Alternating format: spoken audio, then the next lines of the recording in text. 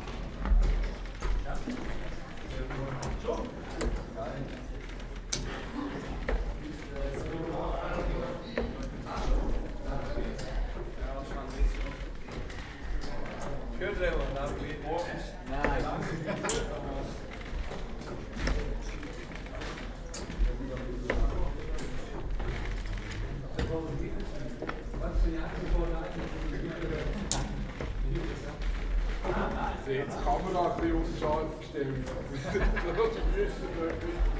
Hey!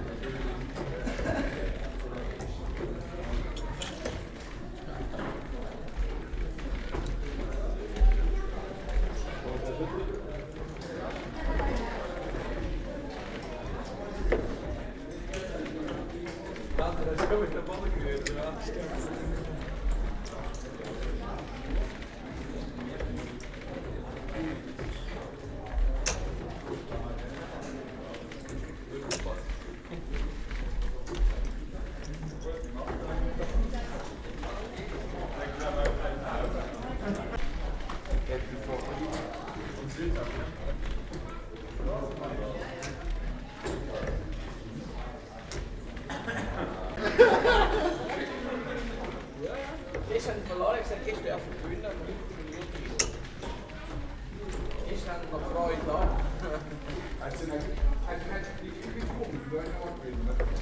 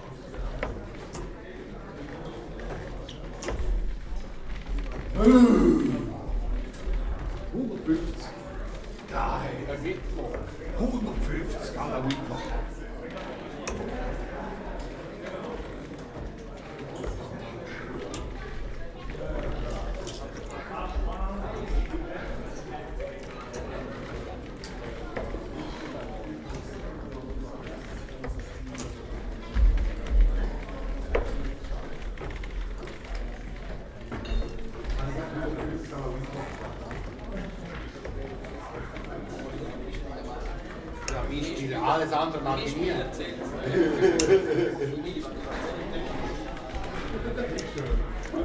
gehst du noch eine Zeit, wenn du denkst, wie spielen, hat man auch nicht gekriegt. Stimmt, nur noch 7 und Faser. Hat klar, kann ich sagen, Schullein und jetzt mal. Wo ist der Blaudruck? Oh, ich habe noch nicht.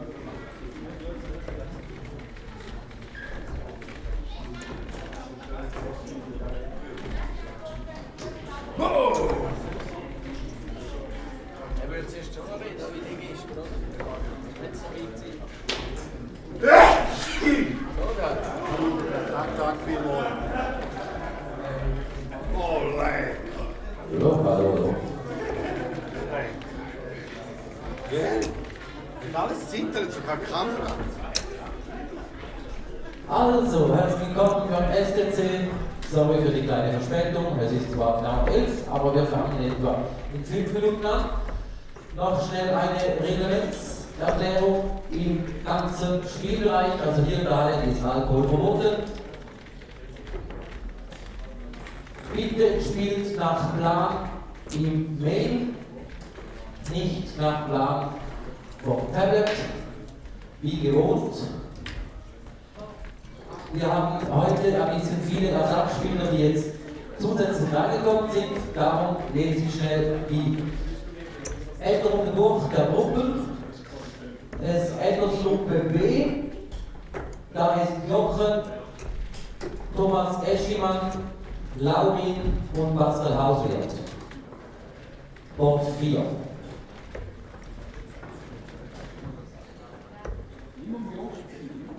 Board K ist, nein, Board C, sorry, Stefan Mettler. Ja, noch 2 muss ich nachher schnell nachschauen, wo die, und der Michael Tafler sind drin und die anderen 2 muss ich noch schnell finden, bitte. Hier schon.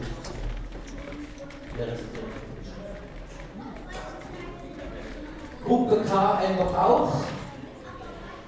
Edis, Melanie Wellinger, Janik Klügi und der Sven Lemmertz. Melanie neu dazu.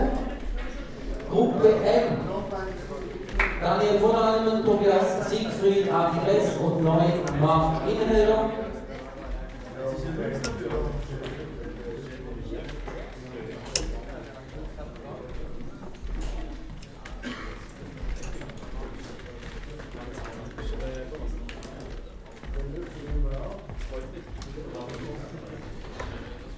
Wie auch gestern dürft ihr fortlaufend spielen, das heißt, ihr müsst euch nicht an das Timetable halten, sondern spielt bitte die nächsten Partien anschließen an die Partien. Wenn ihr Fragen habt, sind wir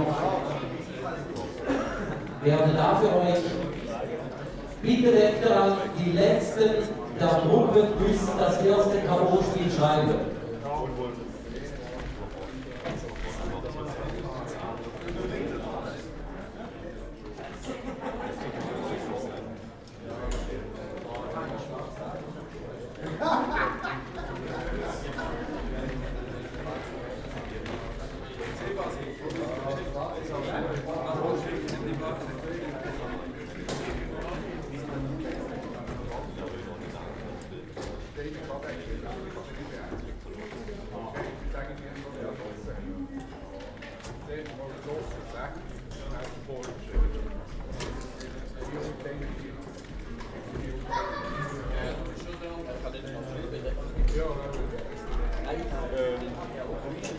Die Gruppe G hält auch, da ist Christoph Schumann, das war Gasparina, Herr René und Franco Rometta. Das ist Punkt 9, Gruppe G. Und die Gruppe C wird auch geändert, Stefan Hechler, Roland Thomas, Roman Löffel, Michael Tafner. Punkt 5. So, wenn ihr Fragen habt, könnt ihr gerne auf uns zukommen. Ich wünsche allen guten Tag und viel Spaß.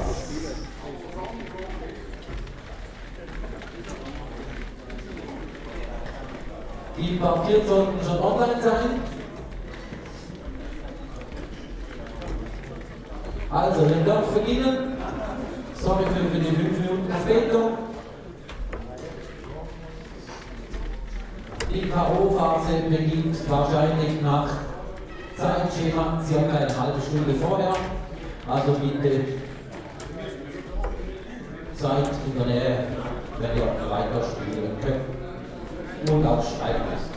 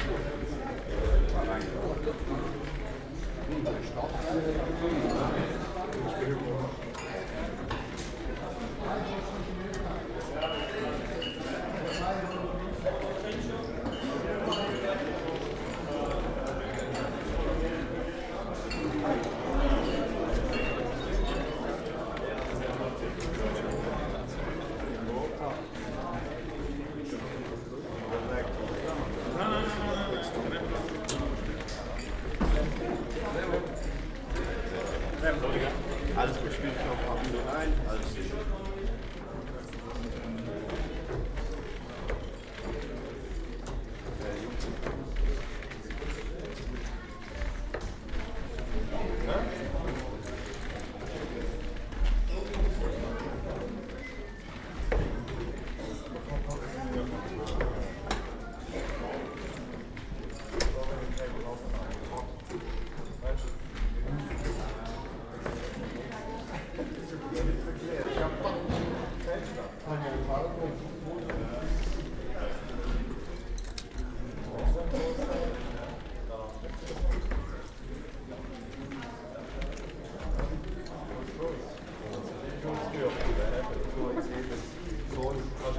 Wieso noch zum Balkon?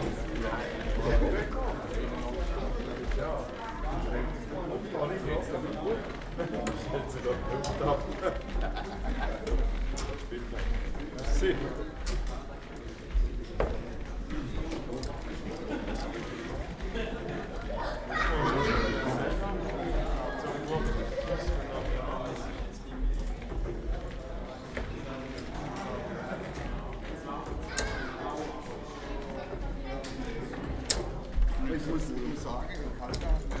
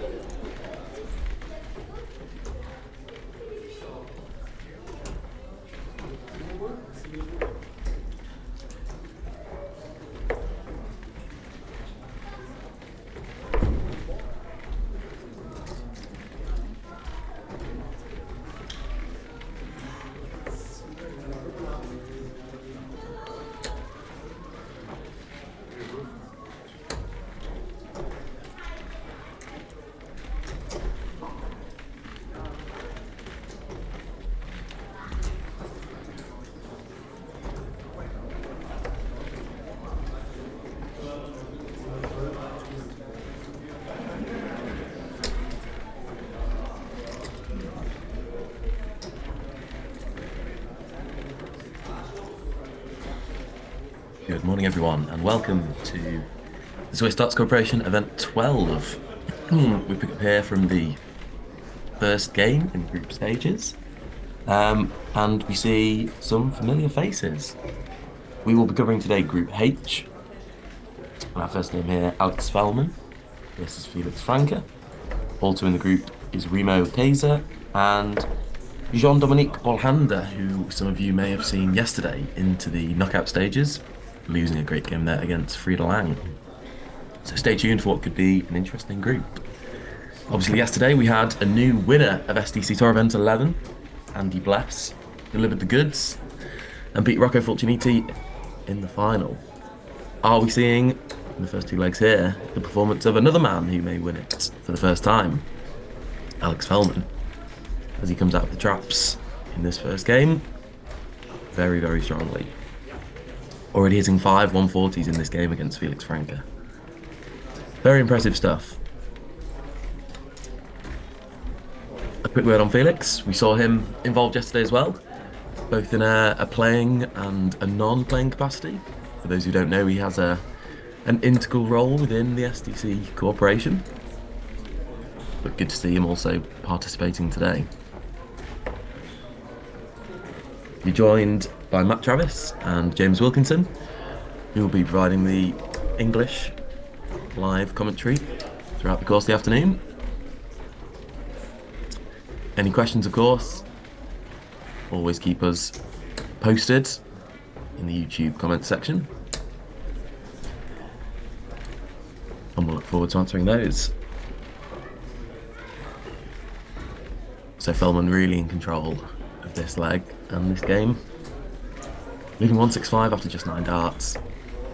Real quality stuff.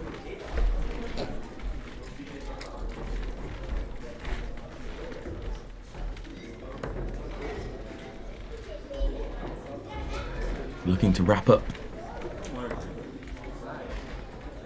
this game in the blink of an eye here.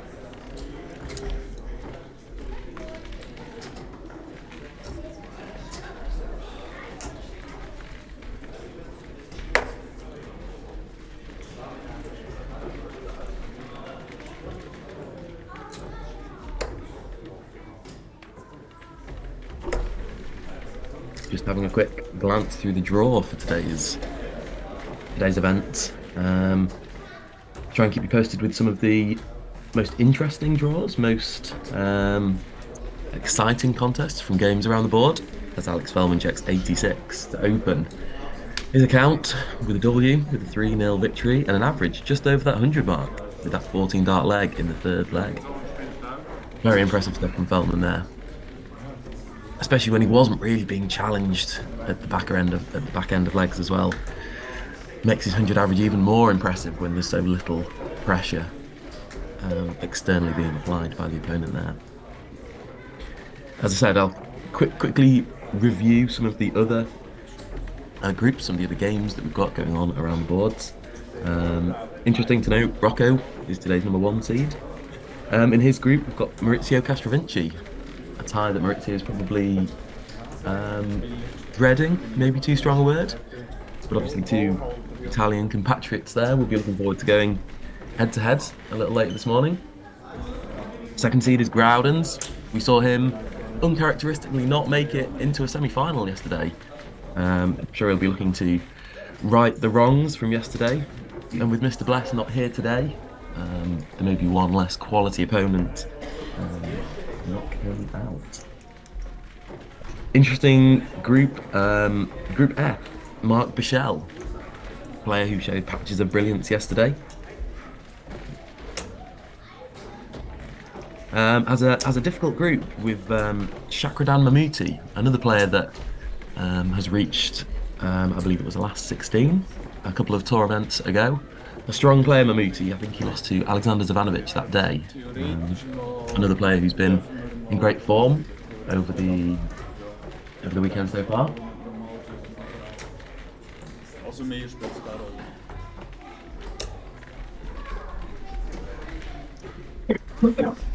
Lots of other familiar names as our seeded players. Stefan Hackler, Christopher Schumann, Alex Fellman, as we've just seen there. Edis Ibramoyski, back and seeded today.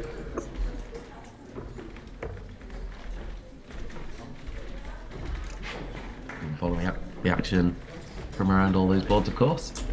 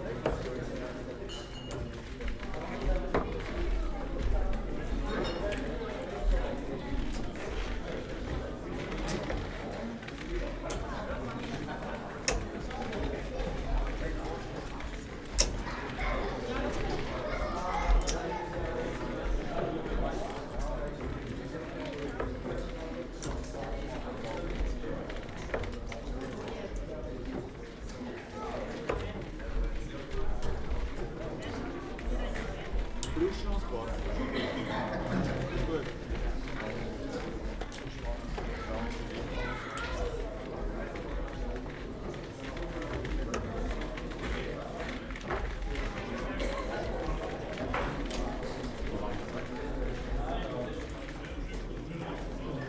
we're about to kick off the second game here between Remo Kasser and John Bolhander. John Bolhander along with Felix Franke, two stonewalls of the SDC, both work here, alongside Mr. Inhelder, who occasionally plays himself as well. Rectifying a couple of the mistakes of my colleague, Andy Bless, is here today. Quite hard to see his name down when he's unseated at the bottom of one of the groups, but I've sorted out the eyesight of my co-commentator, and hopefully you'll be able to see if Dart goes in the single 20 or the treble 20 today. In this group, we've obviously got Alex Fellman, who is the doubles partner of Andy Bless. And he could be in a bit of trouble today with Remo Kasser in his group if he carries on hitting 140s like that. What do you think, Trav? I think from what I've seen in that first game, James, that Alex Fellman won't be feeling too much pressure today. He's averaged 100, over 100 in his first game against Felix Franke there. So I think even an occasional 140 from Remo Kasser, he'll have to really, show a level of consistency that let's see if he's got in his locker. But 100 averages don't come around every day, so yeah, we've already seen a blistering start from Fellman, so he'll be the strong favourite to qualify top in this group. I'm sure of that. How do you see the match between two SDC stonewalls going between John Bolhander and Felix Franke? That's going to be an exciting one later on. I'm excited for it, and I'm sure they're both excited for it. Bit of a rivalry. Yeah, I'm sure there's a lot of competitive rivalry between the guys behind the scenes at these events. They're generally not, the greatest players or the most practiced players, but I'm sure they're all keen and enthusiastic to, compare themselves against each other and the best. So yeah, looking forward to that contest. Bolhander choosing to start on the 19s, James. Not a huge fan of that. It reminds me a bit of Madas Razmar, who unfortunately didn't get on too well in the Nordic Darts Masters recently. Grouping here from Remo Kasser very tight. Ooh. Commentator's curse coming back again. The comment was still true though, James. His grouping's been very tight. First 12 darts. He's been thrown in all the right areas. Question is, can he put up 100 average to match Alex Fellman? Considering I don't think we saw a single game with an average of over 100 yesterday, and we've seen it in our first game of the day already. Certainly setting a really high standard.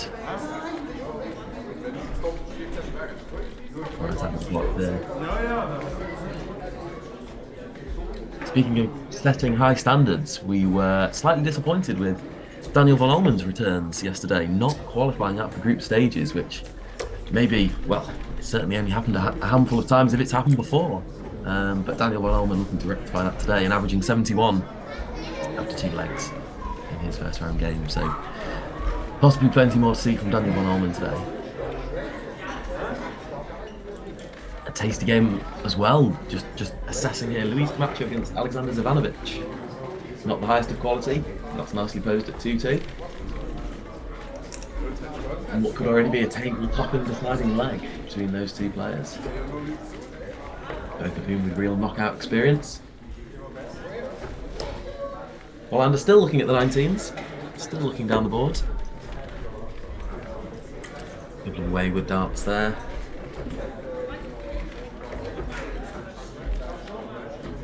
Bolhander on his own throw. Ganza does a good job of just cleaning up here. Just hitting 3 big numbers.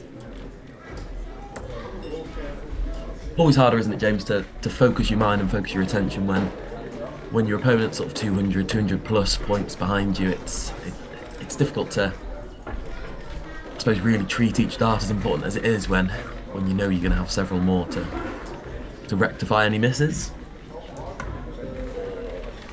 and hit any big numbers that you miss. As Kasser illustrates there, perhaps didn't place the right amount of importance on those 3 darts, knowing that he'll have several more. Bolhander still out of the finishing range. Hollander's throw is quite nice looking. Although the darts aren't necessarily going exactly where he wants them to, it does look very fluid. There's nothing technically wrong with what he's doing, is there? There's clearly he's not the most practiced player. He's not the most, match sharp player. I think that'd be fair to say. But no, his technique certainly offers him something to work with. You have some players this morning, like Alex Feldman, who's woken up on the right side of bed this morning with 100 average. Yeah. Alexander Ivanovic and Luis Camacho will be disappointed at the moment, going head to head against each other. Obviously, only averaging 49 for Ivanovic and Camacho at 54. We've talked about that one, yeah. But could there only be a table-topping, a group-deciding leg that they're playing right now? I know. Let's dive into it. Let's see who's in control. Looks as if Camacho's taking control of the leg on his own throw, hitting a 180 in that leg. Already had a couple of little pops at double. He's 3 in hand at Fabs. Speaking of waking up on the right side of bed this morning, James, are you feeling bright and fresh this morning? I feel like I've just gone on a night out with Daniel Garter. A few too many whiskies, maybe. Oh dear. No, of course not. Very bright and fresh this morning. Alexander Ivanovic coming through against Camacho with this darts at double. Camacho will be ruining his chances there. Had 5, 6, 7 darts at double, I think. I know. I'll tell you who I'd like to see come through the group this morning. Obviously, not representing one of the traditional nationalities is Lauren Fenn, another SDC. Yeah, they're all having a go this morning, aren't they? Commentator. Just a shame we've not got Mr. and Helder on to show the others how you check out 125.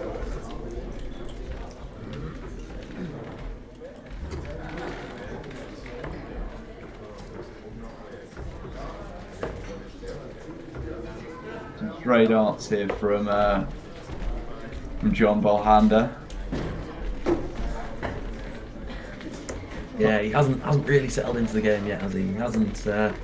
His first dart rhythm he just hasn't found in the same way that Kaiser has. I think you'll struggle to win matches on the SDC with a scoring average of less than 40, because that's not including misses at double, so it's really not enough. Yeah. Need to at least be making sure you're hitting 3 big numbers. Yeah. And you'll get darts at double against most players. Speaking of in trouble and missing big numbers, Daniel von Ullmann is currently 2-all now. This is a big game for him. You will not want to go home 2 days in a row. We talked about him averaging 70 after 2 legs. He's now dropped 10 points on his average and allowed Tobias Siegfried 2 consecutive legs.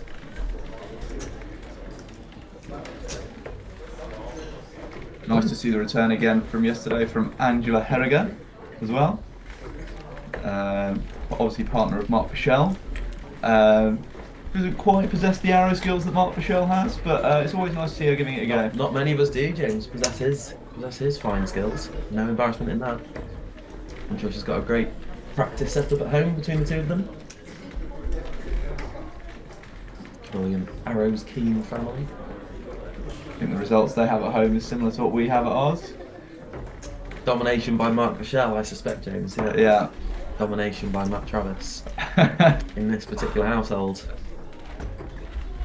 And speaking of domination, he's in another strong position in this leg. Can't quite take out the 100+ points Shanghai here. finish, but can't even set it up that nicely. But can John Bolhander finally put in a big viz in and put a bit of pressure on? He was looking. His darts that he threw at 20s in the last couple of visits were looking solid. 2 big numbers on the 20s, but no finish left. Kaiser will be thinking here, let's just leave tops. He Oh no, he won't. He'll be thinking, let's be aggressive. I don't like that route at all. No dart at double this leg. Okay, fine. You come back to 3 in hand, but could at least get another one. 19s is just the percentage play there, isn't it? On a checkout like that. Great dart there from Mr. Bolhander. Oh, don't mind that. 2 big numbers. It's more pressure being applied. Looked like a good guide though for the treble 19. And then going for the double 5 for a bit of a flair set up there. I don't mind that. 10 more points to the account, isn't it? Bit of pressure here. I think about splitting if he doesn't get it this start. Yep. What do I know? Finishes it off lovely.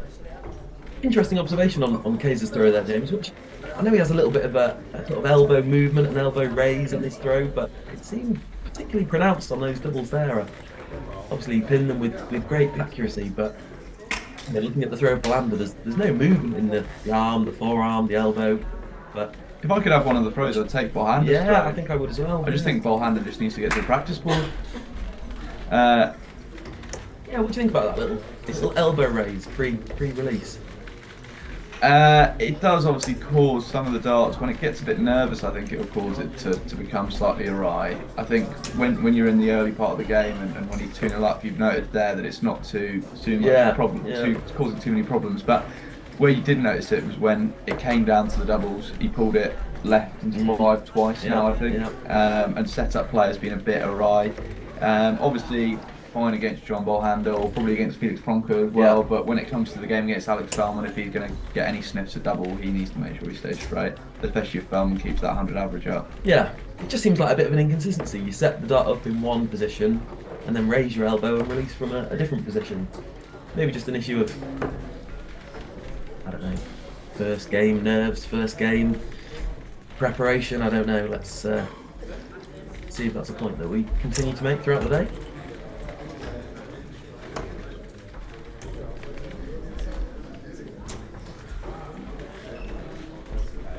Fortunately, Lauren Fenn didn't come through that game, losing 3-0 to Pascal Halsworth. We wish him the best in his future game against Jochen Grants. I'm sure the table might turn on that one.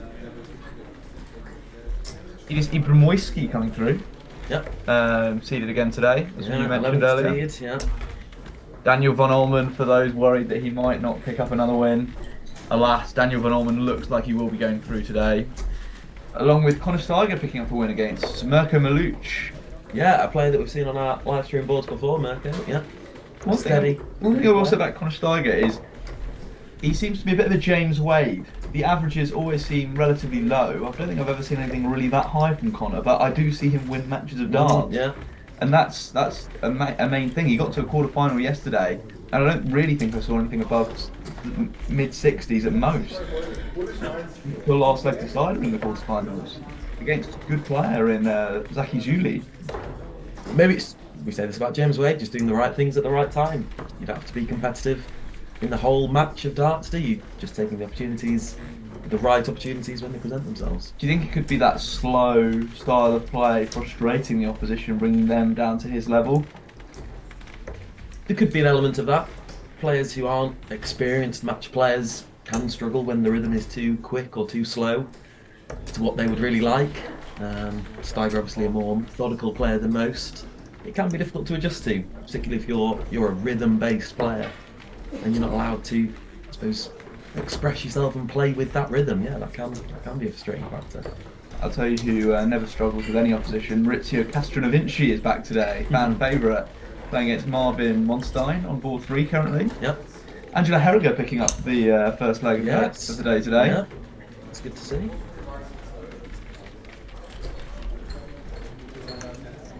More mistarts at double there from Kaiser. James maybe threatened that that 100 plus average might be broken after initial 140 in the very first 3 darts of this game from Remo Kaiser, but a much more sensible, much more deflated average now as he looks at double 2 to wrap up victory. You wouldn't let John Bolhander not have a shot at 132, would he? It'd be quite rude. Well, we saw an early 132 yesterday, didn't we? And that sent pulses racing for the day. Maybe we can see another one here. John Bolhander, do not let me see a 132. He knows the routes on shots like that. I think he does know the routes, just whether he can hit them. Let's see. Believing he does start on the ball. He does seem like a clever lad. Yeah. At this point, I'll just be thinking big travel, big numbers, apply some kind of pressure. Use 99, not an ideal setup there. 100, apologies. Matt is slightly awry, Matt, today. Sore head this morning? Great check out from Remo Kaiser, no more messing about on double 2. Wraps up another 3-0 victory in this group. Kaiser will be pleased with that performance there. Some patches of quality, also some patches of missed starts at double. But overall, in a game with little pressure coming back from Bolhander, he did enough in the end. I think Alex Fellman, having watched that, will be thinking that he's got a very good chance of getting 3 wins in this group today. Fellman, I've been disappointed with, considering his level of quality that he's got. Obviously today putting in that 100 average and consistently showing great darting ability. How he's never really gone past a quarter final, or if he has gone to a semi-final, I can't remember it. So really, especially considering he's entered quite a few events, and you talk about the likes of Sven Hoffman and Joel Breitenmoser, who have gone to finals, semi-finals, and you look at the difference in ability compared to Alex Fellman.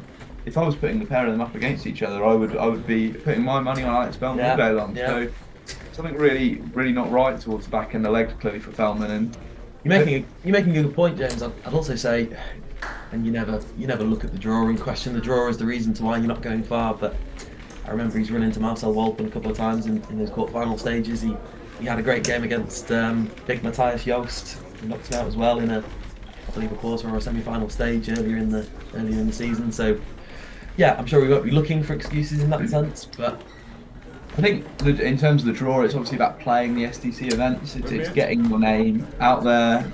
You play more events, you obviously get seeded, so you won't run into these players earlier on. But one thing is, when Alex Fellman is the sort of level where his ability is so good that he should be able to beat these players at least once or twice. He averaged 100 in that last game. If he averaged 100 against Marcel Wolpen, okay, or anywhere near 100. He should get. Marcel Wolpen is around that low 80s mark as his regular range, low to mid 80s. 100 average should see him off quite convincingly. And this is another point here, looking at Jochen Groudens currently averaging 88. I'd like to see him do that 88 average in a latter part of the tournament. It's been a while since he's been. Obviously 80 against Andy Glass yesterday, just not enough.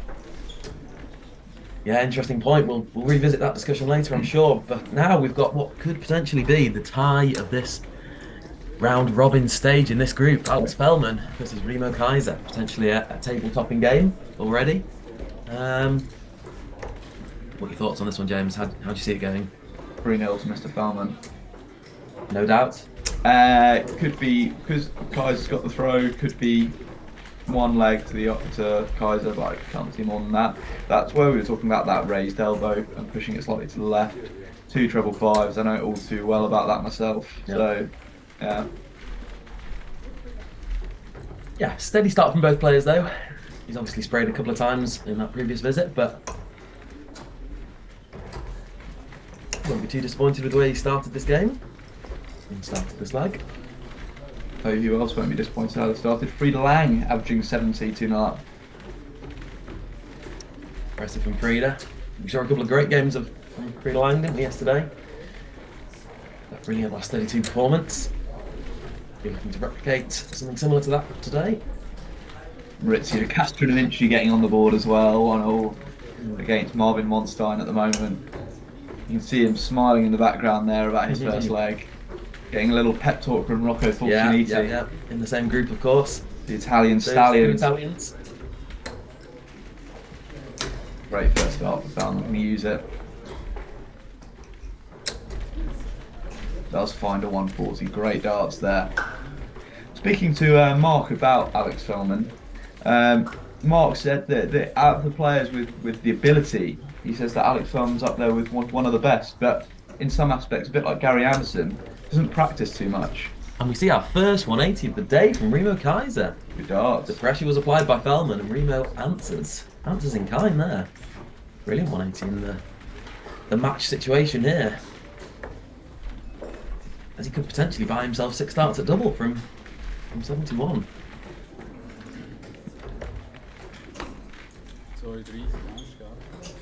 Fine for treble 13 by the looks of things. Yeah, 39 hit, 32 left.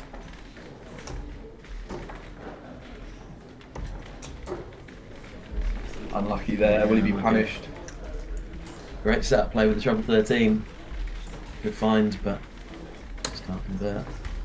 Out to ring. As Fellman will only get 1 dart, which will be a double top.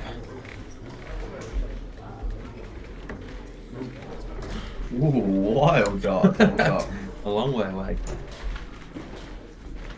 So 1 dart to break in the opening leg. Kaiser will be back for 3 more. These aren't filling you with confidence, are they? These three there.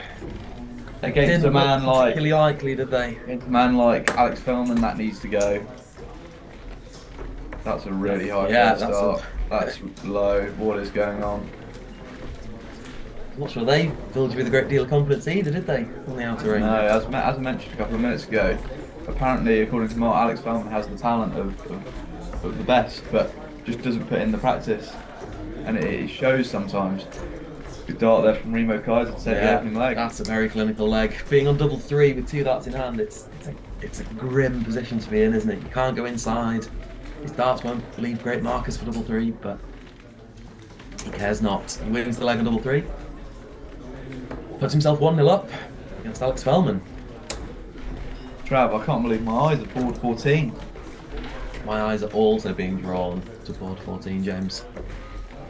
A Goliath, a David versus Goliath encounter, you might say. Andy Bless, champion from yesterday, SDC Tour event number 11, against Q School Masterclass. Two-time participant. Two-time participant, one-time match winner in Markin Helder.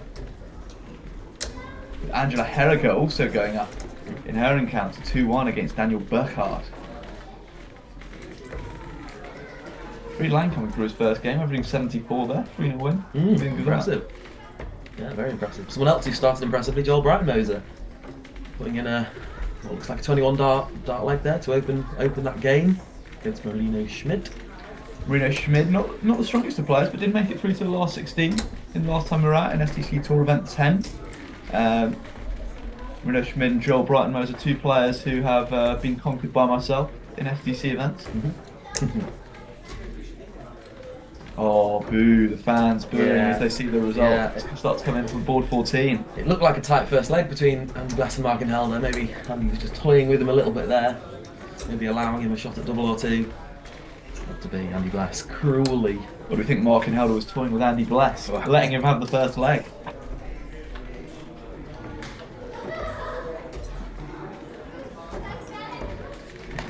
Guys have not produced the same quality in this leg, it has to be said. Over 200 points behind after some consistent scoring from Feldman.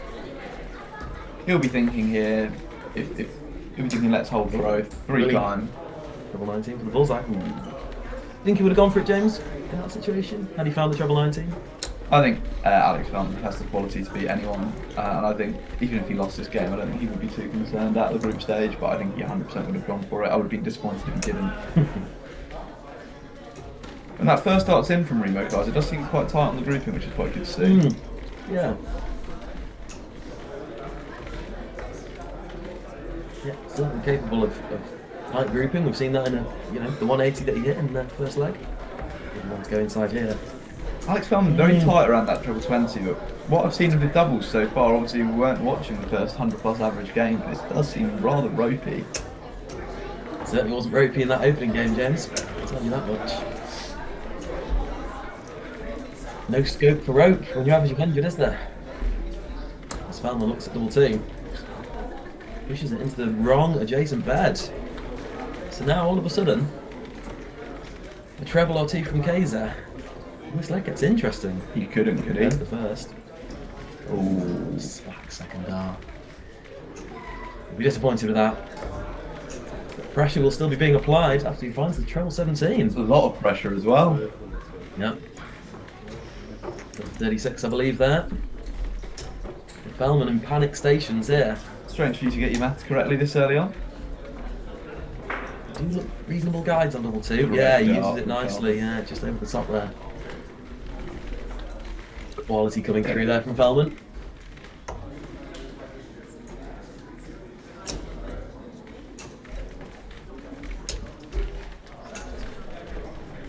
The game's not nicely poised, 1 leg all. And quality on display from both. On the treble beds. And some inconsistency on the outer ring.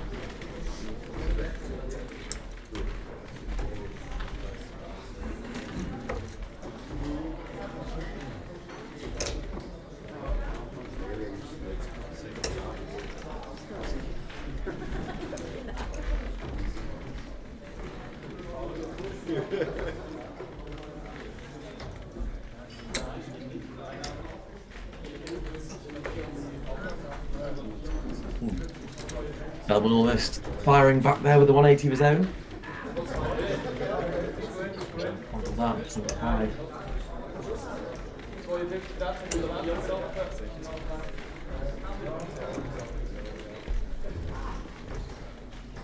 Pivotal leg in the match here, you'd say, James, wouldn't you? A break here would really hand control to Feldman. It's, you know, in such a short format game,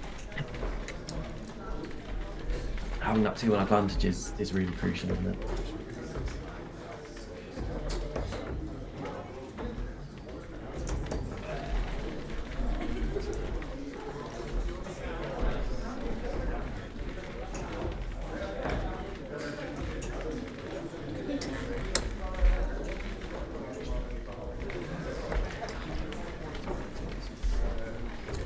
Slapped with it there from Feldman. Yeah, being punished by Kaiser here. Royally punished here. Very tight on the bottom. Grabs back control of this leg.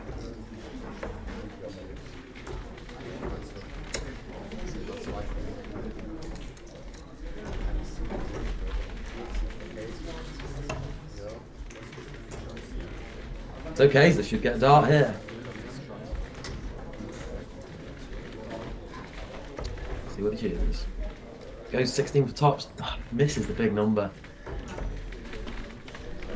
Just careless set of play really from Kaiser. We'll be back for 32. Nearly said and done as Feldman's still out of range.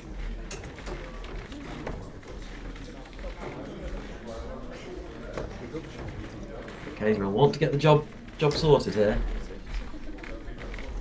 He's been inconsistent on the outer ring so far. This. He's put his mind at ease. And the game almost in the palm of his hand.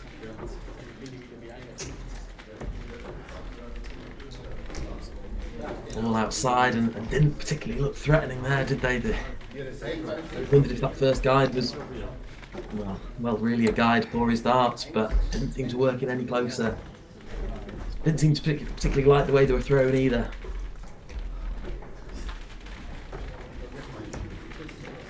Returns for 3 more at the same target. Makes no mistake this time on 8-8. Holds throw. And goes 2-1 up. And as we've already mentioned, could be a table-topping, group deciding.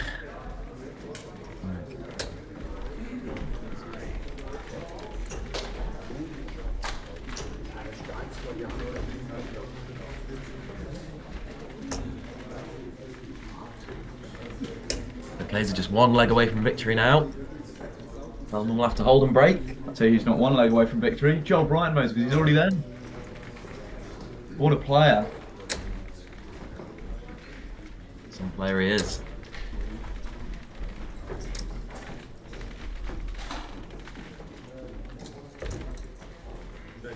So James, your prediction of 3-0 Feldman or 3-1 Feldman certainly seems to have unravelled here. I don't think he's been the better player in this game, or certainly for large portions of it. His scoring just hasn't been as ruthless as Kaiser's has. Very true. I do think he's had darts and double though in two of the legs. Yeah, he wasn't at the races in the last leg, but I think if he'd won that first leg, it could be a completely different game. And I'll tell you who has just won his first game of the day, Maurizio Strinovinci, coming through 3-1. Fan favourite, and I hope to see him get through the group.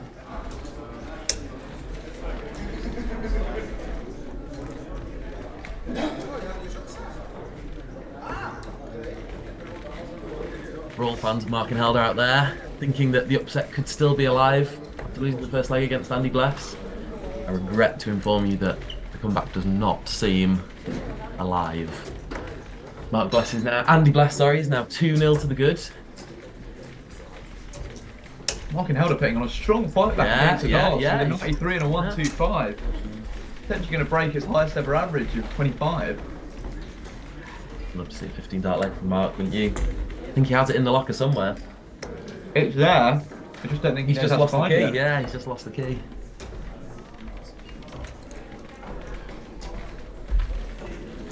That's a Slovenian participant we've got today as well in Michael Tapner.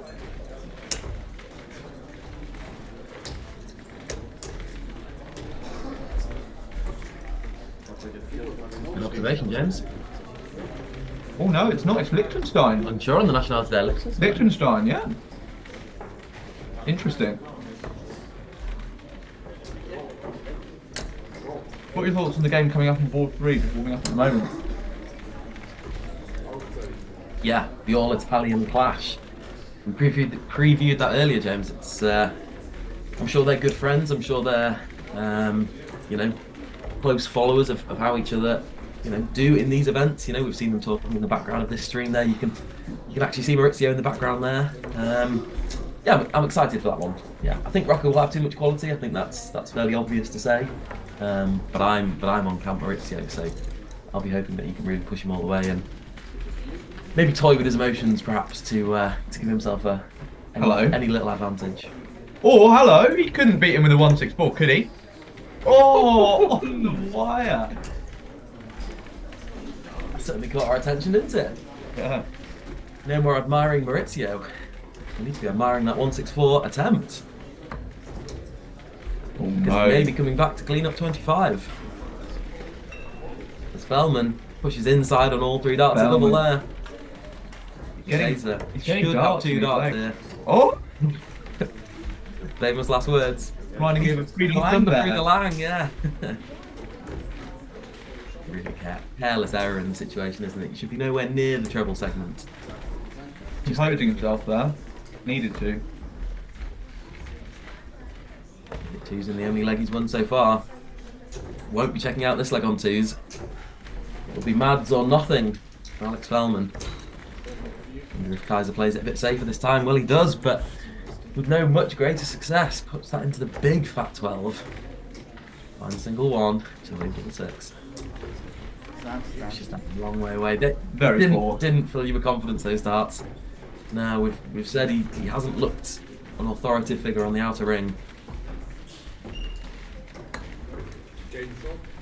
No, it really Great is guide there. anyone's leg. Can he use that first dart? No, he can't. Alex Fellman, absolutely unbelievable when there was no pressure on him, but it just goes to show that the match practice that he needs to be having. Yeah. Ooh, that looks like a ropey dart. To be not getting in and out after 30 darts. Fellman will think that's poor, won't he? He's still getting more chances. Remo Kaiser almost doesn't want to put him to bed.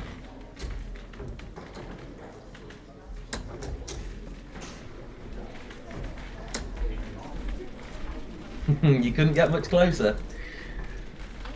But that matters not. Fellman has not checked. Well thrown darts at tops. You can't They are. complain there You really can't. too much. He will be complaining if Kaiser. Slightly fortunate there, looked to be inside the single 3. But doesn't come back and clean it up. So the leg goes on. The doubling troubles continue for both players.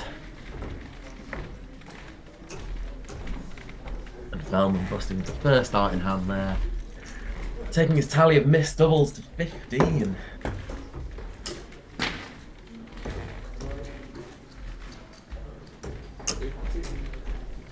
I thought this was the game at the top of the group, not between Felix Franke and John. Crazy. Crazy indeed. As Kaiser has also missed 15 darts at double. To win the match and all but secure his place in the knockout stages.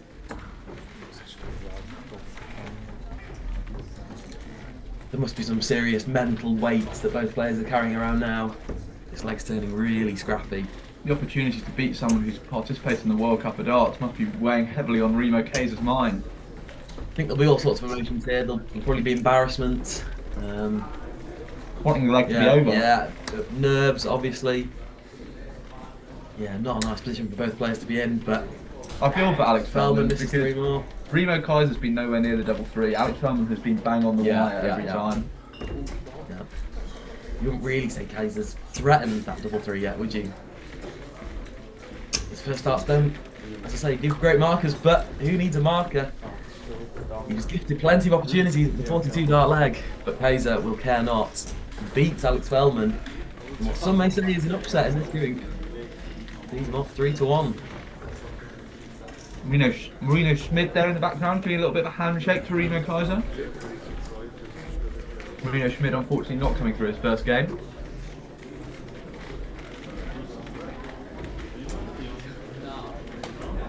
Next game up is the one you've all been waiting for, between John and Felix. The winner, both players need to win this game to get through to the next round.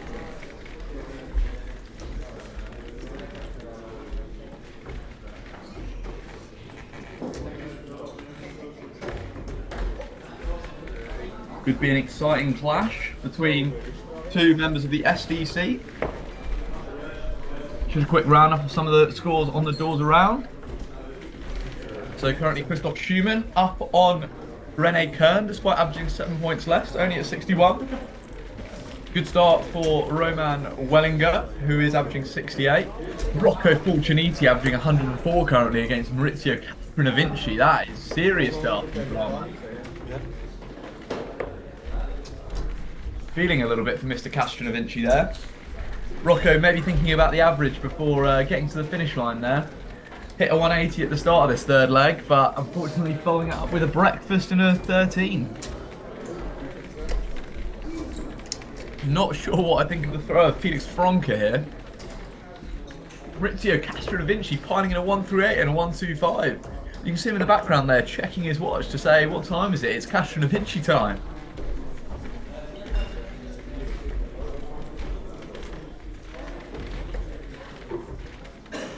Outside chance to break the throw here for Maurizio. Rocco looks concerned in the back, you can see there. Love to see a 109 check for the big man.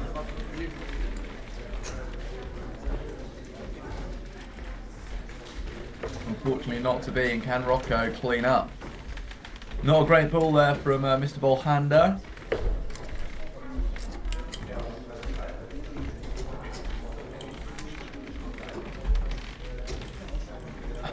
Felix Franke didn't manage to beat it though.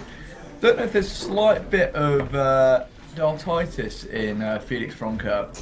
It looks it from here. I'll ask Matt Travis when he comes back, because he might be slightly more familiar, but to me it looks like the struggle to release. And that lean forward is kind of forcing it out.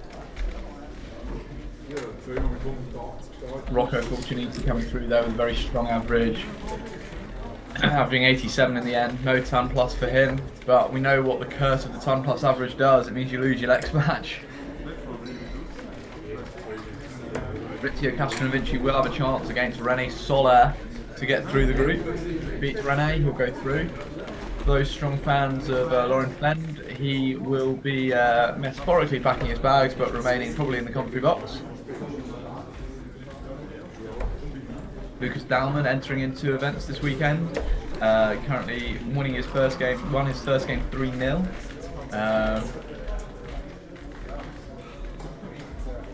We're yet to receive an update on the outcome of Angela Hediger's first game, so for those cheering on women's darts today, we will let you know how that goes.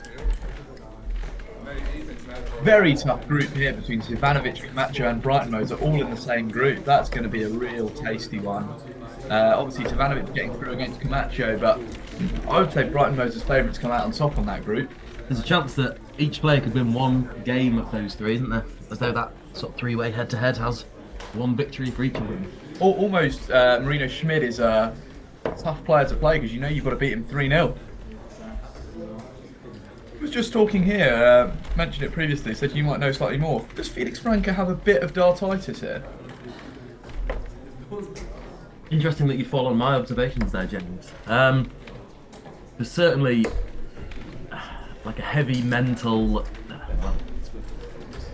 there's certainly mental inhibitions, isn't there, in Felix Franke's throw that's exhibiting itself, you know, in quite an extreme example. Is his body really doesn't allow himself to release the dart in a smooth way like Bolhanda. Yeah, whether that's dartitis, whether it's, I don't know, it could be a combination of multiple things, but there's certainly no fluidity in his darts, is there? There's certainly a real strong resistance mentally and physically. No, for sure. Allowing himself to throw those darts. Still no updates on some of the boards. Markin Helder against Andy Bless and Angela Herriger. Maybe they're toying with the fans of the SDC here.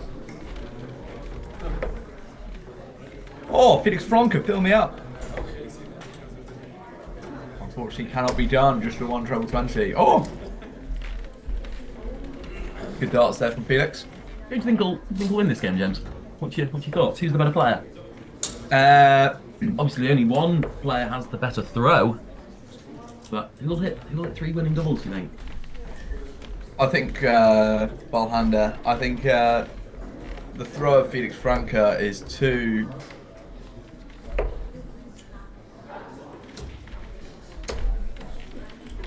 I would be interested to know if Felix Franke did have.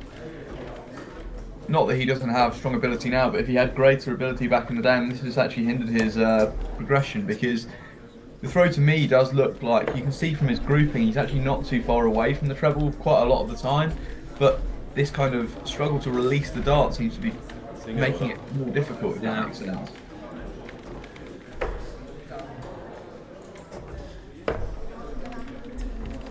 See what I mean? The group, he's not actually too far away. It almost makes me think that he actually used to be a very, very strong player and has maybe had a few difficulties. He has good sort of treble recognition, doesn't he? His subconscious knows where the big sections are, big trebles are. You can all sort of see what he's aiming at and what his intentions are.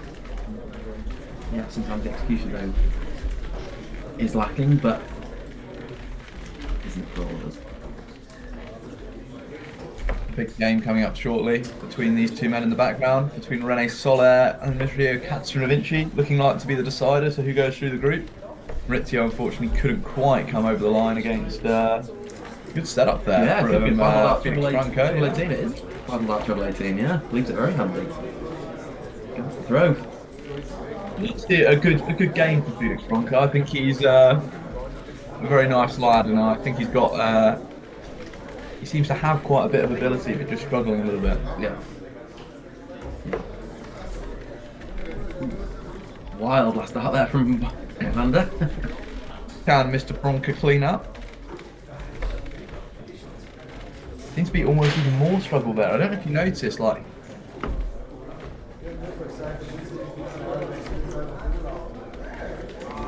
He does know where the segments Reasonable are. areas, yeah, reasonable areas on those darts. I wonder if, even there's obviously such, mental restrictions to how he throws his darts, that almost focusing on a small target, a small bed like a double bed. 65, John. It's actually more difficult for him. Yeah, no, I know what you mean. I suppose having the freedom of being able to hit, any of the big 20 or the big numbers, or knowing the scope to push it left and right. On doubles, of course, there's no scope for error. Go inside, good. Felix Franke, don't do anything stupid. Go on, John, treat us to a bullseye finish here. Bully boy, Bolhander. Will the nickname catch on? Oh, Bully boy. was that a ball? Was he trying to split it there? Someone take terms of right, James. For not taking on bullseye there. I 100% agree. As a flair player myself, I always like to see the ball shots. Whoa, royally punished. Felix Franke doing the right thing. Fist bump, don't fist bump him. He can go for the bullseye, Felix.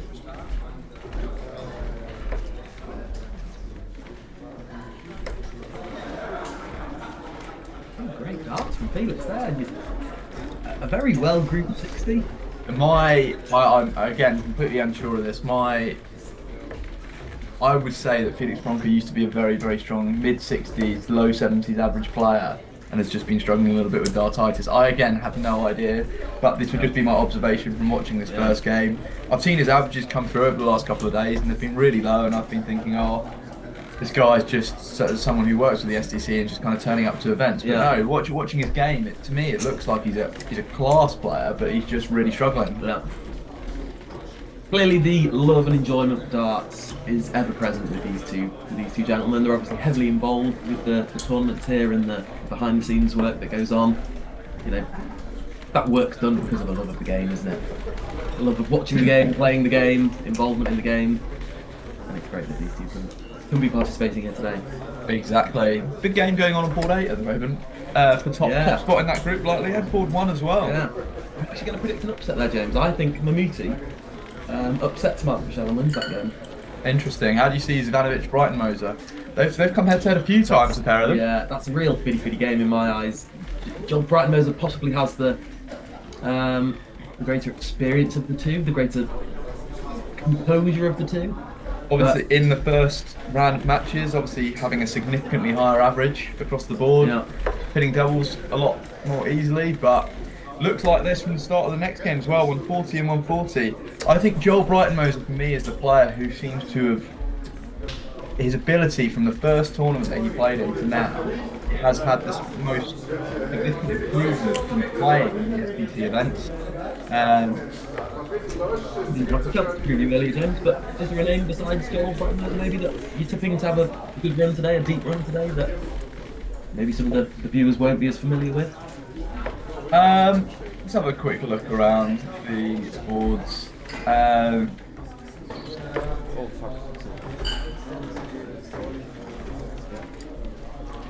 6 out of 9. There's a name that's jumping out to me. I think he was the 16th seed for today's tournament, but Hagen Zentz is a man that I think might have a little bit of a run today. Hasn't participated in too many of the SDC Tour events. The last game that we saw him playing was losing out to Groudens in the last 16. I think it was in Tour Event 7. But had a good game, a strong performance. He's a very steady kind of Riley old player. And I'm going to tip him to go to the quarters or semis today. My pick is going to be Lucas Dallman today. I think he's gone to a semi-final once before. Obviously was a Stonewall when it was Steel Darts Club, Schaffhausen previously.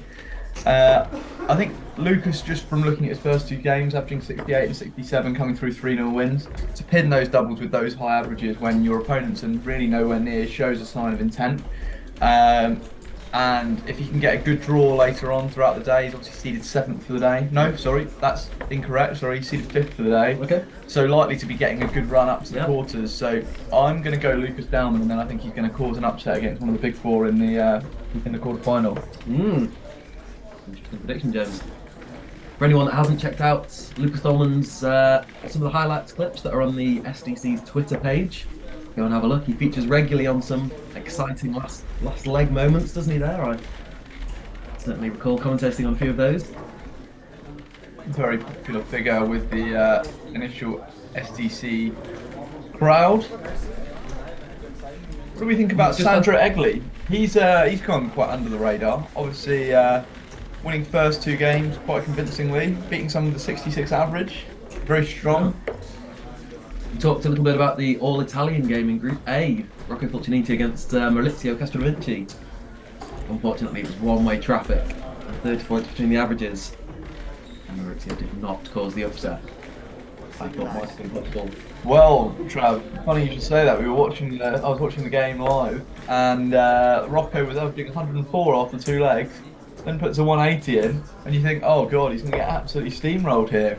Maurizio Castrovinci comes back with a 125 and a 138 of his own, down 109, but unfortunately couldn't take it out in 6 darts, and Rocco comes through in the end.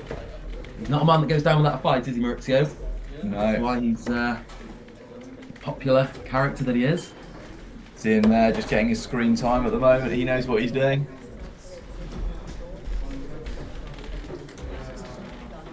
Joel Brighton Moser and Ivanovic having a few rough times on the doubles. Felix Franco on double 11. Great dart here. Ooh. Yeah. Pins it. I'm a big fan of double 11 myself. That was a beautiful example of, you know, how he could hold his nerve on that straight line segment there. Even if he is to win here, he's going to have to do a job on Remo Kaiser, which, okay, it's unlikely, but I don't think it's implausible. No. But he will maybe need Mr. Bolhander to pick up legs against Alex Feldman, which could be a tough ask. It's the scoring visits of John that are really struggling for him. Obviously, you've not seen him on the doubles yet, but the 37 average of scoring, as I mentioned earlier, is just not high enough. He hasn't helped himself, I don't think, as Belander. He's had a couple of darts out of his board. He's had, you know, when he's gone down for 19, he's had a couple of darts at in the 3s and the 7 and out the board. So What do you think Camacho will be thinking right now? Obviously, lost to Ivanovic 3-2, and now looking like Joel Brighton-Moser with throw could steamroll Ivanovic 3-0. Obviously, probably quite good that it's a one-sided affair, but he knows that if Ivanovic had won, all he'd have to do is beat Joel Brighton-Moser. But now he's going to beat Joel Brighton-Moser and keep an eye on that leg difference. It's a difficult spot to be in, isn't it, when it's a three-way tie for 2 places of qualification. I think you can only really control what's in your hands. You can't be watching other results and watching other leg differences in games and quality of games. That's almost irrelevant. Control what's controllable for you, which is only game of darts that you're participating in. So yeah, he's got an uphill task, but he knows that 2 wins, 2 comfortable wins, should still be enough. Because I do remember you going into your last game against Luis Camacho needed to win 3-0 or 3-1 to qualify, and you quickly lost the first 2 legs, which obviously makes it very difficult. But was that going on in your mind, or was it more just a fact of Luis Camacho was just a much better player than you are? Interesting point, and I think when it's a one-game scenario like that, then certainly your mind is extremely focused on the challenge ahead of you. And I guess for some players that can, it can result in one of 2 ways. You can put too much pressure on yourself and your performance can deteriorate, or you can really rise to the occasion. And maybe that's my SDC inexperience. I'm not a player that has participated in several of these events. We come over when we can, but we're not regular competitive players in Switzerland. So perhaps on that occasion my focus was too intense and my performance deteriorated because of it. Yeah, it's an interesting one. I think coming down to those last leg deciders, I really found when you knew you had to win to get through your group, it was nervous. I mean, the groups are tough sometimes. I mean, obviously you had in your group Cyril Pulvermüller, Rocco and Luis Camacho, 3 players that have gone far, so that was a very tough draw. In my draw, I had to come through a shootout against Frieda Lang. The winner went through the group. I mean, again, that's not an easy one. A quarter-finalist, a player who regularly averages in the 70s. And it's just the pressure and how you play under pressure. Sometimes I felt like when I went into that game that I'm throwing that first shot and almost just hoping it goes in. And when it does go in, you get that kind of wry smile and you're kind of happy, but you then struggle the following visit and hit a big fat 5 and you're like, oh my god, Frieda, don't punish me, but it's all dependent. Yeah. I suppose as darts players, we're all aware sometimes you can throw great visits, you can feel really good and maybe not get the scores you warrant or hitting the doubles. I mean, Feldman will probably feel that on double 1. He wasn't throwing bad darts at double 1. Yeah, he missed 15 darts at it. But I don't think you can really feel that frustrated about some of those visits because he left his hand nicely. I think they were well thrown. Obviously, that's a very extreme example, missing all those darts, but no, I definitely agree. Good choice on the upset there that you mentioned earlier between Mahmouthi and Montbachel. Felix Franca, 92 left, can't take out 149, surely. Leave it handy. Not sure about that route. I know a lot of players do like 72 to start on the 20, so you can hit another 20 and leave double 16. But for me personally, I do think that as a lower level player, if you're going to hit that treble 20, to leave double 6 is nervy to say the least. Because 1 dart inside on double 6 is then panic stations and a potential 73 dart leg, as Mark and Helder showed at Q School. Okay, should be getting 1 dart at tops there. If he hits the big 18, doesn't hit the big 18. I'd like to see Felix Franca clean it up. I think I've been quite impressed. Despite the low average, I've been quite impressed with his areas. He's clearly motivated to still have the love of darts, even though he seems to be struggling a little bit potentially with dartitis. Great first start there from John. That should bring a smile on his face. Can't follow it. Maurizio Castrovinci clearly watching on intently on board 3 at the moment. Make sure you hit the board, Felix. There we go, double 20. Can you clean up? Ooh, a little bit of a walk in his stride there, as if anticipating that would drop in. Hasn't dropped in. On ball hand, clean up.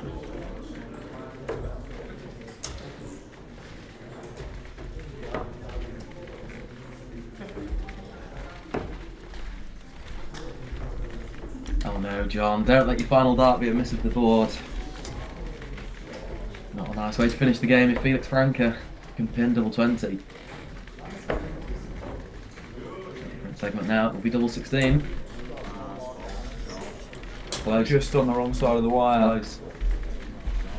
For those coming back who have missed a few things, sorry, Darts Connect was being rather slow. Mark and Helder unfortunately gone down to not only Andy Blesson but also Tobias Siegfried.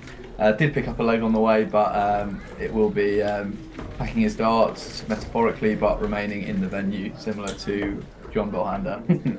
And the darts referee, of course. Yeah, similar comments were made about him. If he's watching on today or following on today, wish him well for all his darting ventures in 2023. Felix Franca for double 8, for double 4. Oh, been unlucky on the wrong side of the wire several times. He's obviously missed 9 darts now at this point, but again, they haven't been poorly thrown, they've been in the right areas. Joel Brighton-Moser coming through against Ivanovic 3-1. Keeps that group firmly in the balance with Camacho still to play. Ivanovic will just be praying that Brighton-Moser can do the job, I suppose. Does John opt to leave the bullseye here with a big fat 20? Having seen earlier, John hates the bullseye, so I don't think he will be going No, that I route. think he'll miss the big number. It goes treble 10. Okay. Felix, composed, Yeah. breathes a big deep breath in. Can he pin? Oh, he's been so Yeah. close to those beds. Yeah. I think he's almost been unlucky in some. That was a careless start, just throwing it away there. Yeah. Really think should he have gone 3 double 1 and been really aggressive at it, possibly to come back for double 8. It's a great first fat 20 there. I know we sometimes struggle on hitting the big 20, but that's a great high dart. That's not the Be best. disappointed. He should be disappointed. Just clatter into that first dart. Unlucky by John. So Felix on double 2. Let's wrap up this match. Puts it in a adjacent segment again. Apologies to those marking Helder stands out there. It appears that he is not 3-1 down against Tobias Siegfried. That was an error on Darts Connect. He's currently 1-0 down, so he hasn't actually won a leg yet either, unfortunately. So the wait for victory goes on for Felix Franca. Back for double team. And put it in single 15 again. It's slightly frustrating to watch, isn't it? And Felix must surely be feeling these frustrations as well. John opting for the Double split 7. there. 2 really awkward doubles that. Oh dear, John. No, John. Flag could have some life in it yet, don't you think? One man may miss. What will the other man get? There could be several more darts thrown at doubles here, is my prediction. You can look closer, Felix. It's not in. Oh, opts to bust and not go for double 1. Doesn't think that John's got it in his locker. Show him that you do have it in your locker, John. Riled. Use that frustration, John. Make sure of the big number. Shot Kramamuti coming through despite a 4-point lower average against Mark Michelle. 3-2. Good predictions, Ralph. James. Is he going to bust Surely again? he'll take it on this time. Attack first dart and then ooh, Certainly does attack. flare bust. We'd love to see a flare bust. Come on, John. Just make sure of that big number. Changes the MO. Yeah, okay. Interesting. Okay. Yeah. Leaving it. Ooh, going for the approach of foam and then in, but he needs it in the double, not the treble. Foam marker in is an effective strategy sometimes on those. Oh, following him in the treble. Felix, what are you doing? You want the double, mate? Unfortunately, no bill here at 60 darts. We will carry on until one player pins. Oh, Do you think Mark and Elder's records already in danger here? no, we did notice Felix Franca unfortunately going down an 80 dart leg yesterday, but not in danger on this board, I don't think. I think Felix is playing some strong darts today, and I think he will pin double 2 here.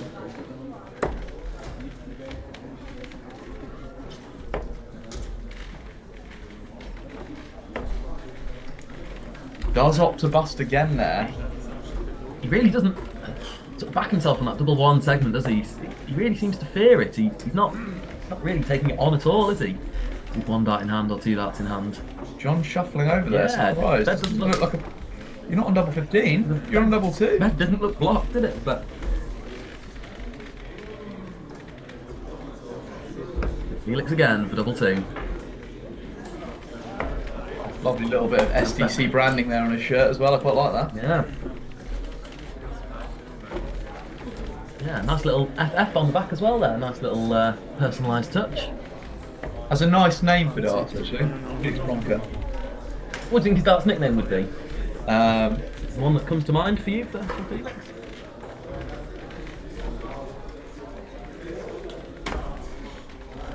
Maybe Flair? Flair Felix Bronca? Yeah. I think it would have to be an F. Ooh, it's a great dart, double 1. Can he use it? Oh, Wow.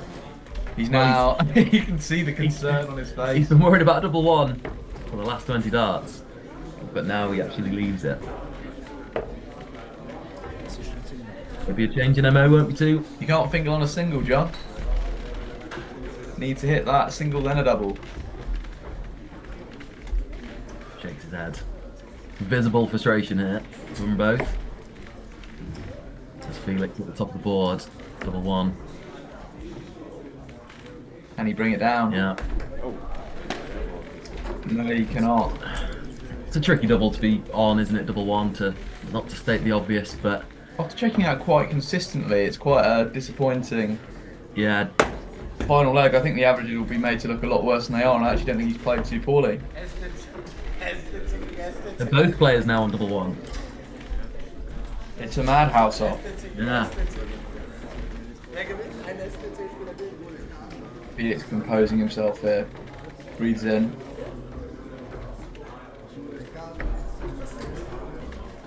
Good dart.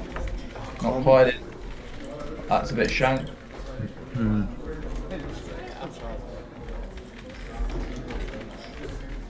I suppose markers for both players, and I suppose we've talked about markers a lot, maybe on commentary yesterday, that that separates the good players maybe from the rest of the players, that those good players just have the ability to work with their darts in the place that they are in the board, where other players don't really see them as an asset, do they? They're there, but they're not a guide to follow. I'm slightly disappointed with Alex Fellman's use of the guides on double 1, because he did put some great markers on the edge of the edge of the wire. And there we go. Felix Bronca cleans up 3-0 win in an SDC co-workers affair there. John will be slightly disappointed not to get a leg on the board, and I think the averages do make the players look slightly worse than it was. I thought Felix Bronca played well, some good trebles here, just a very ropey last leg, and there you can see on screen Edis Ibrahimoski saying congrats. Always a very friendly person to have around, and always celebrates darts of any quality.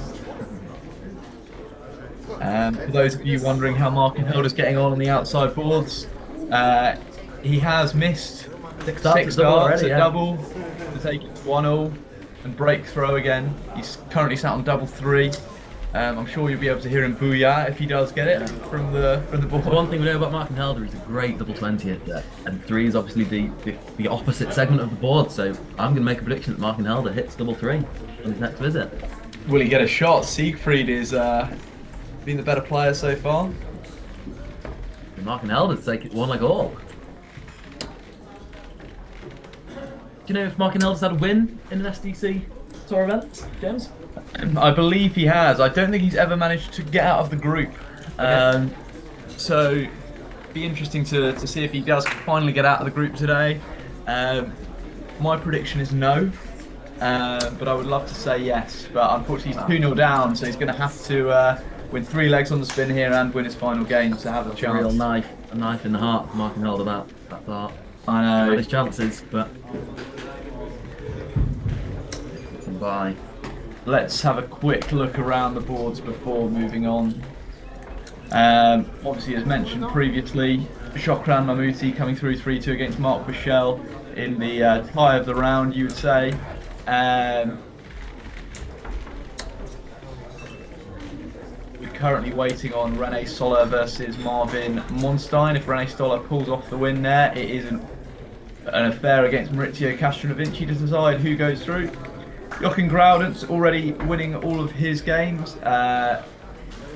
Very strong performance also from Thomas Eichmann, should also be mentioned, averaging 85 and 66 in his games. He has qualified in second place in that group. Looks like Sandro Egli is through, Stefan Hackler is through, Lucas Dahlmann is through, Christoph Schumann is through, Thomas Fehrenbach is through. Joel Brighton Moser will now also be through. He cannot not qualify with the legs difference he's got over Zivanovic and with the 3-0 win over Marino Schmid. Andy Bless is through, our winner from yesterday. Mark is going to have to beat Tobias Siegfried and Daniel von Almen if he's going to have a chance of getting through that one. Daniel von Almen, only player to take a leg of Andy Bless in the group stage so far. We've got a leg with a 67 average. And Hagen Senst, who Matt Travis predicted earlier, is also through. Some slight issues we're having with Darts Connect at the moment, but hopefully they'll be resolved shortly. And we're off and underway in the game between Alex Fellman and John Bolhander. Alex Fellman, strong favourite, and will need to win here if he's going to have a chance of progressing, but I think that should be light work for him. Good 2 treble visit there. 112.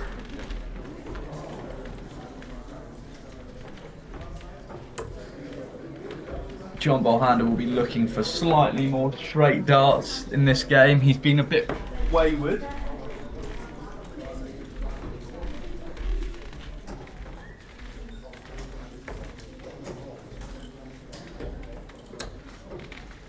Very strong darts again from Fellman.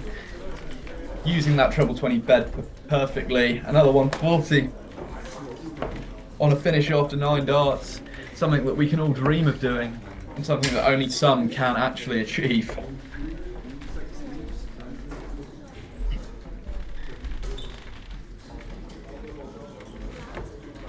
A big game about to take underway on board 1 between Camacho and Marino Schmid. Only one of those players can remain in contention, and it's all down to this last leg. I think it's all down to this last match. I think Camacho will show too much quality there, but we'll see. Trav, great start here from Alex Fellman on 108 after 12 darts. Some 149 after 9. Yeah, that's been signature Fellman. He's started games really well. His issues have come at the back end of legs, haven't they? With double trouble. I mean, he shows that he can be a ruthless scorer when he wants to be. Certainly starting games in a ruthless fashion. I think he's won first legs in both of those opening games. Obviously losing 3-1 after winning the first leg. So your pick for the easier. Your pick for the opener, Hagen Senst, winning 3 games. Yeah. Going to be interesting to see how his draw unfolds. Yeah, the 16th seed, so obviously will be in the top half of the draw with the 1 seed as well, so potentially a clash maybe against Rocco somewhere along the cards. I don't know if that's how the draw works, but I do think it will be against one of the top seeds, so it's likely to be against 1, 2 or 3 or so. I think it is done randomly every time, so we will see. But if you wanted to check that, you can see on the invitation for the tournament. Alex Fellman returning to double 8. And a few more sticky issues on the doubles here for Fellman. You might want to go inside after his issues with double 1 before. Well, Hand are not applying the pressure. But Fellman will be disappointed nonetheless. Yeah, another dart out the board for Bolhander. There we go, René Soler comes through against Marvin Monstein, which means it's a shootout between Soler and Castronovinci for qualification. Tasty. Oh, there we go. First dart in hand at double 1. Alex Fellman will almost be saying, why couldn't that have come half an hour ago? Wry smile from Fellman. Yeah, I suppose it tells you a lot about Fellman's performance today that I think all the legs, or the majority of the legs that he's won, have been on double one and double team. Or all his darts at double have predominantly been on a double team. Generally a sign that you've been missing the big doubles, isn't it? But it's quite a shame because I think that first match he was so solid.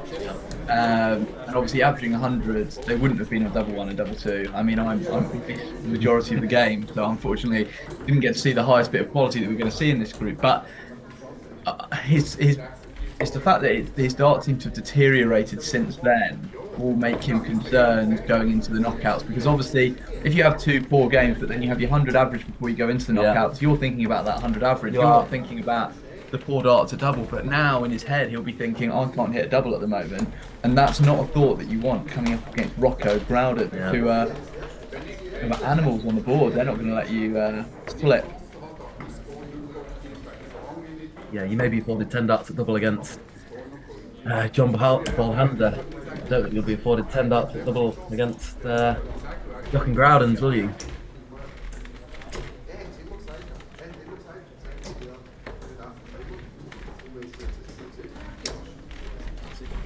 Spellman wearing that Rangers shirt that I mentioned yesterday. Teammates, obviously, with Andy Bless. If he can achieve what Andy Bless did yesterday, I'm sure he'd be a happy man. I would like to see him go far. I think he's due a good run.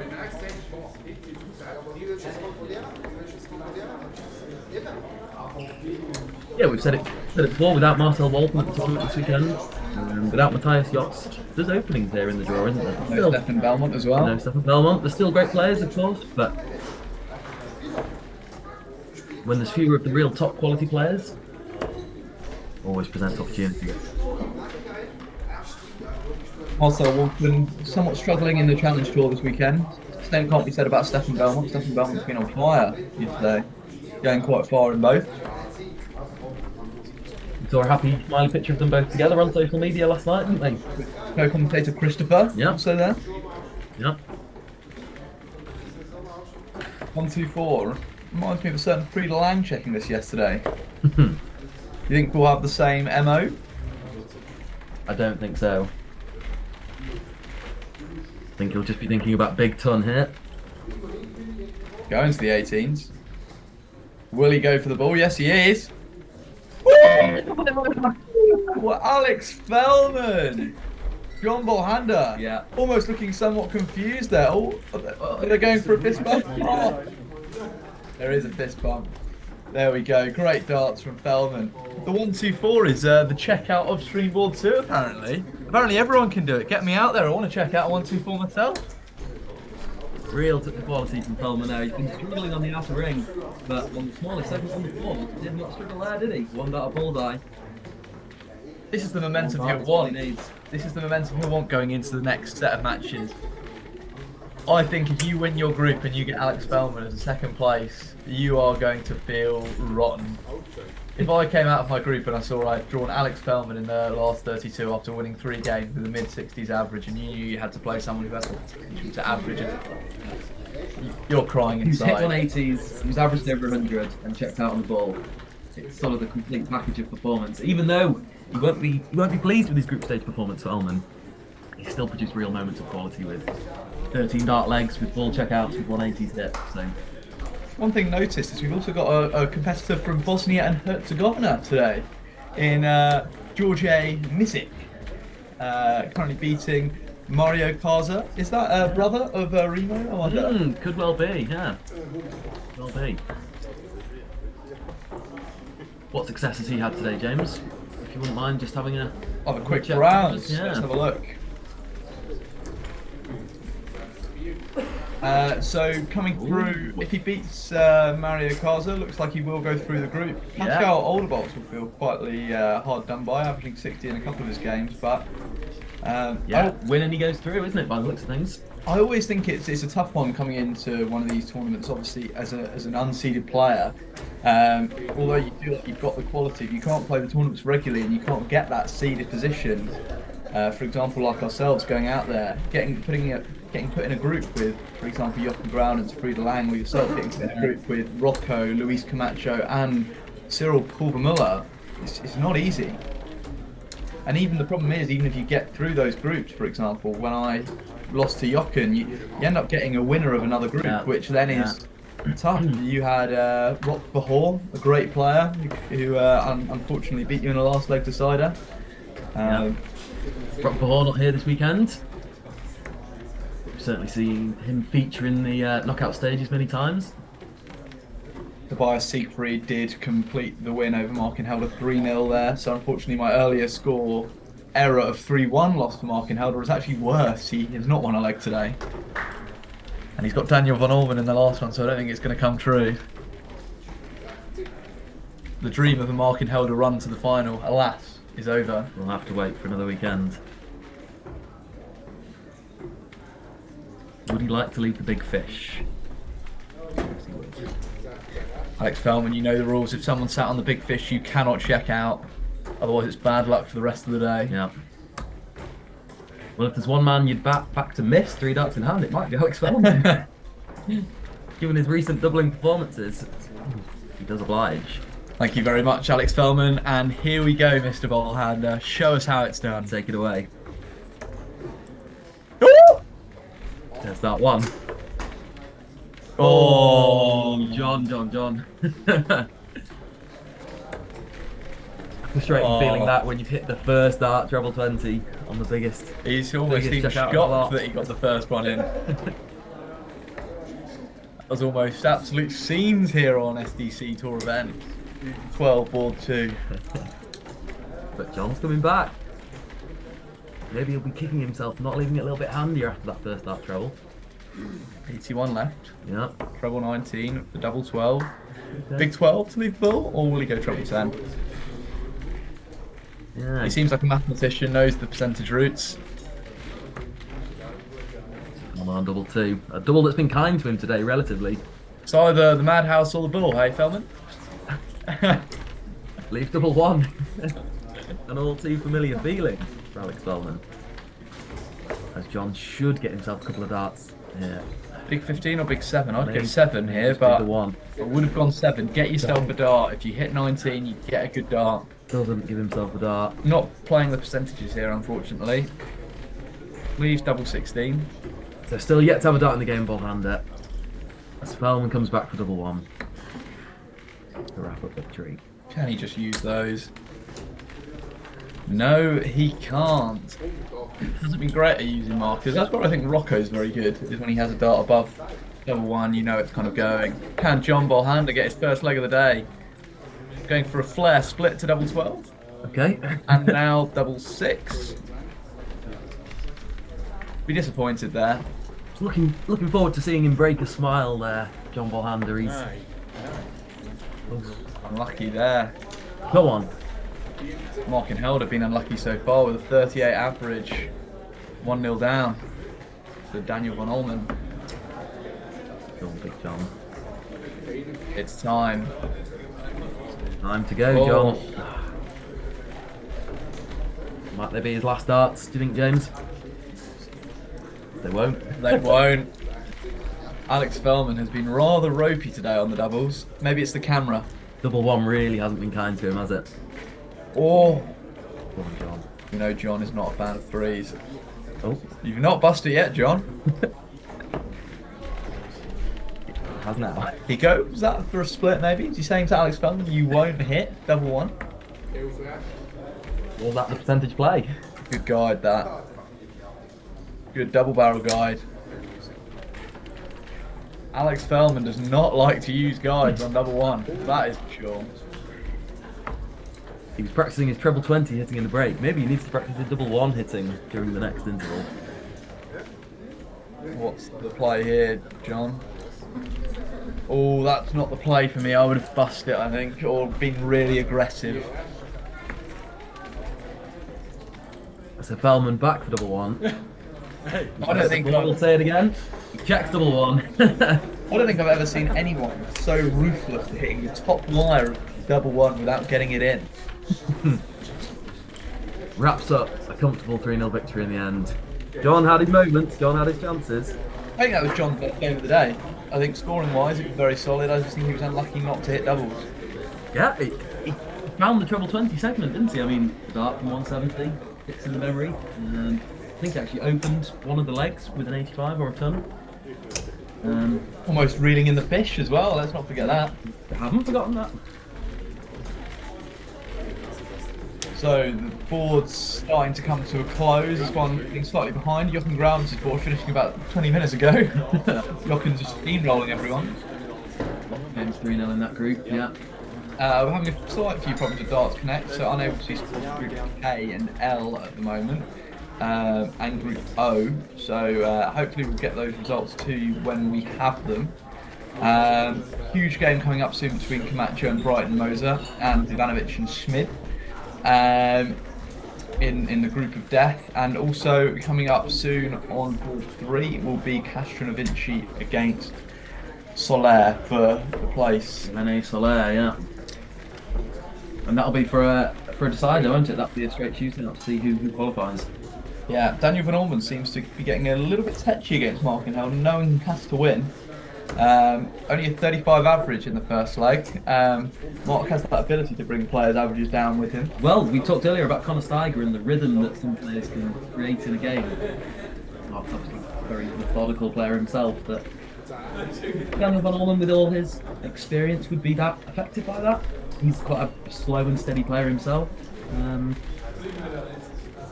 Stats of 10+ hits to mark is just not where it needs to be. No, it's at 1.8%, whereas you think of Andy Bless hitting 5%, 180s yesterday. Yeah. The fact there's no figures on the 140 pluses and 180s as well is generally an indicator that his scoring power is perhaps not. And the checkout power as well. There's no checkout so far for Mark, but hopefully we're all rooting for you, Mark, to come back here. Couldn't be rooting for you anymore. Fingers crossed. Unfortunately, we hope it's not going to be 9 legs against the good, but that might be the case.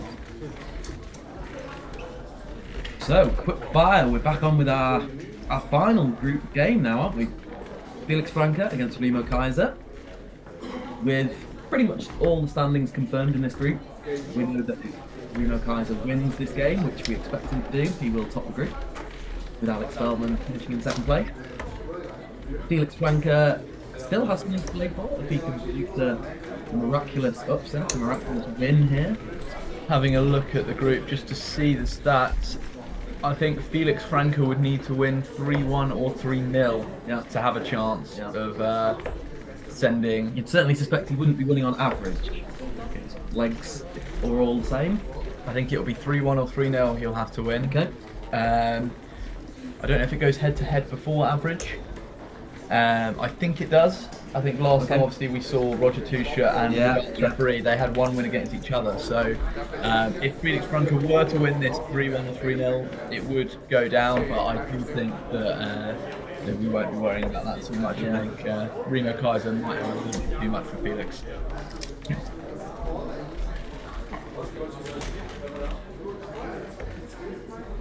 Rocking a branded Remo Kaiser shirt there. He is, yeah. He looks smart, doesn't it? We think the nickname for Remo Kaiser should be maybe the Chief? Yeah. We're thinking the same. Go on, Felix. Put another one in there. Great time though, bit of press. Someone who's not applying pressure, Markenheld at the moment, unfortunately. Looking like this is going to be the end of the road.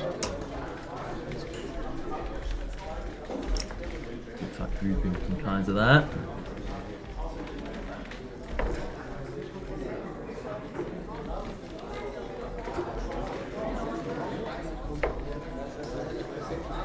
Felix will need a treble here to apply some pressure. He has not obliged. Ladies and gentlemen, Markenhelder has left the fish to stay in the tournament. He's just seen his colleague have a little poke at 170. He hit the first dart treble 20, can I remind you? And Markenhelder go 1 dart or 2 darts better. Markenhelder being sat on the fish as Daniel Van Orman's hit 9 because he was so nervous about Mark hitting the fish. Alas, Mark has not, but he's left that famous 1-2.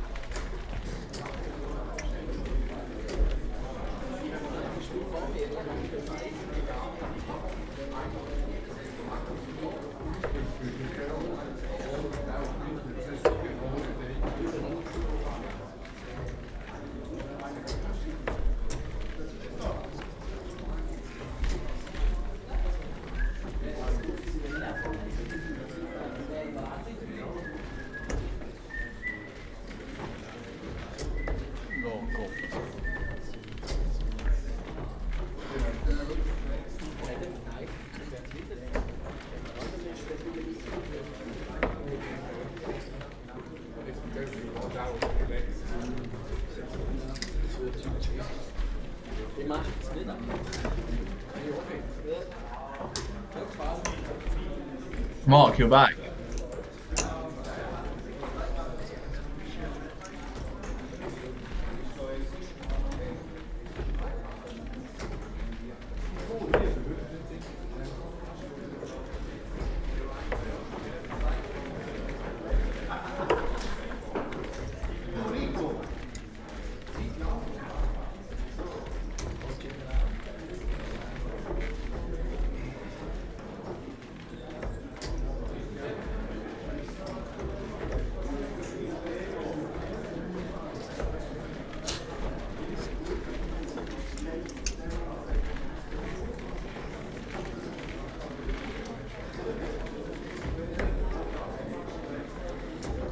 Welcome back. Sorry, slight technical issue there. So obviously Remo Kaiser taking the opening leg and hitting a 55 to start with. Good treble there from Felix Franke. Seems to be a slight delay on the score being updated at the moment, so I believe that isn't the correct score. Seems to be a slight error with Darts Connect that we've seen earlier today. Alexander Stefanovic is 2-0 up on Marino Schmid. Obviously wanting to get the legs difference in before Joel Breitenmoser plays against Luis Camacho.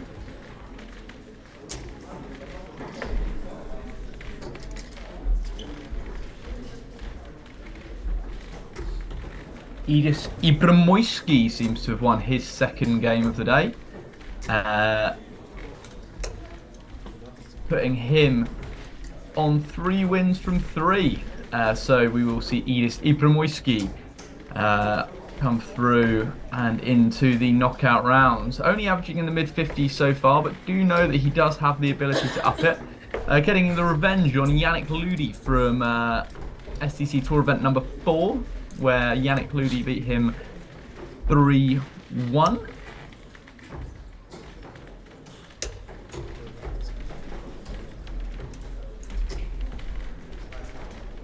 That first leg from Remo Kaiser all but secures Alex Fellman's spot into the last 32. Will not be wanting to be the player who's got to play against Alex Fellman, who won their group. And coming up shortly, we will have the huge clash between Soler and Castrinovici, which will decide who will go through.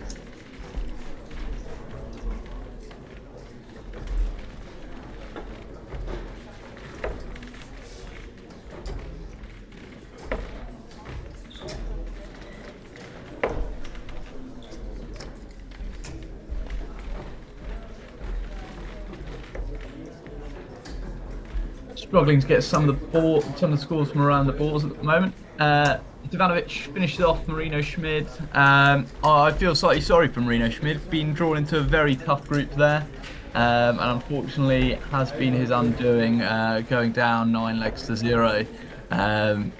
Great dart there from Felix Franke. One slightly lucky dart, but I don't think he'll complain too much about that. Apologies, Darts Connect is being slightly ropey. Edison Bromoyski has not won his 3rd game yet. He's 1-0 down to Sven Lebhertz. Good start from Sven in that game. Obviously, we are without Marcel Wolpen and Stefan Belmont, who are currently playing in the final Challenge Tour event of the day. Marcel Wolpen getting a bye in the 1st game. And just apologies. On the cello.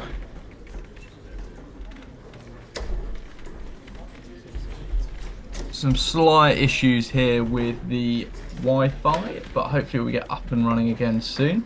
So Marcel Wolpen, for those wanting to know his route, the next game will be up against German man Nico Wagner, who only averaged 72 in his next game. So you'd say Marcel probably going favourite in that one. But we'll see that not going on for a little bit longer, as there's other games on board 13 ahead.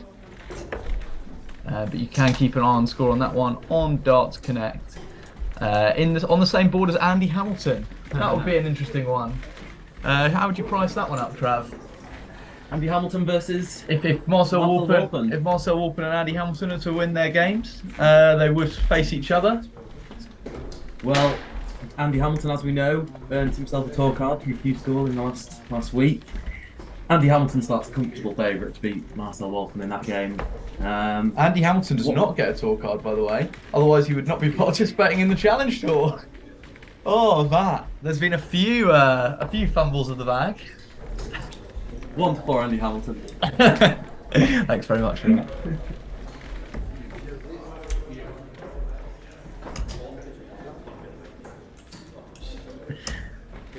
So there we go, and Remo Kaiser goes through 3-0 against Felix Franke, and that Confirms his place at the top of the group. confirms his place at the top of the group, and will see himself into the last 32 against someone who will be 2nd in their group.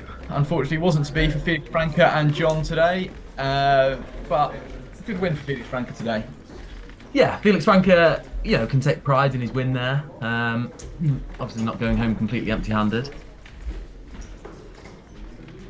Completely. But having 2 strong players in the group is always tough, isn't it? It's always difficult to qualify when you've got a player like Remo Kaiser and obviously Alex Feldman, who possesses the obvious qualities that he does. Exactly, and before we go off into a break, we'll just preview some of the games. Apologies for the slow Darts Connect. There's been some problems with the Wi-Fi apparently at the venue, so hopefully it'll be up and running shortly. We can see Maurizio Castronovinci in the background with Sven Holler, René Soler, sorry. Sven Holler, got a bit confused with Sven Hoffman and René Soler there, but no, he is not playing Sven Hoffman, he is playing René Soler, but we don't have the score for that one currently. So just a round up of some of the scores. Andy Bless currently 1-0 down, Ibra Moyski is 1-0 against Sven Lebhertz. And then looking at some of the results from around the board, Rocco's through at top of the group, as along with Jochen Groudens and Stefan Hackler. Sandra Igli, top of the group. Lucas Dahlmann tops his group. Christoph Schumann tops his group. Alex Feldman in 2nd place in his group. Dragan Simic, who I've not heard of before, but I think some great results today. 3-0 wins. The Austrian, yeah. The Austrian, that'll be interesting to see how it goes. And a huge clash shortly to come up between Joel Breitenmoser and Luis Camacho, with Alex Zivanovic watching on very carefully on that one. How do you see that last game going? Well, I think Alexander Zvanovic's form from the weekend sort of can't be ignored. I think he played really well in patches yesterday. So it looks as though I think Luis Camacho might be the man to miss out, James. If just looking at the scoring here, I think it looks like Luis Camacho will need a 3-1 win at least to give himself that edge on Sivanovic. I think Joel Brighton-Mose is too good a player to fold 3-0 or even 3-1 against Luis Camacho. Joel Brighton-Mose is through with a +5 leg difference. Obviously, Luis Camacho currently sitting at +2. So even if Camacho was to steamroll him 3-0, it would then go down to legs difference. To average. And I think Joel Brighton-Mose looking so far with a 69 and a 67 average is a bit too much.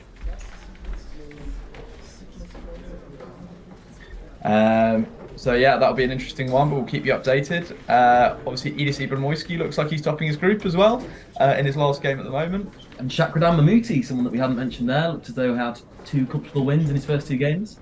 Looks to be another group topper as well. Frida Lang, how's he been getting on today? Frida Lang has come through 2 of his games very convincingly, but again is finishing second in his group. But last time he finished second in his group yesterday, and he steamrolled his opponent 4-0 in the knockout. So who knows? Ray Wagner, someone that I haven't heard of before, but 3 impressive performances there. Only dropping 2 legs. Very high averages as well. Yeah, his lowest average is a 65 there, isn't it? Yeah, Andy Bless looks like he's going to come through. Obviously, 1 leg down currently on Tobias Siegfried, but I don't think that will worry him too much. And obviously, your pick for the day, Hagen Sense, going through alongside George Misic of Bosnia and Herzegovina. We'll be back shortly with an update from the last 32.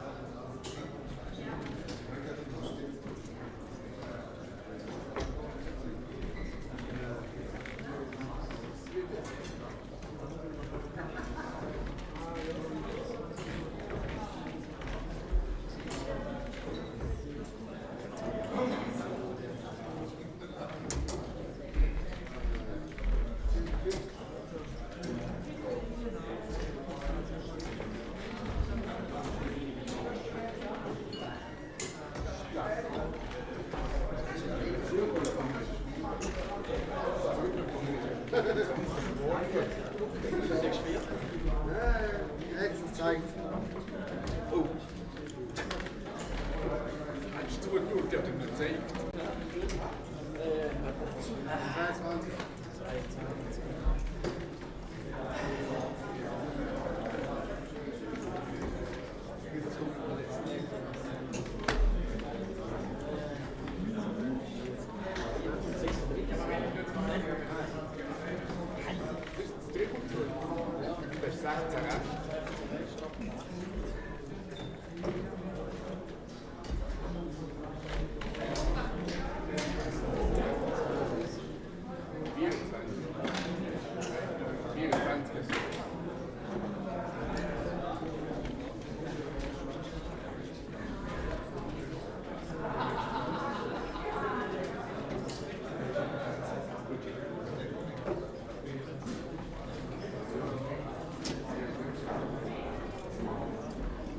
Wenn du löschst, ist was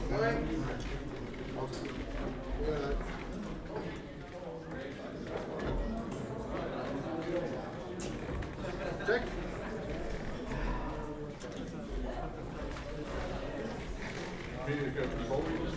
Die wäre wie.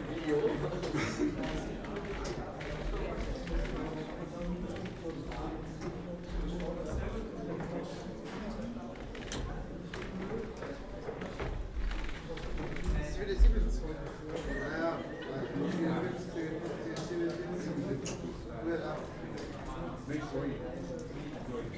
77. Ja.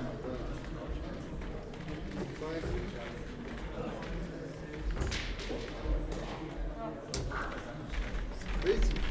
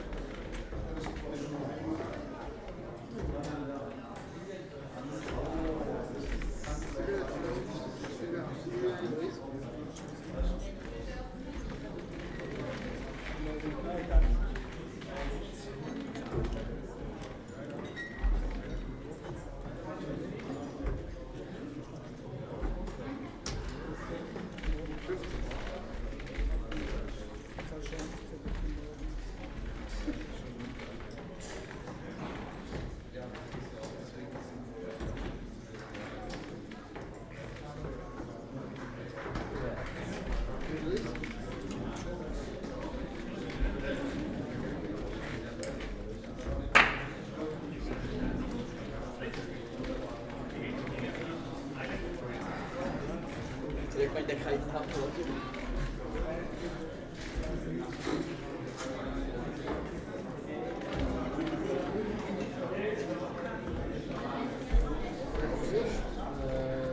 Passt.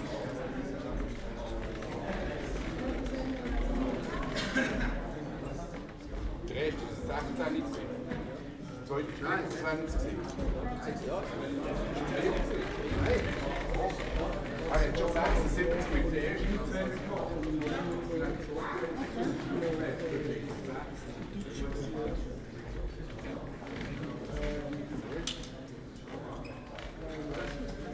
Für Sie. Zwei.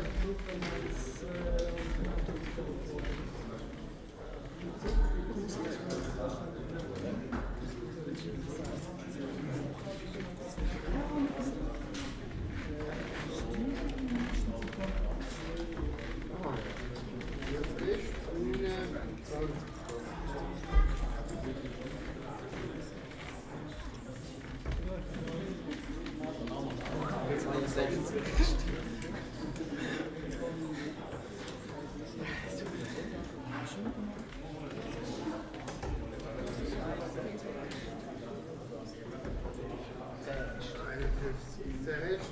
68 kostet es nicht.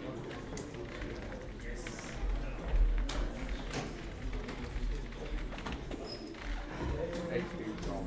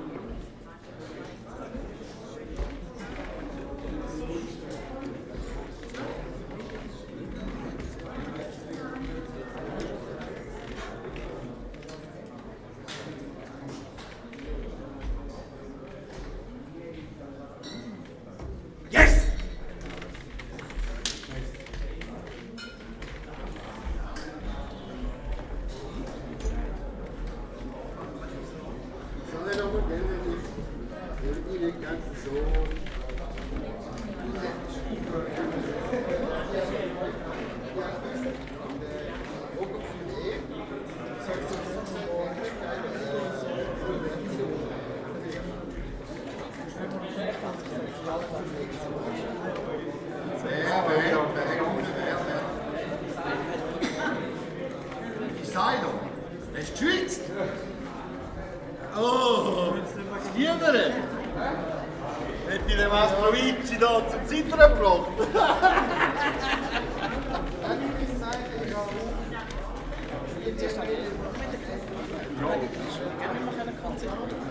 Und du mir gerade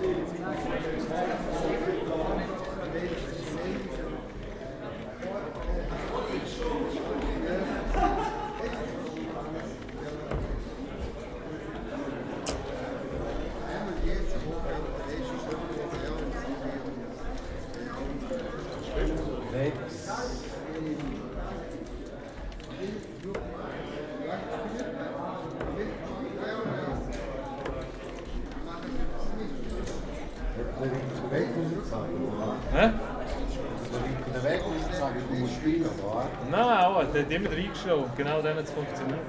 Ja. Er hat gesagt, zuerst mal, du weißt, wie es geht in 124, hättest du sofort gemacht. Das ist schon brutal, gell?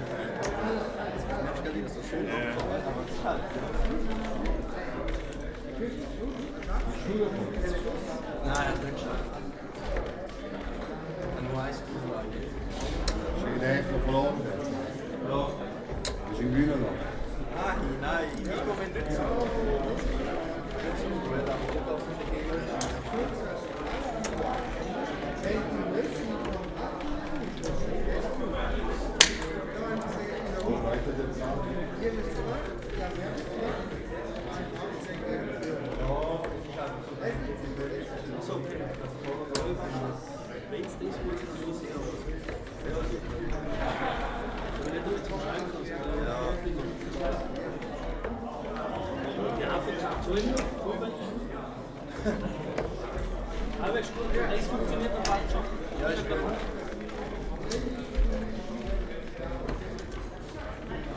Nix.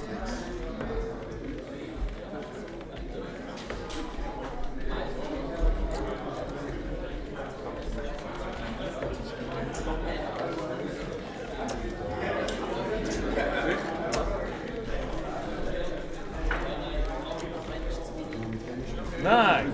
Nur mal drücken, du hast gerade Flut drin. Du hast noch viel in den Händen.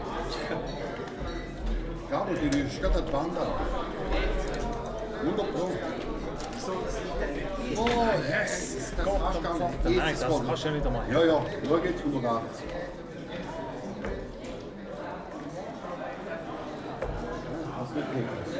Schau mal, wie viel schön stecken, besser als im Sinn.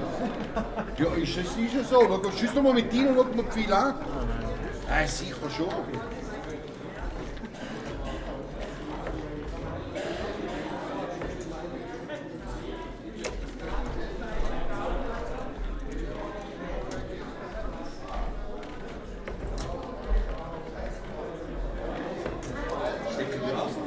Ja, stecken nicht schlecht.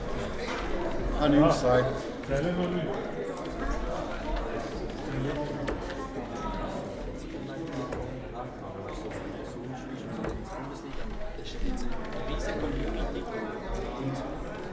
Jetzt hat es mega viel, weißt du? Jetzt hat es wieder Live-Videos und so. Dann kommt es so. Dann haben sie vielleicht mal online geschlagen oder so. So, ja, ich habe geschlagen und so.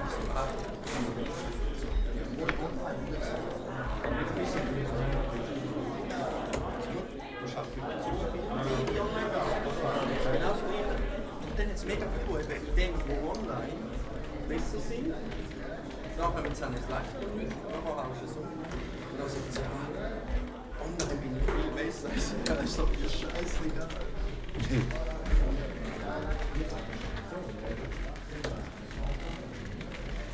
Früher war es so, aber das ist nicht mehr, jetzt ist sogar, also seit nach Corona ist es besser, aber es kommen halt die meisten schon recht gut an. Ja! Wieso für die? Ja. Der andere Durchfall nicht. Ja. Laufen. Ja.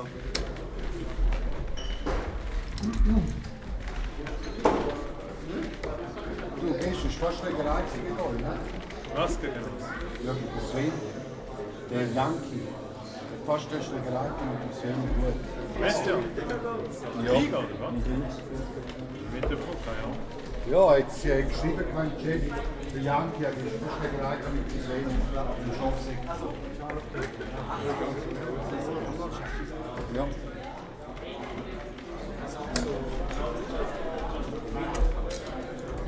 Die haben ja verloren.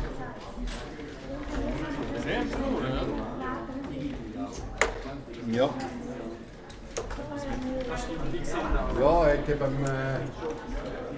nur Profis deswegen geschrieben, die haben vermisst.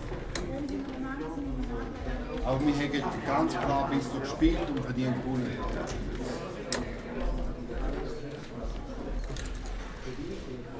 Also ich bin kein Spiel gewesen.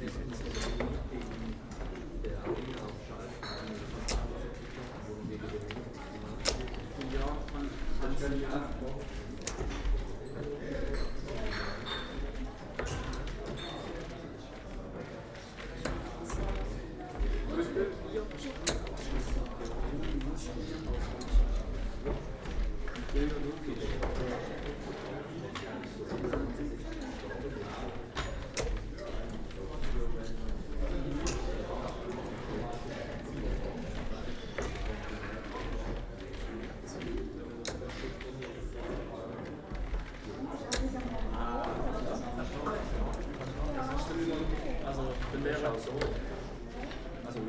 du musst ja ein ganzes Spiel, musst du die ganze Nummer aufs WC kommen.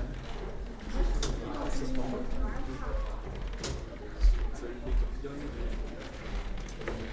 auch völlig weg.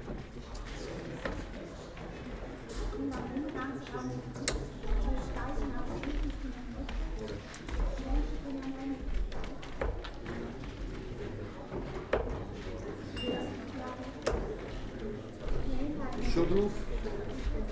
Nein, das spielen dorthin. Einmal tschüss.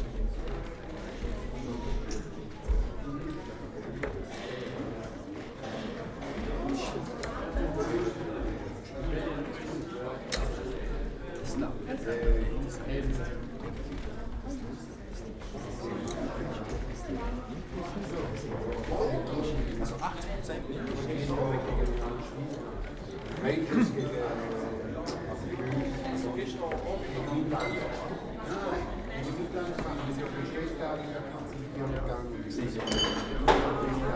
Oh ja. Morgen am 9. Uhr, glaube ich, ist ein Bier rumgestanden. Wieso soll das nachher, wieso soll es, wenn es nachher ein Bier ist?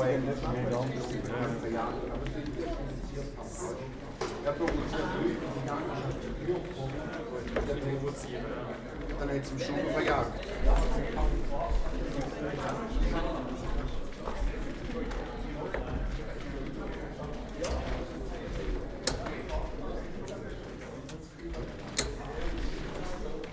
Genau, der ist 6%, glaube ich. Despacito!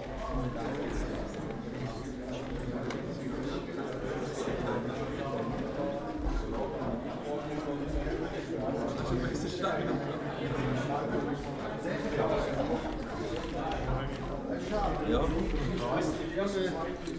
Sozusagen Großsachen. Ich habe 20 Kilo zugelegt. Jetzt mit dem Sohn nächste Stunde geshootet, ich habe einen Stoff den Ball und voll im Tisch hinein erzählt. Ja. Ist halt so kein Gleichgewicht mehr und Abblick. 20 Kilo mit weg. Aber solange das Teigwaren die Reihe ist, gibt es nicht. Und Gemüse ist es nicht.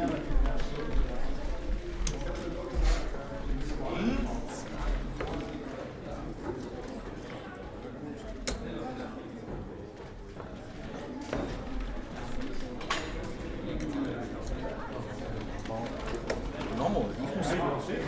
Alex! Also komm!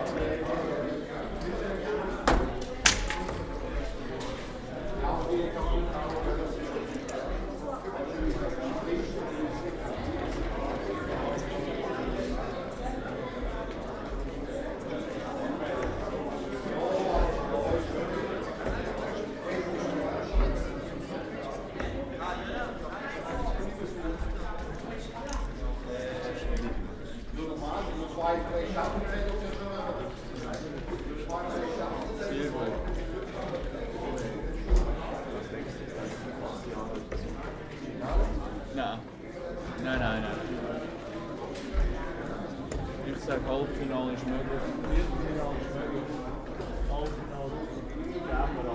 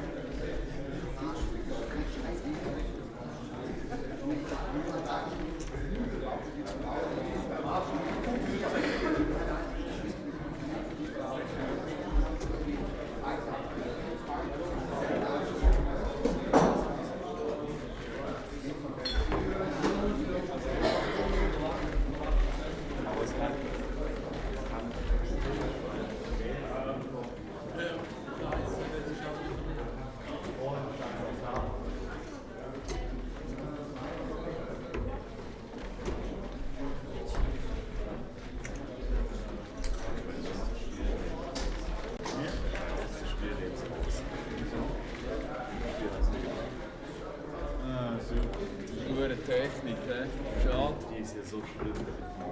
Schade, schade.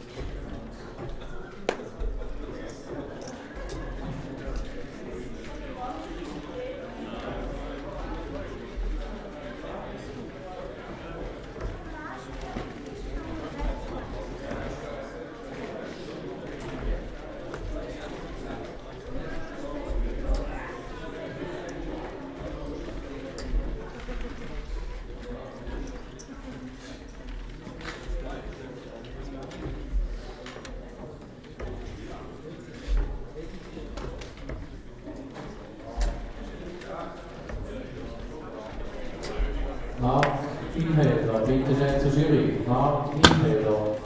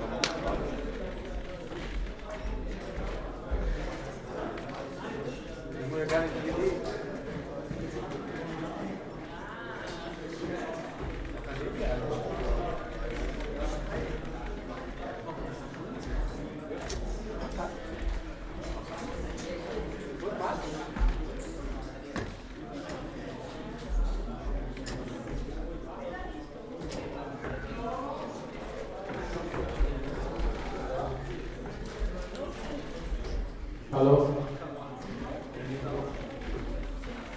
Als Info für alle Spieler, es geht um 14 Uhr weiter.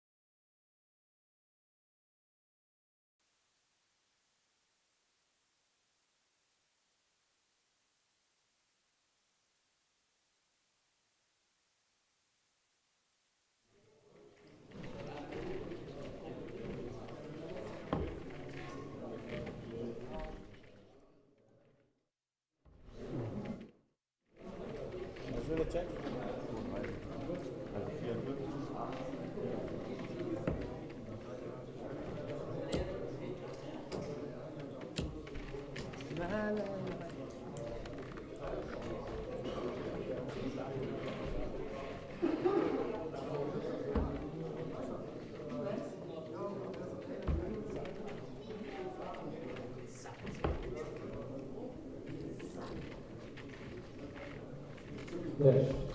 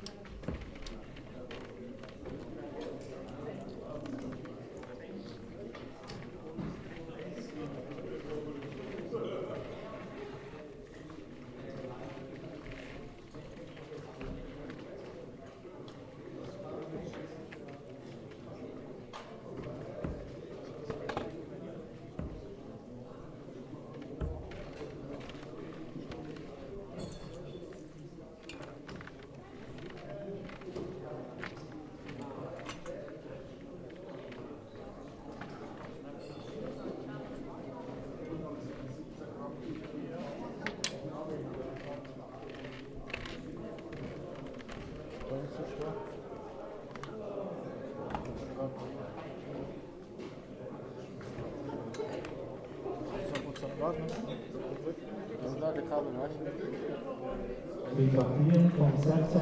Finale. Auf Bord 1.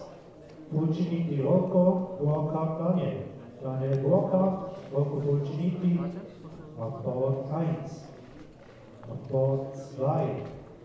Hagen Sens, René Kern. René Kern, Sens Hagen, Bord 2.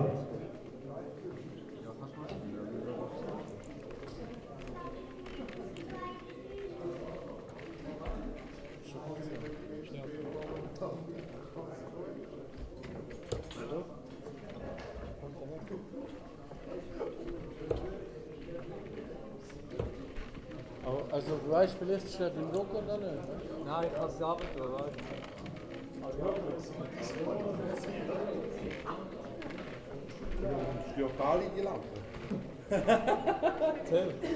Welcome back to SDC Tour event number 12. Here we have the first of our last 32 clashes.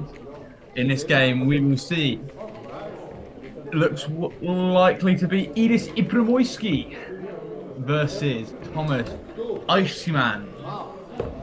We've seen both of these players before. Should be a thrilling encounter. Looks like Eichmann is throwing with a set of Peter Wright darts.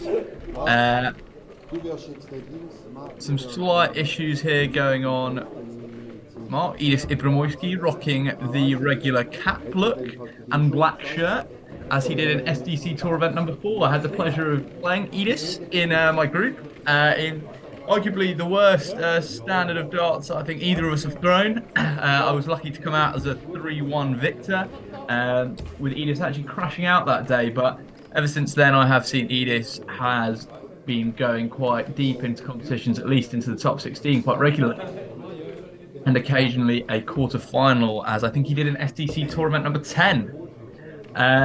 Looks like we've got some interesting clashes. Unfortunately for Connor Steiger, I think he had the pleasure of drawing Alex Fellman in the last 32. That's an unfortunate draw for him. But it looks like quite a nice draw for Remo Kaiser after coming top of his group against Sven Lebhertz, and then likely to play either Dragan Simic or Silvio Doma. Another exciting clash, Lucas Dalman against Alexander Sifanovic. Dalman, who was my tip to go quite far, but obviously that game against Sifanovic is going to be a very tight one. Andy Bless, yesterday's winner, has got Claudio Keller, with another exciting clash between two fellow Germans, Stefan Hackler and Frieda Lang. Sorry, Stefan Hackler is Swiss, Frieda Lang is German. Some very good first round games actually today. Sandro Egli, a great game. He had a great group stage he had, playing against Daniel van Olmen. Does look like a different game, sorry here. It's not Idis Ibrahimoski, who I originally thought. I will update you once I know who the two participants are. Looks like it could be Hagen Senst against Rene Kern. Apologies. We'll confirm that. It should be Hagen Senst against Rene Kern, yes. Very good grouping here at the moment in Hagen. Rene Kern, a player I've not seen before. Had a very good group stage. rocking a very fresh blue shirt with white collar. And Hagen Sense going for more of an understated, nice Yost style look, but throwing gun spears at the same time. Going to be an interesting game, this. I think it could go all the way.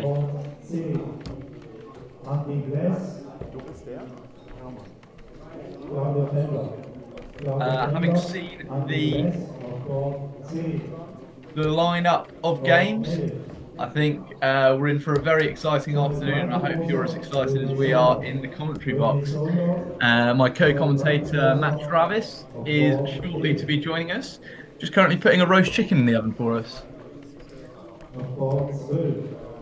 Unfortunately, no SDC colleagues will be featuring in the last 32. Mark and Helder crashing out with 3-0 losses. Lauren Fend had a similar fate. We did see a win for Felix Franke, but alas, that wasn't enough in a tough group with Rene and Remo, and Alex Fellman. Another disappointing story for those who weren't able to catch the end. Maurizio Castronovinci crashes out in the group stage with a 3-2 loss to Rene Soler. But alas, the winner would have to face Joel Brighton-Moses, so I think it could be a tough day at the office for whoever, regardless. Trav, a rather exciting few matchups here. I've called out the game between Stefan Hackler and Frieda Lang. This is an exciting game. I also think Lucas Dalman against Alexander Stefanovic. We're joined here with the pleasure of watching Hagen Senst against Rene Kern. That was the game that caught my eye as well, James. It's the closest contest, or maybe the most consistent contest. Absolutely, yeah. Lucas Dalman, Alexander Stefanovic. You've tipped Dalman to have a good run today. But that wouldn't have been the sort of opponent he'd want in the last 32, is it? A very, well, not a straightforward draw for him whatsoever, but... Not a straightforward first round, but I think if he's to come through that first round, you'd say his last 16 tie is not something that would faze him. So if he's to come through against Stefanovic, I think it would be a potential quarter-final with Rocco. Yeah. And I think, I don't want to put Rocco down, but I think as a top 8, as a top 4 seed that you're going to face, I would rather face Rocco than Groudance or Andy Bless or Fellman, because I don't think I have the scoring power to keep up with them. Interesting comments. Yesterday's finalist wished Andy Bless all the way in the final. You suggest not the easiest of the quarterfinal opponents. Time will tell. Wouldn't say the easiest, but I'm saying out of the top 4 seeds, I think I would rather have Rocco than Groudance and Andy Bless. First leg is Hagen to throw first. Game on. No, certainly excited by this last 32 tie. Hagen Sense is a player that hasn't entered too many of the events, but in those that he has, he's been 30. He's averaged very solidly. He's played some good games, as we said. He lost to Groudance in Tour Event 7, but here he is again in the knockout stages for Tour Event 12. Just on first impressions, James, I 60. haven't watched Rene Kern before. I haven't seen his throw before, but what do you make of him? I think just watching the throw in the warm-up between the two players, I think if they're grouping around the treble 20 60. as consistent as it was in the warm-up, I think this could be a very good game. For a tasty one, yeah. Saying Rene Kern, a well-groomed man with a very fresh shirt on at the moment. I'm a big fan of the understated blue 140. He looks a little bit like Stefan Belmont. There's some familiarities there with him. I'm sure we won't be too thrilled with that comparison, but there's some 100 in the two appearances between the two men. Good start from both.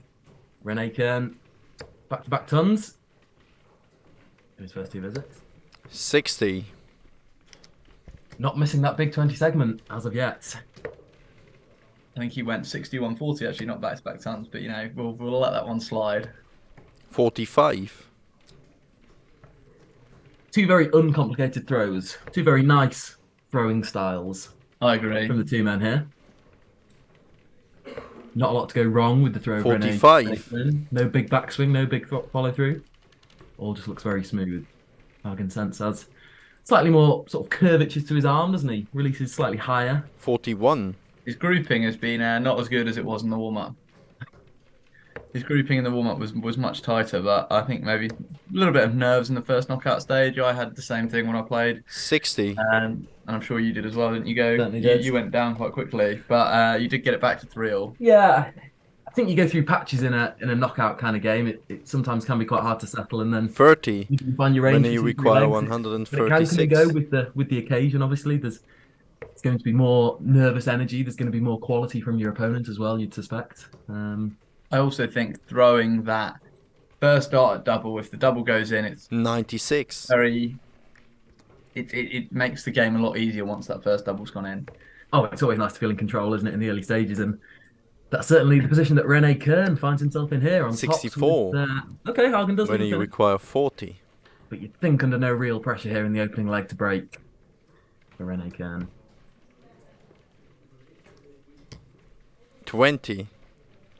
Unlucky there. Good dots. He'd feel aggrieved if he didn't come back here, but I think he will. Certainly will now, yeah. 21 scored, Hagen. 110 left. 41. He's keeping when it you straight, require so that if he 20. comes back, it's a single ball shot. I don't think he will this time. I think Rene will. Game shot in the first leg. Rene Kern. Which he does. Second leg is Rene to throw first. Game on. 3 dart breaker throw there, so relatively solid. Yeah. Nothing special, but nothing poor. Yeah, after being on 301 after 6 darts, you thought, oh, this could be a blistering start to the occasion, but 100. All the games currently going on around the board. Edis Abramowski caught my eye straight away as all the games have only had 1 leg played in them, apart from Edis Abramowski rushing off to a 3-0 lead over Thomas Eichmann. 60. I think that might be another error in the scoring system of Darts Connect, because it's not giving us the averages, so don't take my word for that one. I feel like that might be a scoring error. We've had a few possibly a of group those stage game removed from the board there. Perhaps, yes, but I think so as well. A couple of very strong starts for some players. Remo Kaiser, who we saw in the group stage, obviously, puts in a 15 140. Great 140 from Sense there. His first 2 treble visit of the game. There we go. The scores seems to have updated. Apologies there. Edis Abramowski 1-0 up on Thomas Eichmann. 45. Not even a great player like Edis Abramowski can win 3 legs in 5 minutes, can he, James? No. Zavanovic takes an early lead against Lucas Dahlmann. 100. 40 opening leg. Something that caught my eye very early on is as mentioned earlier, Conor Steiger bringing down players' levels. Alex Fellman just averaging that 60. We know 43. he's capable of significantly higher than that, but that slow style of Steiger.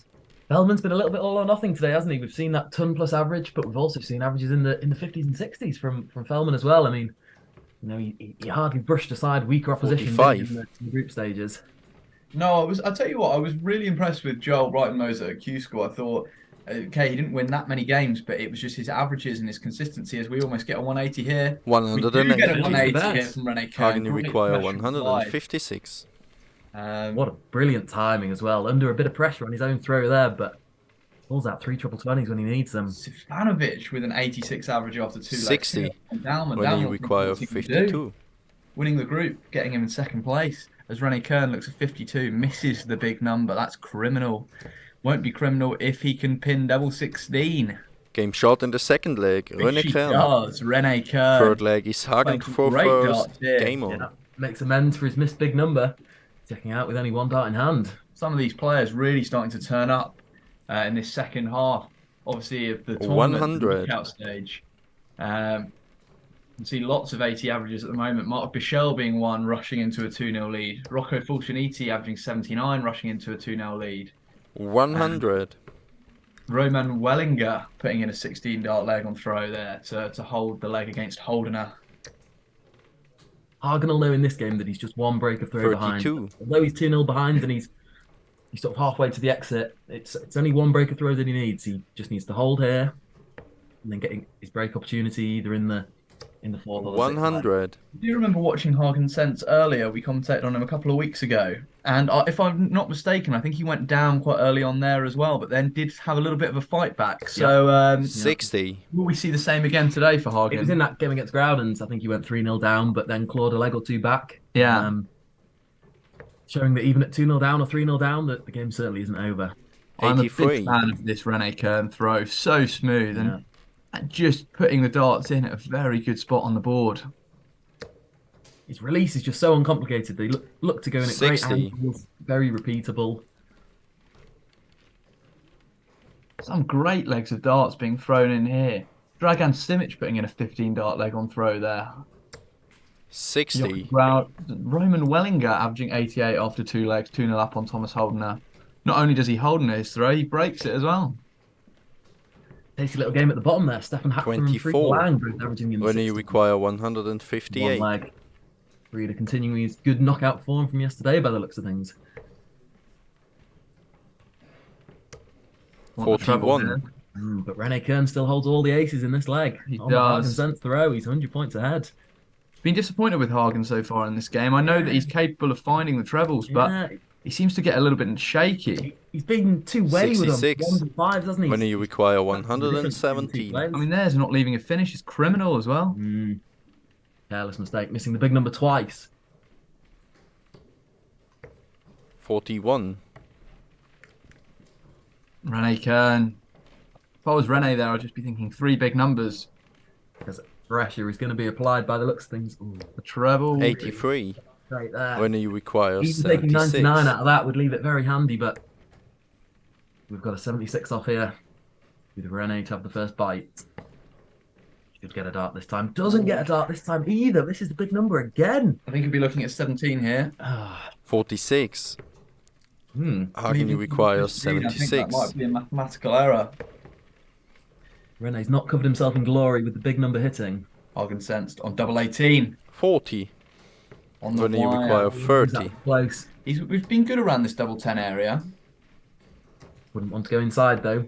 Game shot in the third leg. Rene Kern. No mistakes. Fourth leg is Rene to throw first. Swiss Game and on. Austrian players seem to know how to put one outside on double 15 and put it in the double rather than going inside. Saw that earlier from Remo as well.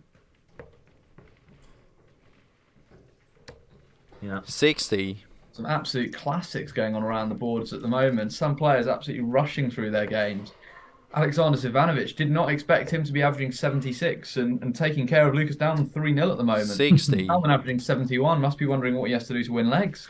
Rocco averaging 82 at the moment. Mark Bichel on 77. An opening dart 15 darter from Dragan Simic. Yeah. 44. Well played there so far. Joel Brighton Moser averaging 77. Got quite a nice tie, I'd say, for the last 32, getting Rene Sola. He did have a tough group, so we'll allow him the 100. nice 32 draw. Jochen Groudens, unsurprisingly, taken care of. Bosnian Djordje Misic, currently 3-0 up, averaging 79.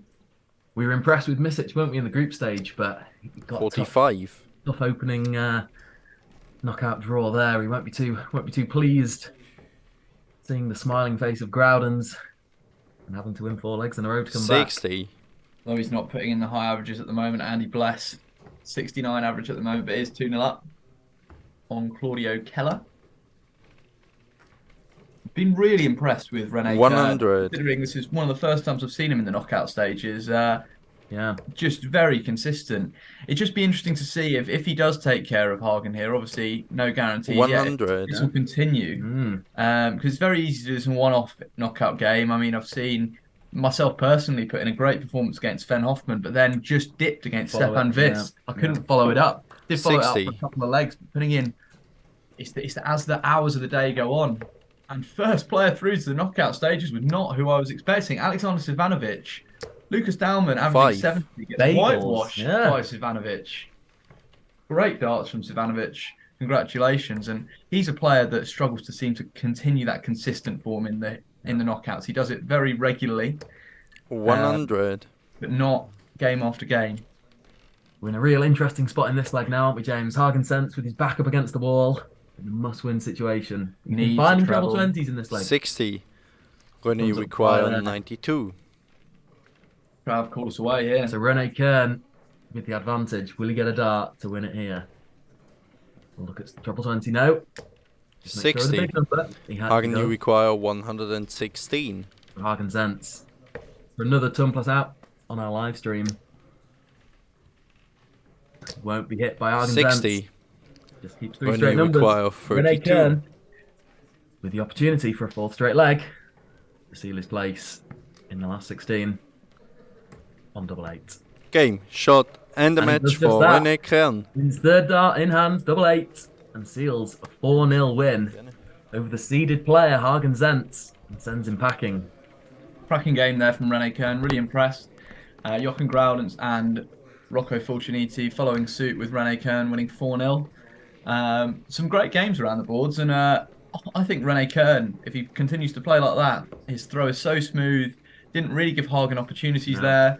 Hagen averaged 62. I mean, obviously that's scoring average, because I don't think, did he get a dart or double? He did get that. He had the one at double double 18. Yeah. But besides that, he was just outscored, wasn't he?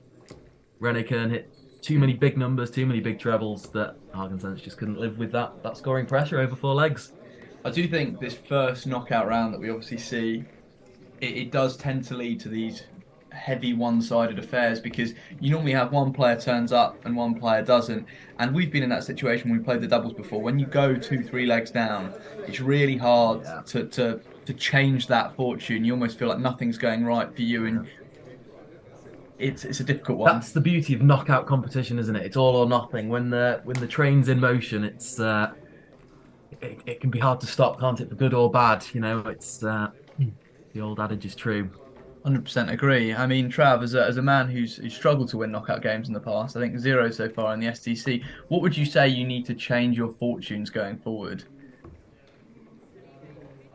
It's an interesting question, James, and I suppose if I could put my finger on what attribute I'm missing, what factor it is I'm missing, then maybe my success would be different. I'd say maybe the difference from me to some of the players that I've played in knockout competitions is probably just that consistent scoring quality. You know, I'd always feel quite confident, maybe as Hagen Zentz did there with his one dart at double 18. I'd always fancy myself to have opportunities or to take opportunities that come. But I felt as though I was just having shots at 70 plus, 100 plus to try and win legs. I was never really rivaling some of the better players scoring. Do you think it's also a case of timing? I felt like when I played Sven Hoffman, Christoph Schumann, Stefan Wiss, and I think even Manuel Scherber, who I played in the last 32. All of those games just settled on one big leg or one big moment. And it was the same with you against Rock Bahor. I felt like when I played Manuel Scherber, neither of us played well. But on my last leg on throw, I threw an 18 darter at 3-all, which is just timing. And I think if you'd thrown your 15 or 18 darter against Rock Bahor on that last leg, I mean, you could have seen yourself in the semi-finals. Or you never know. Turned the tables on me and got me. He was throwing first in that game and hit an 18 darter to win it. So his timing was impeccable, and mine came up short. Yeah, it's going to be interesting to see how the remaining games go in this. A lot of them still sitting at 3-0, 3-1. The only game poised at 2-all at the moment is Von Almen against Sander Egli, which we did pick out earlier on, that Von Almen obviously finishing second in his group, and he certainly raised his level, hasn't he? There, looking to be playing really well in the first 4 legs there. Mark Bichel seems to be struggling with a 73 average. I think some of these games are noting, like Stefan Hackler, Frieda Lang, like 70 averages seem to not be cutting it in some of the games, which he's averaging 70 and losing 3-1. Yeah. Normally in the last 32, you'd think 70 averages is comfortably enough. I mean, I put in 2 70 averages in the knockout games, and it got me a 4-1 win against Sven Hoffman, a 3-1 win over Frieda Lang, and sometimes even I think I averaged 61 against Manuel Scherber, and it got me through that last 32 games. So it's not about the averages, it's about when you hit those important darts at double. Frieda Lang, Stefan Hackler is definitely one to watch out for. Frieda Lang trying to fight back desperately and get to a position which he did yesterday, which is the last 32. We'll be back shortly when we find out who we've got for the last 16 encounter. And for a full summary of the last 32 games. Thanks for listening, and we'll see you soon.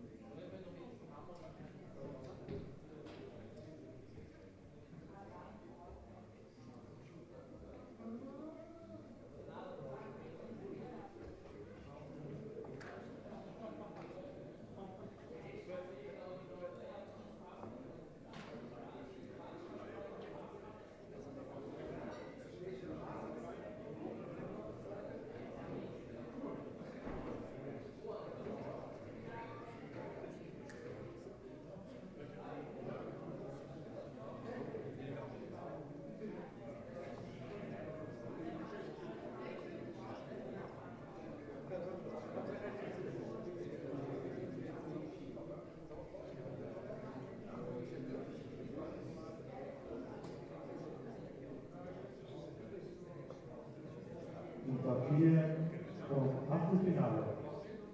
Auf Bord 1, Rocco Fulciniti, René Kern, Rocco Fulciniti, auf Bord 1. Schreiber Daniel Burkhardt. Auf Bord 3, Roman Willinger, Alexander Zivanovic. Alexander Zivanovic, Roman Willinger, auf Bord 3. Schreiber Abel Setz. Auf Bord 4, Mark Irsel, Elis Ibrahimowski. Elis Ibrahimowski, Mark Irsel, auf Bord 4. Schreiber Holdener Thomas. Auf Bord 10, Skodra Mamuti von Daniel. Fönzi Skodi auf Bord 10. Schreiber Lukas Jalmer. Auf Bord 12. Heffler Stefan, Andi Bless, Stefan Heffler, auf Bord 12. Schreiber Thomas Bergler. Hello and welcome back to SDC Tour event number 12, where we are about to progress into the last 16 stage. There are 16 players left in the tournament, and we will be having the pleasure of watching Alex Fellman, former World Cup participant for Switzerland, against Jochen Groudens, the number 2 seed in the tournament and probably the second best player in the SDC. Other games in this round include Stefan Hackler, Andy Bless is a cracking game. Joel Breitenmoser, Christoph Schumann. But on board one, if you want to switch over to the German channel, you can watch Rocco Fulciniti against René Kern. Trav, how do you see the draw and how do you see this game going, Alex Fellman Groudens?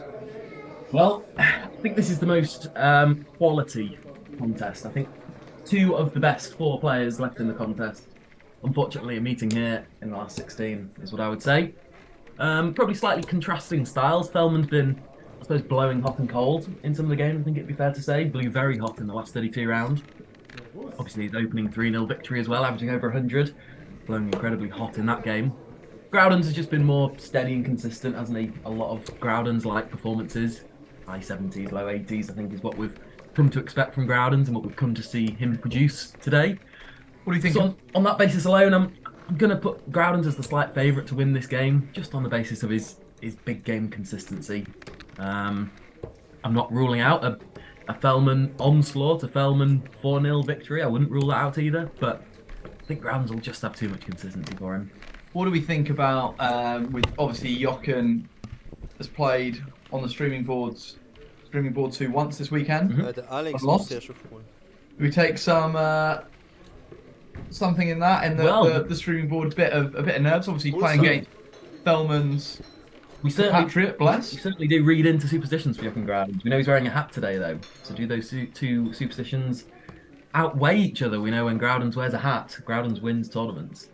So when Groudens wears a hat, Groudens has never won a tournament. The only 2 times he's not worn a hat are the times that he's won the tournament. Brav, you need to get your facts correct here. But Fellman here putting in a bullseye. Jochen Groudens needing the bull to win the bluff, or to take it into a next throw. In terms of the draw, yeah, I would say it's very stacked in the bottom half. Would you agree? It is stacked in the bottom half with some of the more regular features, I would say. But don't rule out people in the top half of the draw, people like Edis Ibrahimoski, who, you know, maybe isn't a regular participant or has missed a few of the weekends. The same with someone like Shukran Mamuti, a great player. I think he's got real potential to go far today. And just because he isn't maybe a regular name and a regular participant, doesn't mean that he can't, you know, produce great averages and spring surprises in that top half. Top half of the draw, I think, is very strong, obviously. You do have the likes of Mark Bichel, Zivanovic, Von Alman, Mamuti, Rocco, obviously. But I just look at that bottom half of the draw and I think Stefan Hackler obviously played in Q School. Very strong performances in Q School. Andy Bless won it yesterday. Joel Breitenmoser played in Q School, did well. Christoph Schumann, a regular top 6 seed, going consistently to quarterfinals, the occasional semi-final. And then obviously this game here, it goes alongside it. And the throw could be 83 for Fellman, starting off with a treble. Yeah. Yeah, what's your thoughts on this one, James? So I think the consistency of Groudons will probably be too much in this game, but how do you see it? Do you see it 60. I do. I think it'll be closer than what you predict. I think behind the scenes you're predicting a whitewash for Groudons. I think that with the throw, Fellman will not lose to 58. I think a couple of tons will get him darts at double, although he might need quite a few darts at double. I think it will be enough. 121. Okay. Well, yeah, I'm gonna say out loud that prediction I made behind the scenes that if the consistent Groudon turns up and the inconsistent Fellman turns up, then I'm gonna say 4-0 Groudon. 58. I'm gonna call it. Unfortunately, having slight issues with Darts Connect once again, so we'll have to keep you up to date just with our 28. voices, but also we don't have the Darts Connect scoring even here as well, so we don't know what the scores are. Hopefully the announcer will be able to do it for us. It's been a fairly even first. 40. First sort of 9 dart thrown, 12 dart thrown, I'd say. Groudon's probably with that 1-2-1 has maybe wrestled a little bit of the advantage away from Fellman with the darts in this leg, of course. 45. I think I would agree. I think Groudon's probably slightly in front. But we haven't heard the announcer say you require yet, so it means that neither of them are finished just yet. 80. Problem is with Fellman is I have noticed that he's found that treble, but he doesn't seem to use his darts that well, so it doesn't seem to consistently follow into the treble there. It was 97. Great opportunity for a 1-3-4, but instead an 80.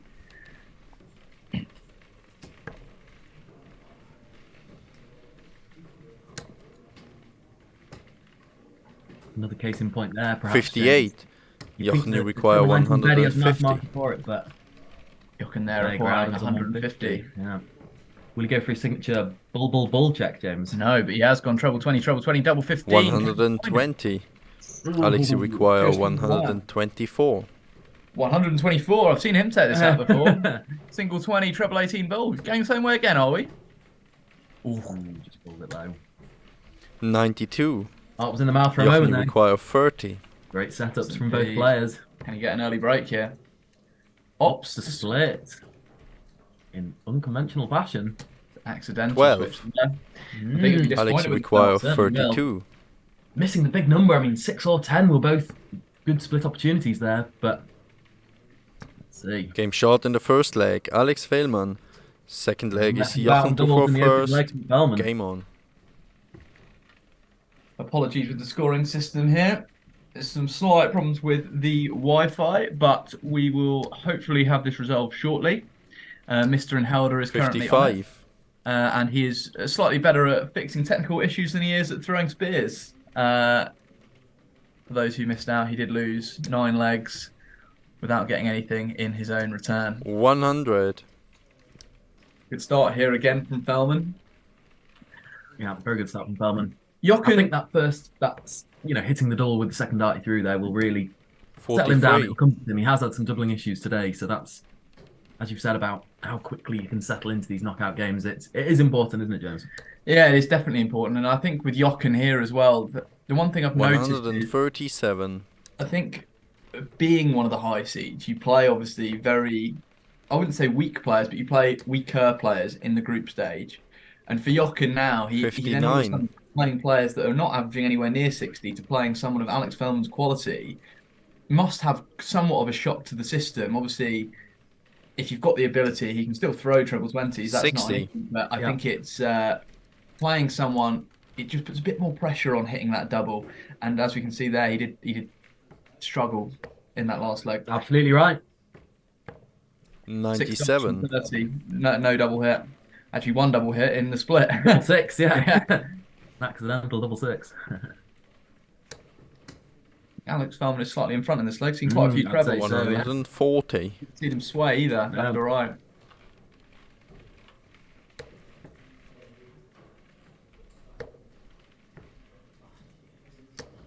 $45. Alex requires 64. In the background there. He's currently leading 1-0 against Roman Vellinger. 64 required here for Alex Fellman. Will he go big 16? I would after his last shot. Yeah, which he does. for double. He doesn't seem to like Possibly the the flight, fly, yeah. just obscuring the bed. 32. Does try and come down that bottom corner there so that it doesn't hit the flight. Jochen's still not on a finish, no as finish well. for Groudon, so characteristically slack on the scoring in this leg. 100. Alex, you require 32. On his own darts, remember, as well. This is for a break opportunity. Let's go 2-0 ahead for Fellman. Not only did you say 4-0 to Groudon, it could be 2-0 to Fellman.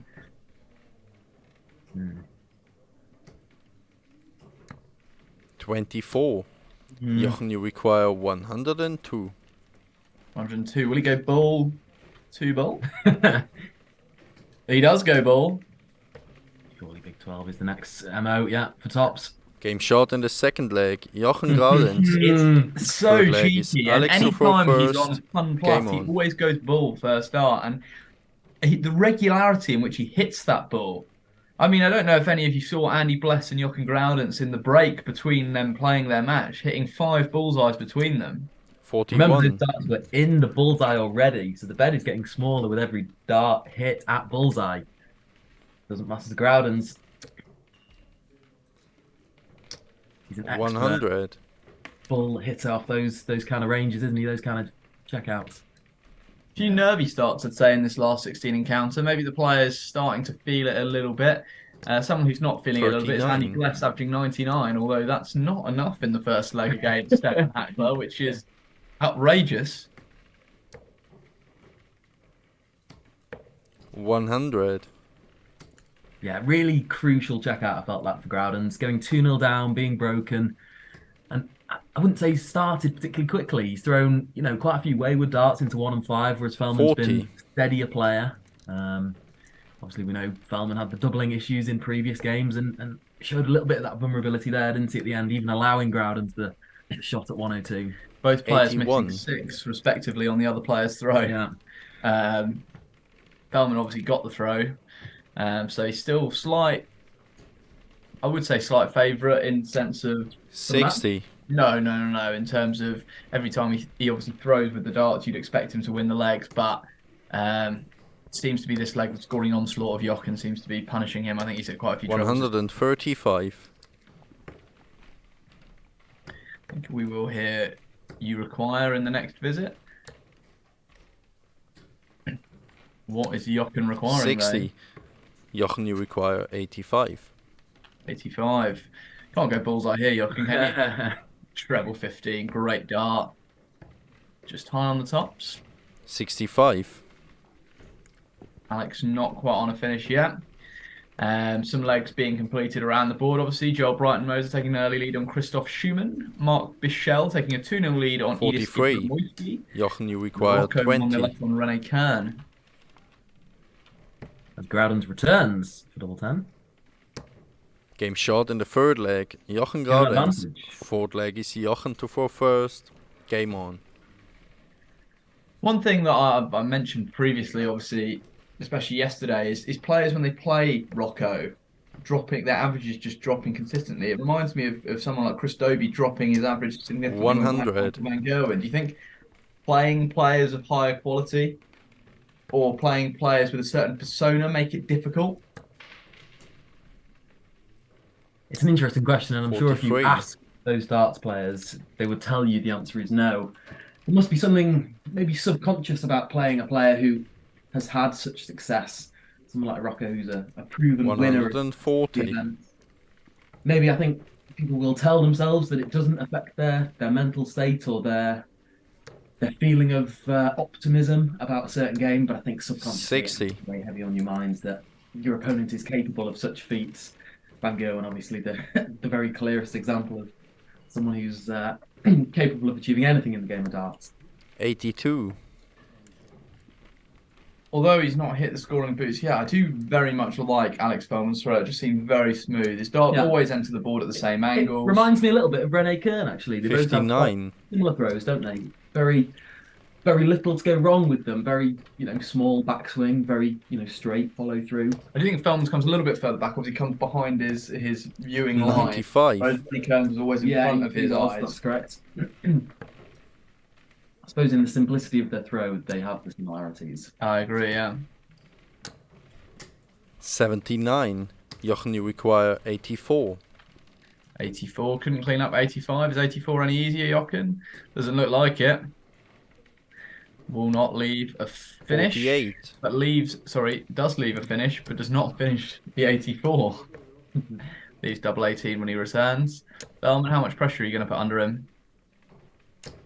100. Jochen, you require 36.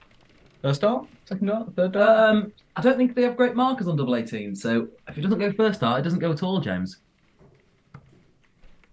30. Oh, he hits two doubles. Alex, you require the one he's 160. 160 required for Fellman here. Big ask. Tough ask, and it's not going to go. But Jochen's on threes. Double three is not easy. 60. It's going to be a case of another 6 darts. Jochen, you require 6. Yeah. Potentially. He does stack his darts, so I don't think that would be too... The first one wouldn't be a blocker if he was to go outside. He has. Still, I don't think that target's blocked. No score. Alex, you require 100. Can Fellman clean up 100? All about the first start here, you sense. Oh, that's a really poor first start from Fellman. Recovers with the treble 19, but obviously not possible. 2 darts, checking out 99. 68. Jochen, you require 6. Pressure on Jochen Groudens now. Crucial moment. Do? Game short in the 4th leg. Jochen Groudens. 5th leg is Alex to throw first.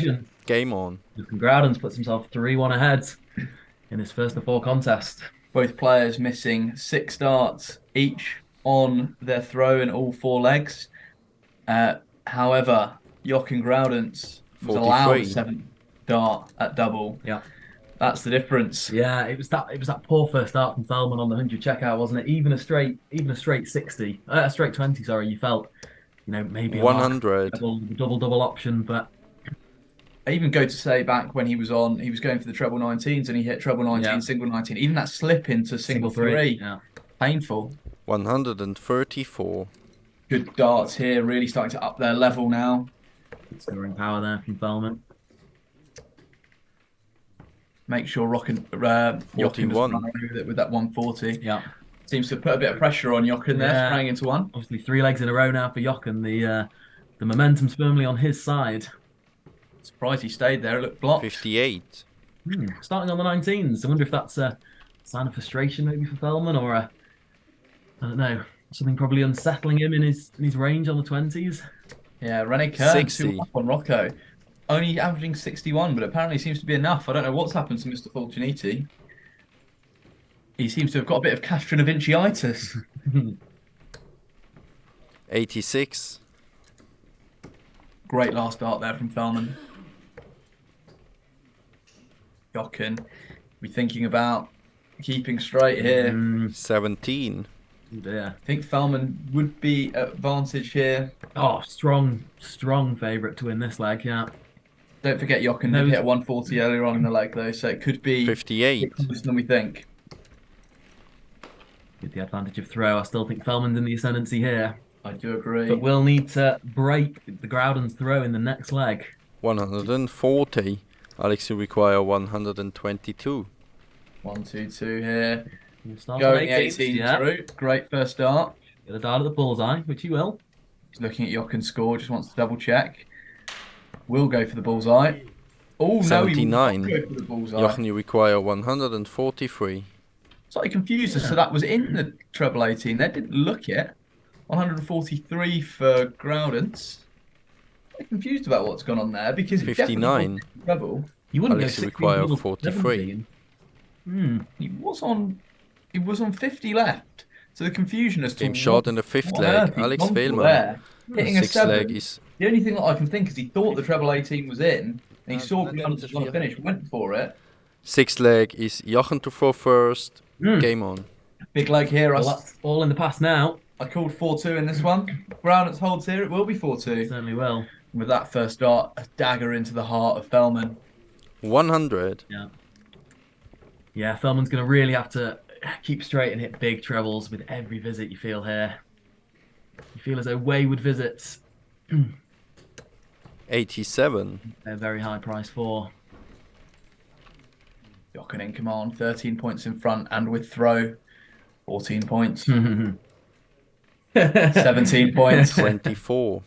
Only 37 points. Yeah, slit an opening. And huge news on board one.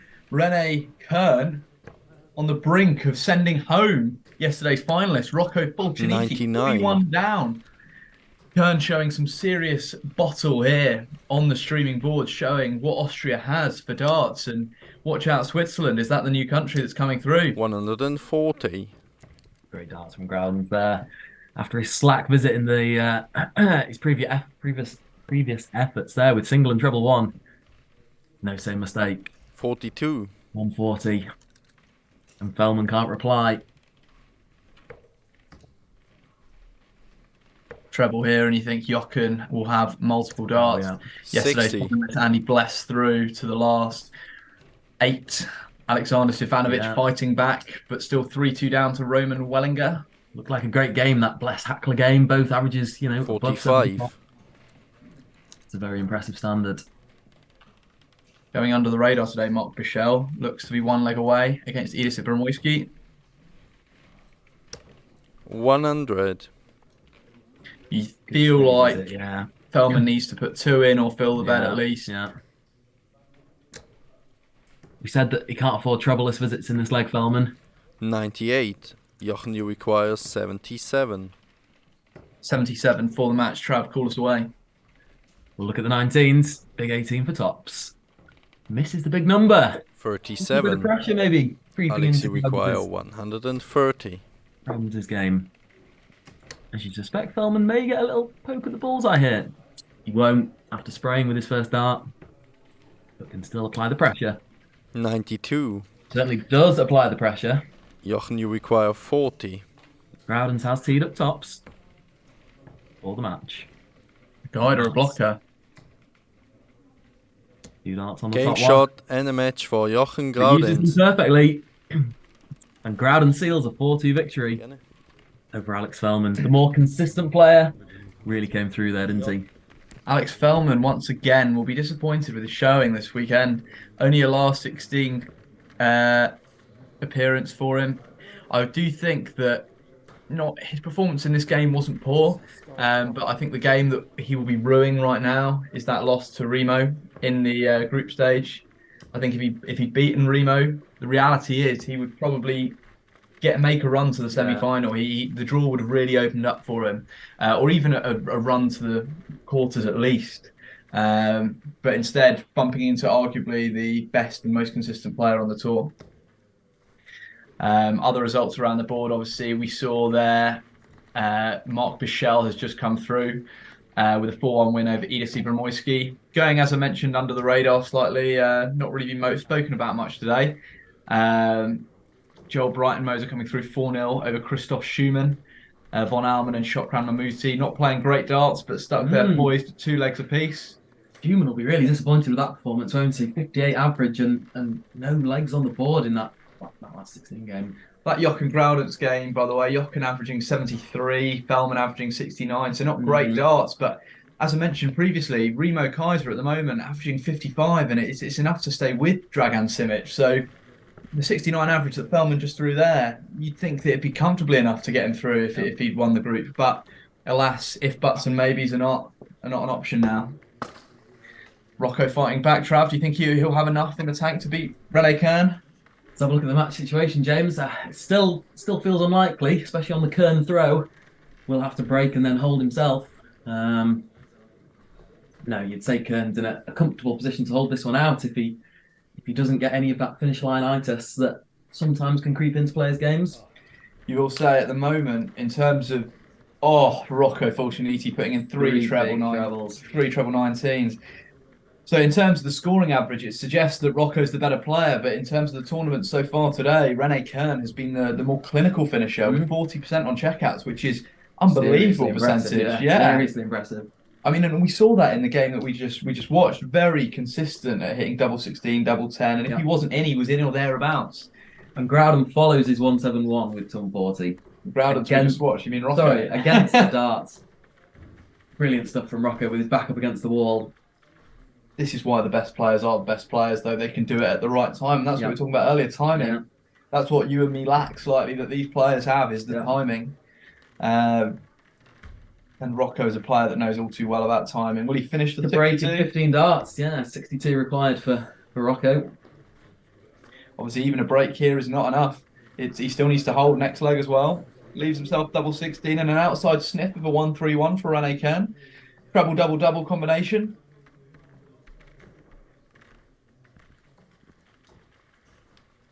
I'm sure we'd hear a big booyah if this did go in. Rene Kern leaves 48. Finds a big treble, but doesn't get a dart double. I can't see Rocco missing 3 in hand. No, I think he's too clinical. Either. Especially given his previous trebles that he's hit in the last 2 or 3 visits. I think he'll be feeling confident about pinning this all 16. Let's see, because a miss will allow Rene Kern 2 darts for the match. Rocco, 3rd dart in hand. That's the timing that I'm talking about. And this is why sometimes maybe his averages don't look as great, because he's not pinning it 1st dart in hand. He's not pinning it 2nd dart in hand. He's pinning these darts 3rd dart in hand. And what difference does it make? It makes your average look worse, but it's still exactly the same. Your opponent gets no sniff either way, do they? Whether they hit 1st or 3rd, yeah. There we go, Rocco again showing his prowess. His last 3 scoring visits of 171, 140, and now 135. Rene Kern must be thinking. Yeah, from 3-1 ahead to now on the brink of exit. You'll be disappointed. It is a disappointing one for Rene Kern. As some of the other games begin to finish, we say goodbye to Alexander Sivanovic. As mentioned previously, going to play against Lucas Daumann in the last 32, averaging mid-70s to now low 60s. I mean, this is the consistency we're talking about with Sivanovic. Doesn't look as though he's run into a real bombshell there in Roman Wellinger as well. I mean, a 66 average from Roman.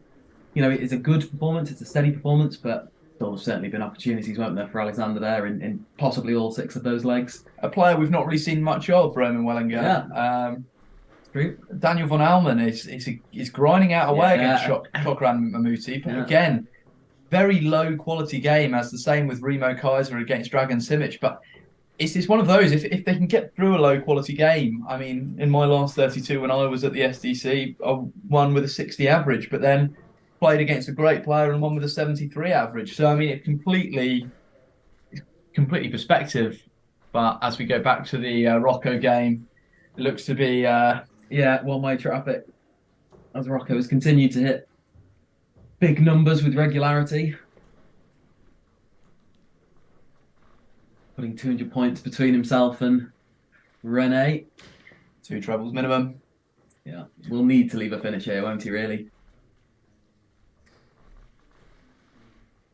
Here you're thinking with Rocco, obviously, if he was to break in 15 and then hold in 16, you think that's sheer class.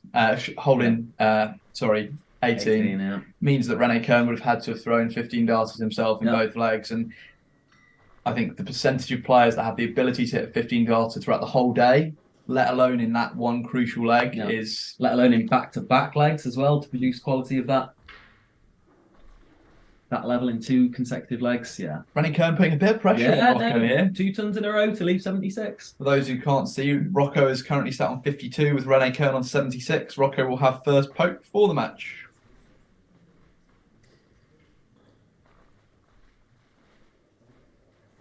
Rocco Fortuniti misses.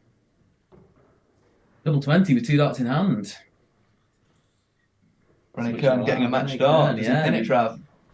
He doesn't pin it, James. He certainly suspects he will get 1 dart at double 16, which he does, but he does not convert. I wonder if he did get a dart there, because that makes me think that he didn't. And Rocco Fortuniti punishes. La Bestia is the best again, going through into the last 8. Probably for the tournament, you'd say slightly more exciting, having Rocco still in the tournament. I think the caliber of the last 8, I'd say no real upsets apart from maybe Sivanovic in the last 16. What do you think? Yeah, I can't see an obvious upset there. There was a lot of close games. Maybe Christopher Schumann, as we mentioned. Surprising to see him lose, well, quite in the manner that he did. You know, being whitewashed by Joel Brighton Moser. That was a sort of 50-50 game, wasn't it? I think we were both saying in advance. But yeah, no real upset that I can see in the last 16 bracket there. As we move into the last 8 stage, which match would you like to have on our streaming board? Ooh. I'd like to see different matches for different reasons there. I think Mark Michel's someone that we haven't covered and haven't spoken about an awful lot today. Daniel Von Olman the same. Both players who were, awfully consistent, and one of them will obviously feature in the semi-finals. So Mark Michel, quite a regular semi-final feature. He certainly is. Yeah. It's not. He's not got there. He's got there a couple of times. So it's one of those. He goes under the radar, as mentioned, probably about 3 times in the last 20 minutes by myself. But it's one of those that he never puts in these stupidly high averages, but he creeps his way through and knows how to win dance matches. I think for me, the game that I would love to see is Andy Bless against Brighton Moser. I just know that game is filled with 180s. 2 of the highest 180 hitters in the game. And I would like to see now, with the experience that Brighton Moser's got from Q School, has he got the ability to beat someone like Bless in one of these tournaments? Because we've seen Brighton Moser get to the semi-finals, but never actually beat a big name. But we'll be back shortly while I allow my co-commentator Matt Travis to finish his lunch.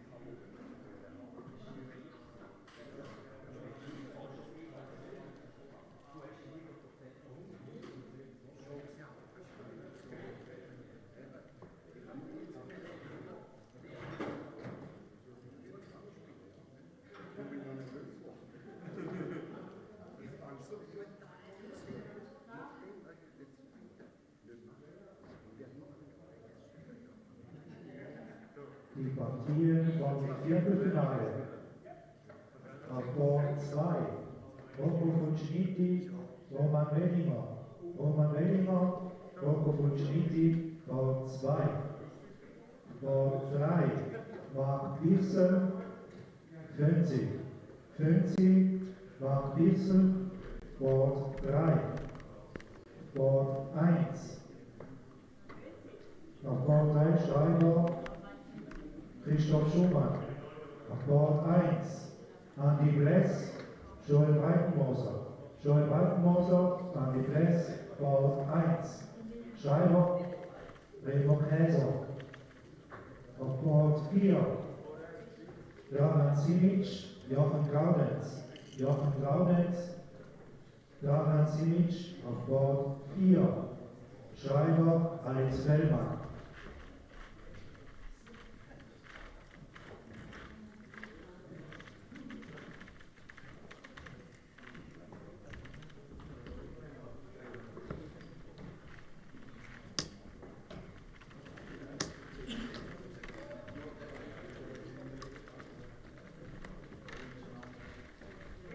Welcome back to SDC Tour event number 12. We have got the exciting clash between Rocco Fulciniti and Roman Wellinger. For those of you wondering where Marcel Wolpen is this week, he is competing in Challenge Tour events 1 through 5. In Challenge Tour event number 1 through 4, he did not get on too well, going out very early on, but currently in the top 64, he is playing former world finalist Andy Hamilton and showing him what Swiss darts has to offer. Currently 4-1 up, averaging 80, and on the brink, having just taken out a 1-3-4 check. Moving off the PDC and back to the more fun SDC. The 4 quarter-final games are Dragan Simic against Jochen Groudens, Andy Bless against Joel Breitenmoser, Rocco Fulciniti against Roman Wellinger, and Mark Bichel against Daniel van Olmen. This game here is obviously featuring Rocco and Roman. And if Rocco continues to start this game the way he finished the last game, could be a thrilling encounter. What do you think? Yeah, we know he came from 3-1 down to win 4-3 in his last 16 game. So yeah, as you've said, if he brings any of that momentum with him here, will he have too much for Roman? Roman is not a player that I'm familiar with. I don't think we've seen his throw on a live stream board as of yet, so it'll be our first looks at Roman when he approaches the Oki. And I think we'll gather a little bit more about what sort of player he is. Obviously, he's done well to come through to this far in the tournament. He's already won 2 knockout rounds, of course, by this stage. Very true. Wondering just as this is just a thought from myself, just obviously in the Challenge Tour they have 2 events per day. Do you think that's something that the SDC would look into doing? Obviously giving players more practice, more experience over a longer day of darts. And if the players such as Marcel Wolpen or Groudens are playing 14 matches or so in a day, it would not only give them experience over that longer format, but it would also probably end up causing some of their levels to drop and giving other players opportunities to have a squeak later on in tournaments and get different winners. I suppose the only obvious difference there, James, would be the fact that it's a group stage tournament, these SDC events, as opposed to the straight knockout of those Challenge Tour events. So obviously the majority of players in Challenge Tour events will just be playing 1 game. In that first round, when they lose, they'll be going home.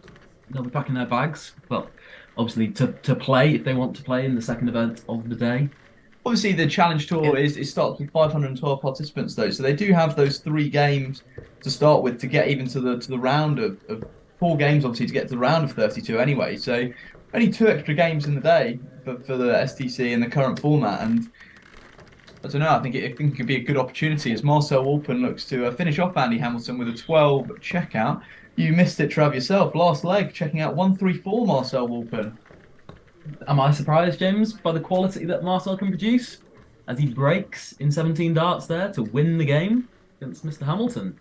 Going up now in the last 32 against Jared Cole, a player who I saw on social media collected a 9-dart pin for his performance in the Modus Live League.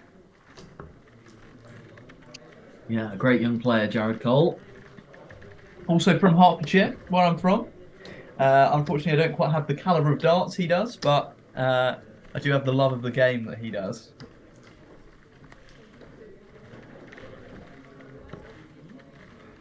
So our first look at the throw of Roman Wellinger.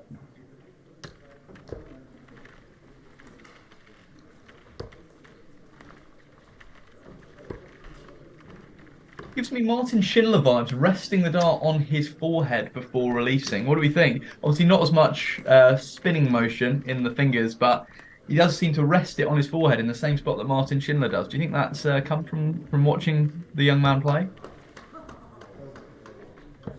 Quite possibly, James. I'm pretty sure Roman Wellinger has had more darting experience than Martin Schindler. Maybe of a slightly different generation, the 2 players. Yeah, a certainly very composed throw, isn't it? It looks a very well practiced, a very well, a very repeatable throw that he's got.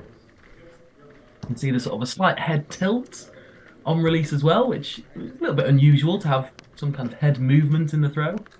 Quite a few players sticking around here to watch the latter encounters. We didn't see that yesterday. I think some cracking games on show today as well. I think the caliber of player in the last day maybe a bit stronger than yesterday, or would you say that's a bit harsh?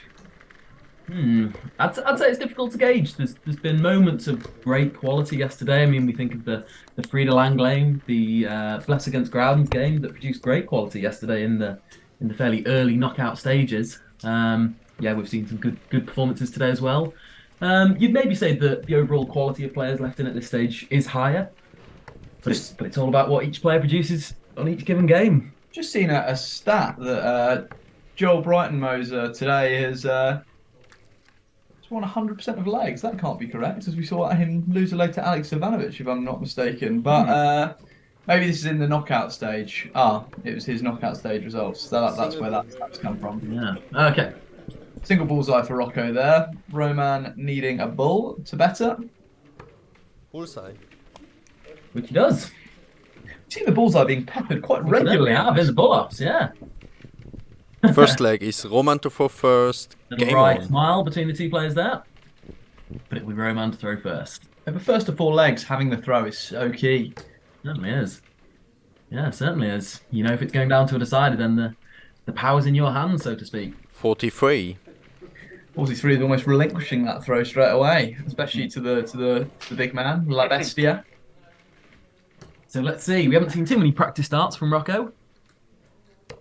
Obviously thinking 64. they might not be required after his blistering end to the previous game, as we mentioned. But each game is afresh against a new opponent on a new board, of course. Wearing an undershirt as he did yesterday. Yeah. Must be quite 96. cold in there. You're not one to complain too much about the cold. No, I guess it's what you're happy with, what you're comfortable with. Rocco obviously feels comfortable with the sort of closer layer of contact 60. against elbow and skin. I personally wouldn't choose to wear something that sort of tight fitting and that sort of textured against my throwing arm, but each to their own. Andy Bless really putting the boot in early on against 59. Brighton, 91. Brighton-Moser obviously not coming up against a player of that quality in the tournament so far. Will it cause him problems? 83.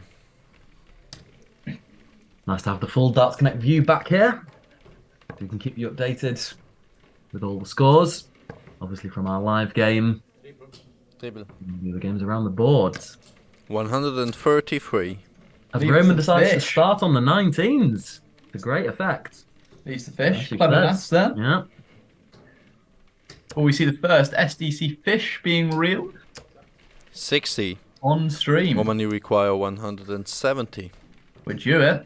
Come on, Roman. Could say we're overdue it. We've had the first dart in once today. Second dart. Second. 136. Ooh. Ops to split. Declines the bullseye. Of course, we're just joking. But he will be returning. 60. And not returning under that much Roman, pressure. you require No finish 34. left from Rocco Fulciniti. 6 darts for Roman at 34. Yep. I think he might split this double 17, James. Oh, okay. No. I'll split it, but not to the correct effect. 31 left, leaves double 8. Won't want to mess about here. No score. Ooh. Not the greatest of visits there from Roman. Done here from Rocco would certainly 60. keep him in with a sniff. Roman, you require 34. Travelless visit from Rocco in a row there. He's starting slow in a few of his games at the moment. Yeah, you never want to come from losing positions, do you? I mean, 18. great as it must feel to come from 3-1 Rocco, you behind. require 114. This is the sort of range he's great at, this 1-1-4. Yeah, these treble, single, double combos. We'll have to be on the 18s now. Treble 18 for tops. Doesn't find it. 98. Finds the treble with the Roman, you last. require 16. But will it be too little too late? As Roman. Will it be in Roman's head at this point that he's Well, already it's missed already 10? missed 6 or 7, yeah. Make 11. that 8 or 9, yeah. Game short in the first leg. Roman Wellinger. Wow. Second leg is Rocco to throw first. Game What on. already could be a defining moment. Roman holds his nerve. Takes a 1-0 lead. Some more legs coming in around the board. Annie Bless averaging 90 60. against Brighton-Moser. 3-0 up, obviously a bit too much, but it's disappointing to see we've seen this from Joel Brighton Moser before when he gets to the latter stages. Obviously, 90 average is very tough to compete with, but it'd be nice to see him putting 100 too. Yeah.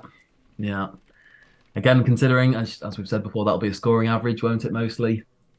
Doubt Joel is getting darts at double when there's 30 points between the averages. Well, he was sat there on 145 with Andy Bless on 140, but he only puts in a 26 and a 25 back to back, and it's just not enough against someone of Andy Bless's quality. He could have won the leg 58. there. Mark Bichelle, as we said, sneakily going about his business again, one up on Daniel von Almen. An upset on the cards on board 4, right? 32. Possibly James, possibly an upset on the board we're seeing right now. Rocco, 9 darts, no big trouble.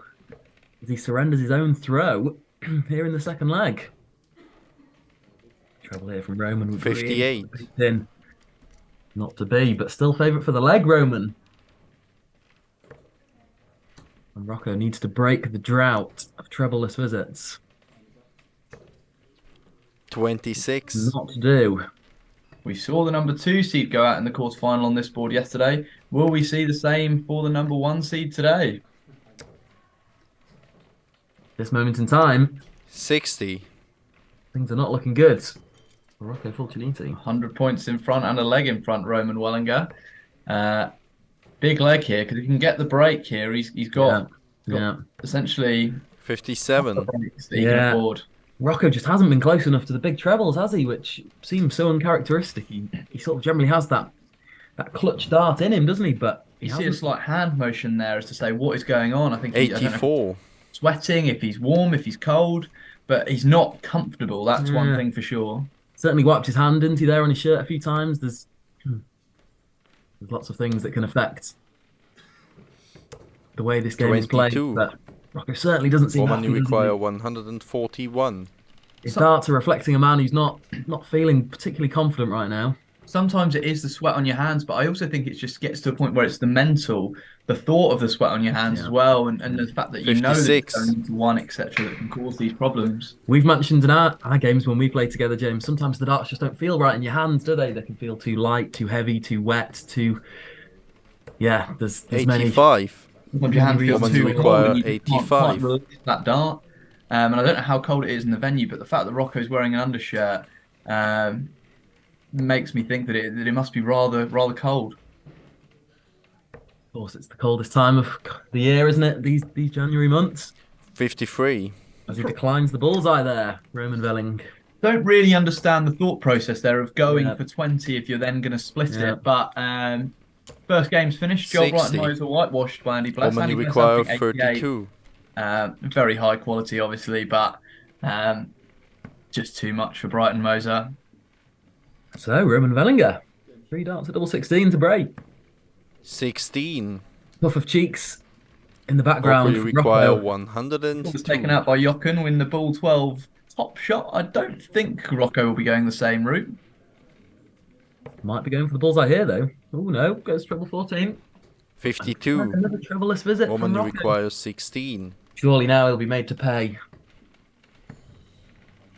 for his poor scoring in this leg. Rocco on his own throw. Will it be third dart in hand Game again? shot in the second leg. It is. Roman Wellinger. Takes a 2-0 advantage. Rocco third leg is Roman to for first. Game on. It's not a great quality leg, is it? Breaking in 27 darts, but Roman will not care about that. Yeah, just looking around the board, the other 2 games that are still going are currently poised at 1 leg apiece. 2 games of completely different quality. 125. Jochen and Simic both averaging over the 77. Jochen averaging even as high as 87. Daniel van Almen does have an ability similar to Conor Steiger of getting players 43. to average well below their caliber. I think it's that slow motion that Van Almen has, very methodical. He is, yeah. Currently, both players averaging around 50s for Van Almen and Bichelle. 81.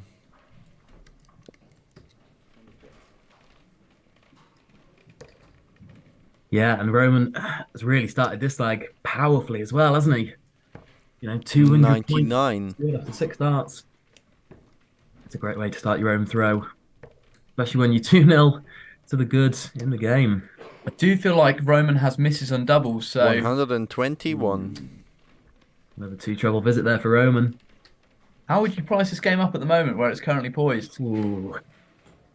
Well, pre-game, James, we both felt that Rocco would be 125. the better player, the more consistent player, certainly the more proven player. That hasn't been the case so far, and Roman's been afforded so many more darts at double just through his 134. and his big treble hitting. That's a double after 12. Perfect case and example. At this point, you'd have to say if Roman Wellinger goes 3-0 up, which he's on the brink of doing. 100. Roman, you require 40. Yeah, we mentioned in the interval, about Rocco against. Let's just see if Roman can pin this here. Looks to be slightly blocked. Yeah, moves over. We mentioned in the interval, obviously, about Rocco putting in 2 15-dart legs. You require 134. Forcing Rene to put in 2 15-dart legs, but it's a case of 40. He'd need to do the same here because Roman Wellinger sat on a double again, like after 15 darts. Yeah, wasn't a double after 12. Shot in the third leg. Roman Wellinger. Fourth leg is Rocco to throw first. Yeah, Rocco's not happy about something, is he? He's not really turned up in this game yet. Taking his time. You feel as though if anyone can do it, it might be him. But it really is asking a lot now from 3-0 down.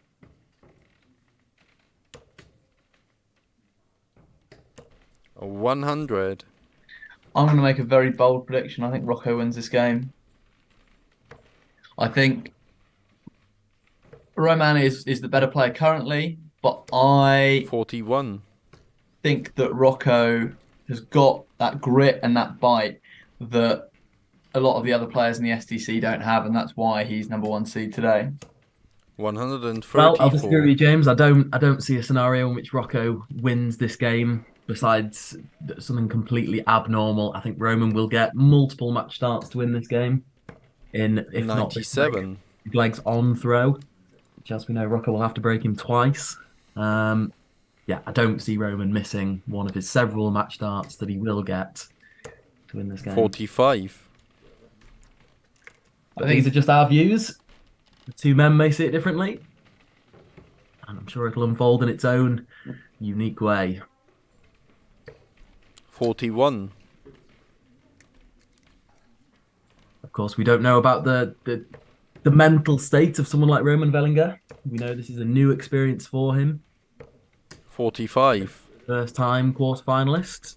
That's about 45 for Rocco. Yourself, James, as a one-time quarter-finalist, did you feel maybe a different mindset going into a sort of latter stage knockout game? 125. I think for me, the latter stages just became a bit mentally draining, and it seems to be here. You can feel it for Rocco. I mean, especially on the second day when I was in the last 16 after making a quarterfinal on the first day, then getting to the second day, you felt like it was a lot of darts coming, and you obviously can't keep up that high level for the whole 2 days. So you're going to have days when your level drops below, but it's about winning when your level drops below. And let's see if Rocco can do that, because this is obviously well below 58. his standards. But can he pull off a win? Well, 170. Rocco is a different case in point to yourself. Rocco's a regular quarterfinalist. He features in the latter stages of every SDC event, doesn't he?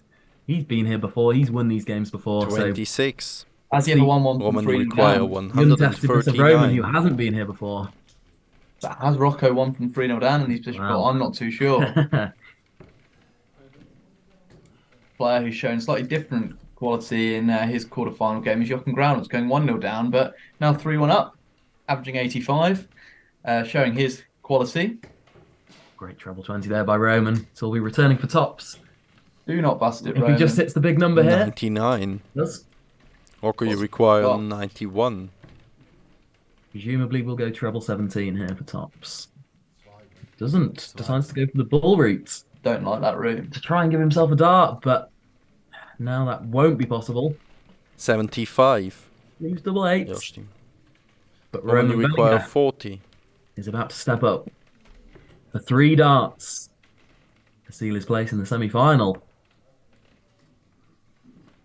Double 10 required. Game shot and a match for Roman Wellinger. Seals the victory and whitewashes the number 1 seed, Rocco Fulciniti.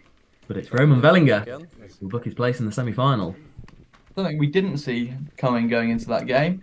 Roman Wellinger obviously averaging 69, but You think the 69 average should not be enough to whitewash Rocco Fulciniti, let alone even beat him. Yeah. Have his throw broken twice with less than 70 average. I mean, I averaged when I was in my quarterfinal about 66, 67, and that wasn't enough to win my game, and not even close against someone who as an opposition wasn't even close to Rocco's caliber. So shocked about that one. Yeah, that really is an upset. Maybe the first big upset of the day. We said no real shocks in the last 16 stage, but I'd say this is certainly one we've witnessed here.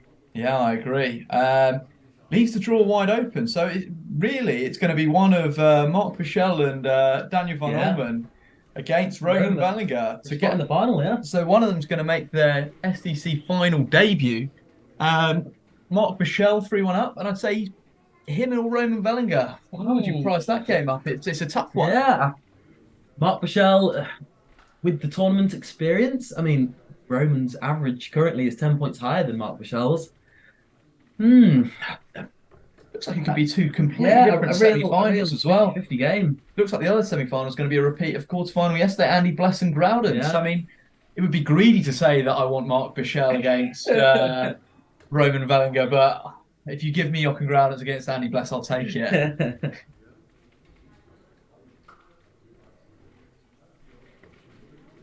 Jochen Groudens there coming through, ball 1, 85 average. If he averages 85 and Andy Bless 88, it will be an interesting encounter in the semi-finals. I do hope we get to watch that again, because 5 180s we saw yesterday in that game. We did, yeah. 4 for Mr. Bless, of course. 4 for Mr. Bless, yeah. 1 for Jochen. Mark, if you can hear me, we will take that game again, please. Maybe you want a bit of German commentary on that one, I don't know. Just finalising the last semi-final between Pichel and Van Olmen. We'll keep you up to date on the score there. Mark Pichel, looking comfortable favourite. Yeah. What a strong start to the leg from Mark Pichel as well. In a must-win leg for Daniel Van Olmen. He's really not being afforded much opportunity. Mark Pichel going 140, ton 82. It's real quality. Yeah, I 100% agree. Mark Pichel leaving Shangers after 12 darts. Daniel Van Olmen on 192. A treble for Van Olmen keeps him honest in this game. But I think Mark Pichel will just hit 3 big numbers here, James. I think. Which he does. Yep. 64 left. Obviously trying to tee up faves rather than tops. Yeah. You can see the man on our screen at the moment. Van Olmen does not check 109 and does not even leave it handy. Will this be the end of the game? Let's find out. We can see it in the background there of our stream. Perhaps an impending handshake between the two gents. He's got a shot, Van Olmen. No, Van Olmen returns. Bit of resignation look on his face there. Yeah. I'd be very surprised if this 8 checkout goes. It's obviously a very difficult checkout, as we know. Mark Pichel having Coke or red wine there. Looks like a glass of Coke in a wine glass. Interesting one. Let's see if Mark Pichel can finish it off. Game shot on the match. Mark Pichel will be our 4th semi-finalist. So in the semi-finals, we have Mark Pichel taking on Roman Wallinger. And in the other semi-final, yesterday's quarter-final matchup between Andy Bless against Jochen Groudens. Both players averaged over 80 in that one. I think whoever's watching that game is in for an absolute treat. Full previews coming up from us in just a couple of minutes.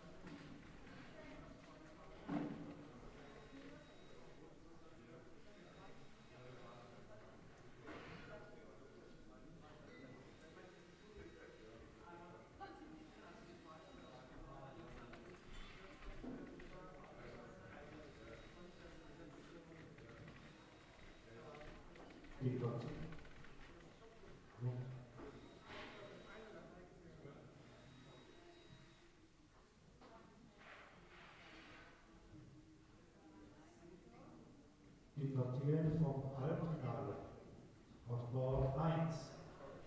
Willimer Roman, Marc Biesel. Marc Biesel, Roman Willinger auf Bord 1. Schreiber Rocco Fucciniti. Auf Bord 2. Andi Bless, Jochen Graudenz. Jochen Graudenz, Andi Bless auf Bord 2.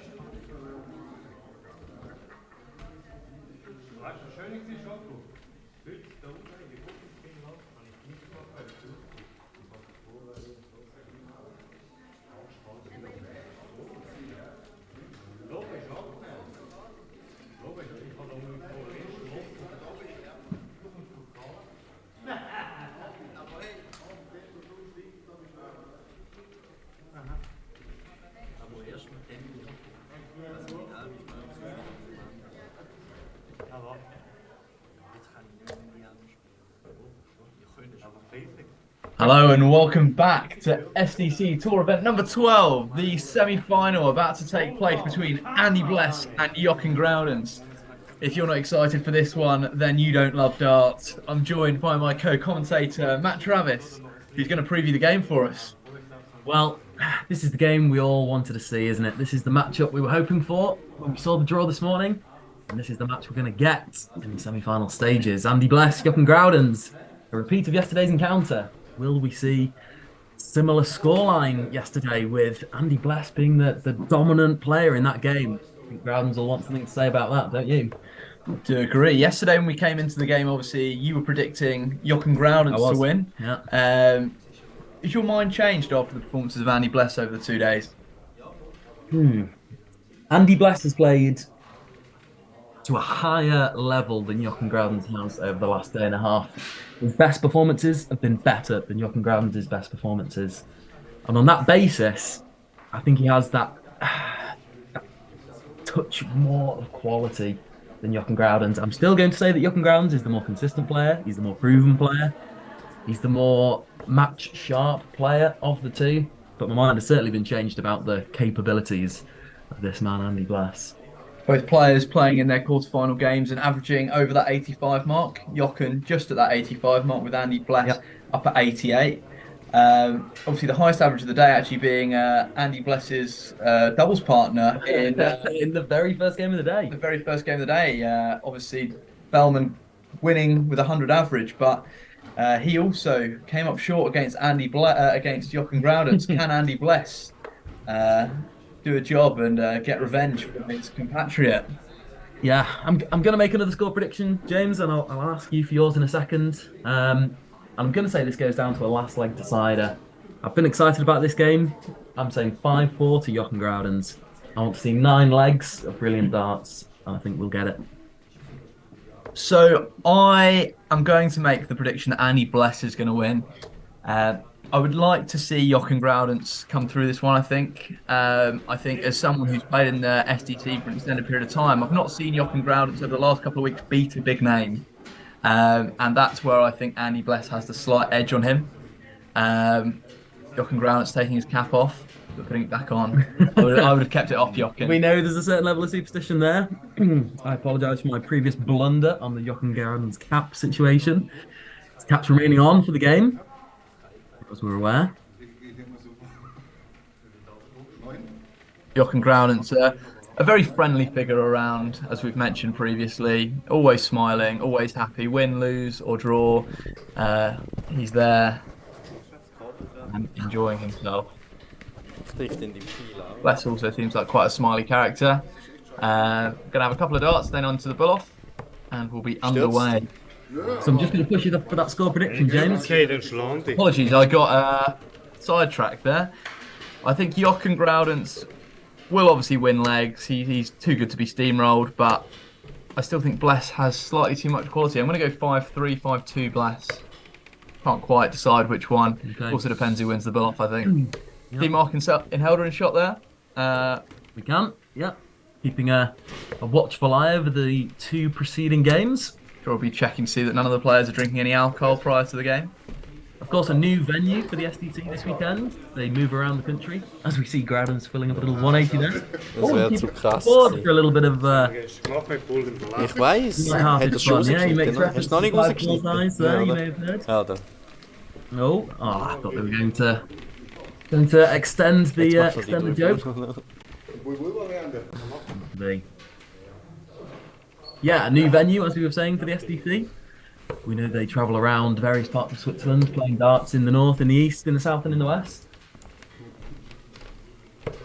And by all accounts, this has been another great tournament and another great venue that the SDC have visited. The SDC obviously works on an order of merit. You need to have a tour card to be in the order of merit, and that also determines your seed. So obviously Jochen Groudent's a member of the tour. Andy Blessed not currently a member of the tour, but obviously you can still participate if you're not a member of the tour. Bull-off about to commence now with Andy Bless having the first pop at the ball.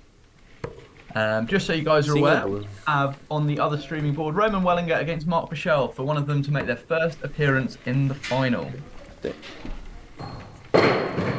you posted with updates of that one. Both players hitting single ball there, so we will ball. Jochen Groudent's with a single ball. This will be outside the 20. Oh, it's not. It's inside the 25, so we repeat again. Single ball. Another single ball. Outside. Sag doch einfach 5. Ja. It's Andy Blessed to throw first. I'm excited for this one. First leg is Andy to throw first. Game on. And deliver. I have no doubt they will. 100. Steady start from Bless. Who do you think? We made reference to the crowd still being there in reasonable numbers in the background. You can see there. Which are the two men do you think will be supporting more? 41. Hopefully. Well, I can see Maurizio Castronovinci at the front left there of my screen. I can, yeah. A man who just loves the arrows. He would be 100. Compatriot Rocco's not in the semi-finals, but I think as a fan of darts, I think you want someone different to win. You don't want the same player to win 2 days in a row. 60. But it is a real sign of quality if Bless was to go on and win 2 tournaments back to back. And this also, you've got to remember, a nice hefty prize fund for Bless if he was to do that. Yeah. 100. This weekend, if he gets to 2 finals or 2 event wins, even. Yeah. I think as the Swiss player in the game, obviously Jochen is 83 from Germany. He's a German player. I think maybe Andy Bless would be the more popular figure, maybe that the crowd would be supporting as a neutral, maybe. As a neutral, maybe. 45. I think Jochen's just such a popular figure at the SDC. I think everyone knows him as a smiley character, and he's someone that everyone also notices as soon as he comes into the room. Quite a tall character, and also quite loud, 60. but not in a bad way. And you require 156. The successes of the SDC. He's been a real driving force in attracting players from Germany to enter, and obviously he's been a real star. 100. Kind of stages of the game. Nothing so far been too flair from Andy Bless, but going about his business in the right way. Ton, and a 45. Yep. Jochen Groudent. 140. Putting a bit of and pressure you require on 56. Groudent hadn't quite matched him in the scoring department, had he? But game shot in the first leg. Andy Bless. Second leg is Jochen to throw first. Andy Bless. And a 17 dart holder throw for open proceedings. The quality we're expecting in this game, I can't see many legs going beyond that 18 dart mark. So it's all about a case of when a leg does go above that 18 dart mark, that the player does capitalise on the opportunities and break throw. 81. Yeah, I think maybe we'll put our finger on it at a certain point in the game where maybe one player's on a checkout and one's on 70 or 80 or 90, and you think these are the real kind of crucial moments. 81. Match defining quality. These are obviously our opening stanzas in this one. Just exchanging jabs at this stage. 60. I'm a big fan of the Blessed, right? It's just so smooth and nice, and the darts go into the board nicely. Whereas Jochen's, I feel, is a bit more staccato.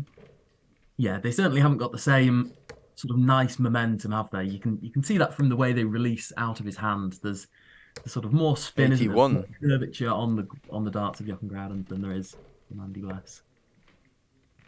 100 points in front though in this leg. Bless will need a treble to stay with him. 60. And can't oblige.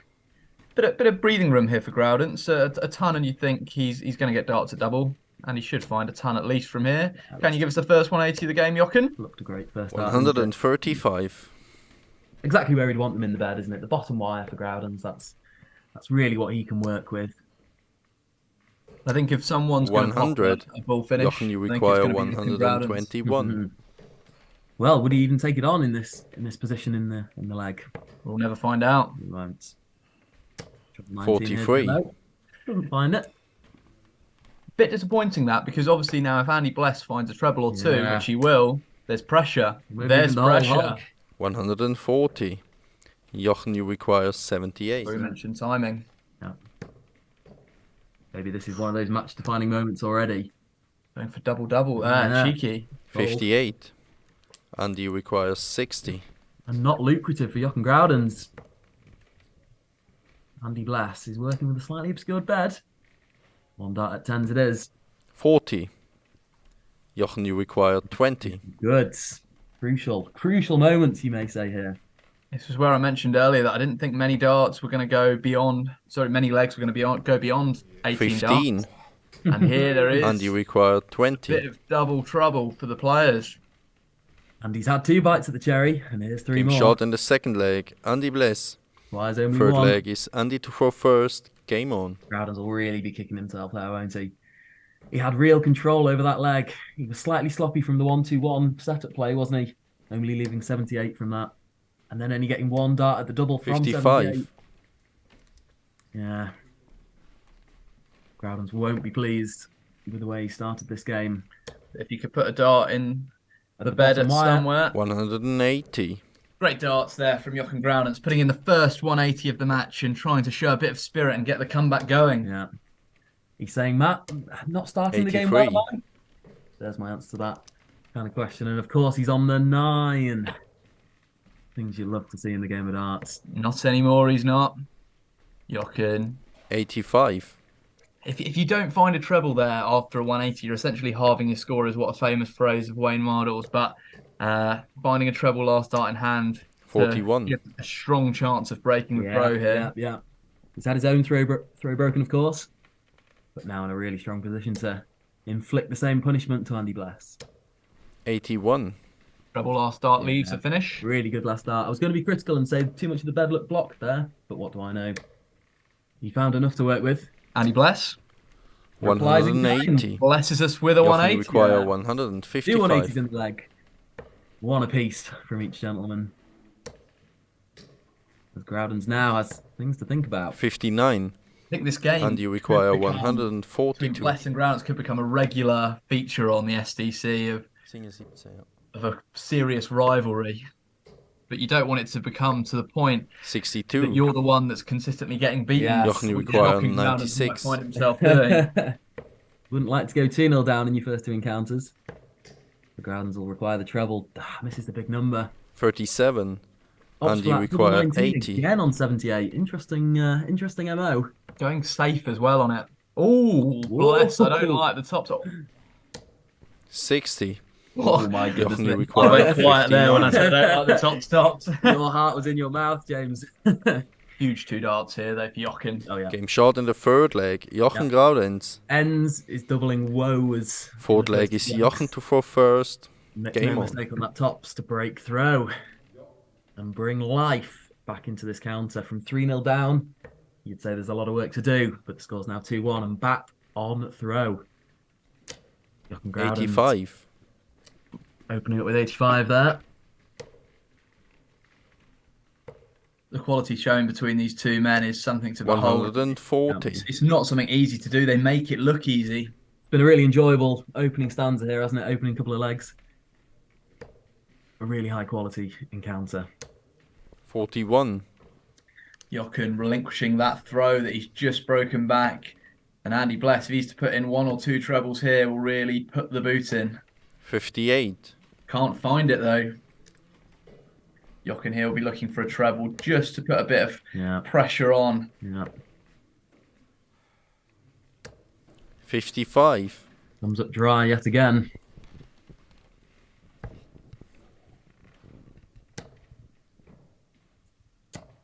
$57. Bit of a quiet spell in the match. There was the 2 obviously 180s in the last leg, and then it's just kind of dropped the level slightly with Groudens seems to be getting slightly nervous, spraying in left and right a little bit.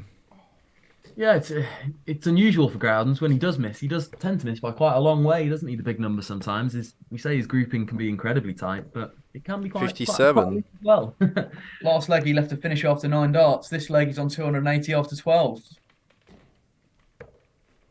Yeah, with 100 points between them, but that's a great first dart. Jochen Groudens, but can't utilise. 85. No, can't utilise. That'll be frustrating as Bless now is in control of this fourth leg. He certainly is with 2 trebles. 133. Yeah. Great darts there from Andy Bless. Brilliant darts. Yeah. Leaving a very doable out after 15. Do you think he's a tops man, Andy Bless? 44. Preference would be for and you require 16, 56. or tops? The way that his Any darts thoughts on go that? into the board, I would say tops is obviously ideal because it gives a good marker. Obviously, if you're going for 2 double 36. tops, you must be relatively Jochen, you confident. require as well. 151. This would be something special. He'll require 2 trebles, of course. Not to be. Needs to keep the pressure on though here, doesn't he? 57. Really needs to keep close to And Bless. you require Don't 20. throw, remember. If he was to lose this leg, he really needs to put this to the back of his mind about how poor it's been. Yeah. Ooh. By no means a guarantee now. Game short in the 4th leg. Andy Bless. Yeah. 5th leg is Look at Andy the to throw grouping on these first. darts around double 10. Game on. Bed was slightly obscured. Matters not to Andy Bless. Afforded more opportunities at the doubles. And takes them with 2 hands there. Good first start there. To find 140. Does find another partner you can see there on stage. Been watching over the last 2 days. She'll be very happy with the performances so far of her partner. But Jochen Groudens puts in his second 180 of the game to try and put this under pressure, and he's on a 9. Andy Bless so nearly joining him on that 9. 100. Finding 3 treble 20s in his first 6 darts. So go on, Jochen. How far in can we get? 4. 5. 140. Jochen, just give us a poke. Give us a poke. Give us something. A little tease from Jochen Groudens. Oh, but an outrageous quality. 91. Shown by both men in this leg. Bless leaving the big fish, of course, after 9 darts. Not seen the big fish checked either. I didn't think the quality of this game could match what we saw yesterday, but apparently it can. 97. And you require 170. Mark Bichelle and Roman Wellinger will be worried if they saw this game. So no fish for Andy Bless. 130. Leaves Jochen, it require very handy. 84. You think Jochen will take out 84? He really needs to take out 84, James. He may just get... Well, he gets a dart and a double. That double will be double 7. 70. Balls it And you require low. 40. You can see the slight grimace across his face there. But still a brilliant Game short in the leg 5th leg. Andy held in Bless. 14, but chances for Groudens. 6th leg in is 12. Jochen to throw first. Game on. But it matters not, and Bless moves to within 1 leg of victory. We're talking about Rocco in the last game having to win legs in 15 darts. Imagine being Jochen and having to win legs in 12 darts. 60. How did dart 2 do it? So getting 5 into the 9. The only player we've seen get 6 into the 9 was Marcel Walpen. Yep. I was scoring that game myself. Is Andy Bless 140. Doesn't put in a 180. You're just a good omen, aren't you, James, for brilliant quality darts? I'm certainly being treated in this game here. I agree. 22. Groudens. You could see that didn't come out of its hand nicely. You could see the angle of entry was wrong. 85. Andy Bless does not look in forgiving mood here. Jochen Groudens seems to have either the 180s or 43. the 3. Sorry, I meant the treble 1. Yeah. Yeah, he's certainly been no match. 42. Treble 20 hitting prowess of Andy Bless here, has he? No. In terms of big trebles, yeah, Bless has just found him out in this game. As it looks to be heading. 58. The 5-1 victory for Andy Bless. I don't like staying there for Jochen. It was blocked, and I don't know if that's a bit of frustration or if that's the way he likes to play. Can Andy Bless put in a 180? 140. What could be his last scoring visit? It's his second 140 in the leg. And now looks at 94, which he may have 6 darts or more 43. at. Trav calls And you away. require 94. Andy Bless, 94 for the match. We'll start on the 18s, presumably. May sign off in style with a double-double. 54. I was going to say he was playing it safe there to leave. Yeah, he was. But obviously doesn't. Do Check 37. Some uncharacteristic missed big numbers there from Andy Bless, but they matter not. Yeah, respected by Groudens. But Bless called his own shot there, I think. Corrected his own counting. 45. And you require 57. Groudens still not in the picture. 6 darts at 57 here for Andy Bless. Big 17. Just low on the double 20. Can he pin double 10? 47. No, he can't. Double 5's not an easy one, Trav. No, our leg continues. I'm sure Bless will still be feeling confident about hitting this. As Groudens 55. again hasn't left. And you require 10. 21 darts. So Andy Bless to book his spot in consecutive SDC finals. No score. Ooh. Wow, he's obviously going split with the third dart. I don't mind that Opta split, but don't miss the big number. Yeah. Unusual. 98. And Probably you a little require careless from 10. Andy. The game's in the palm of his hand still. He needs to get over the line. And will it be now? Game shot and a match for Does Andy book his Bless. place in a second consecutive SDC final with a brilliant 5-1 victory over Jochen Groudens. He'll play either Roman Wellinger or Mark Bichelle, which is currently poised at 3-2. We'll be back shortly for the final in around 15 to 20 minutes' time. Don't miss it.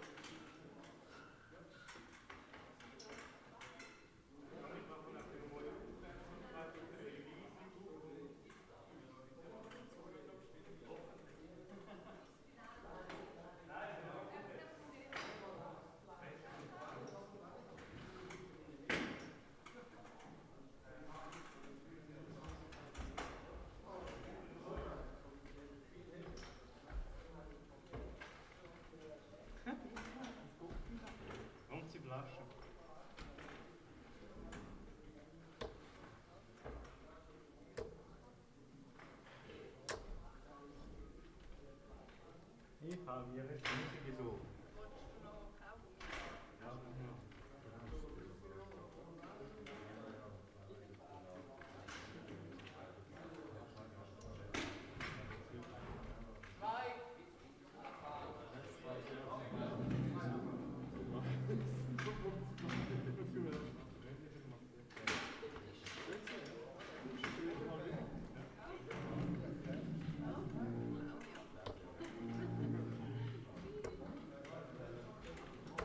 Das ist mein Bubu.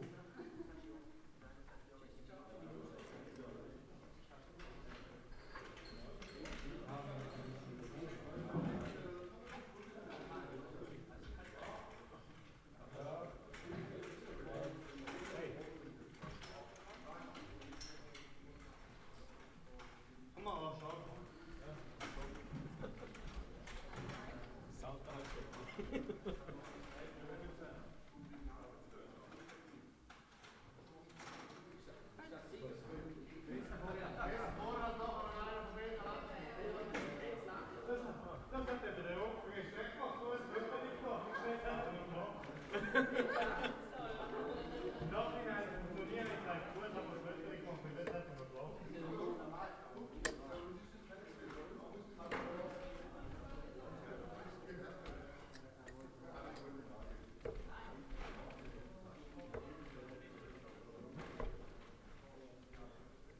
Also ich bin nur Gastspieler, was Challenge.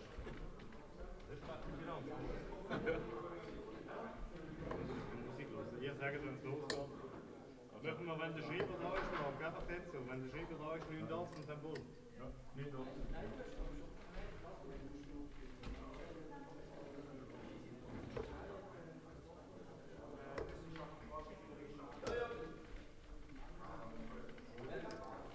Da bin ich wenigstens warm.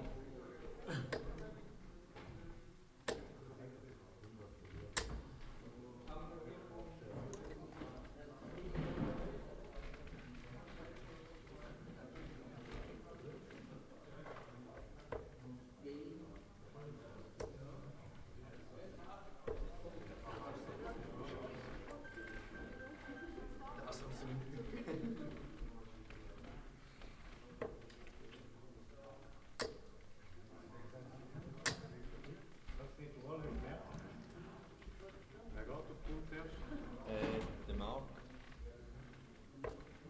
Aber im 9 oder was? Im 9, ja. Gut, ja. 9 drauf.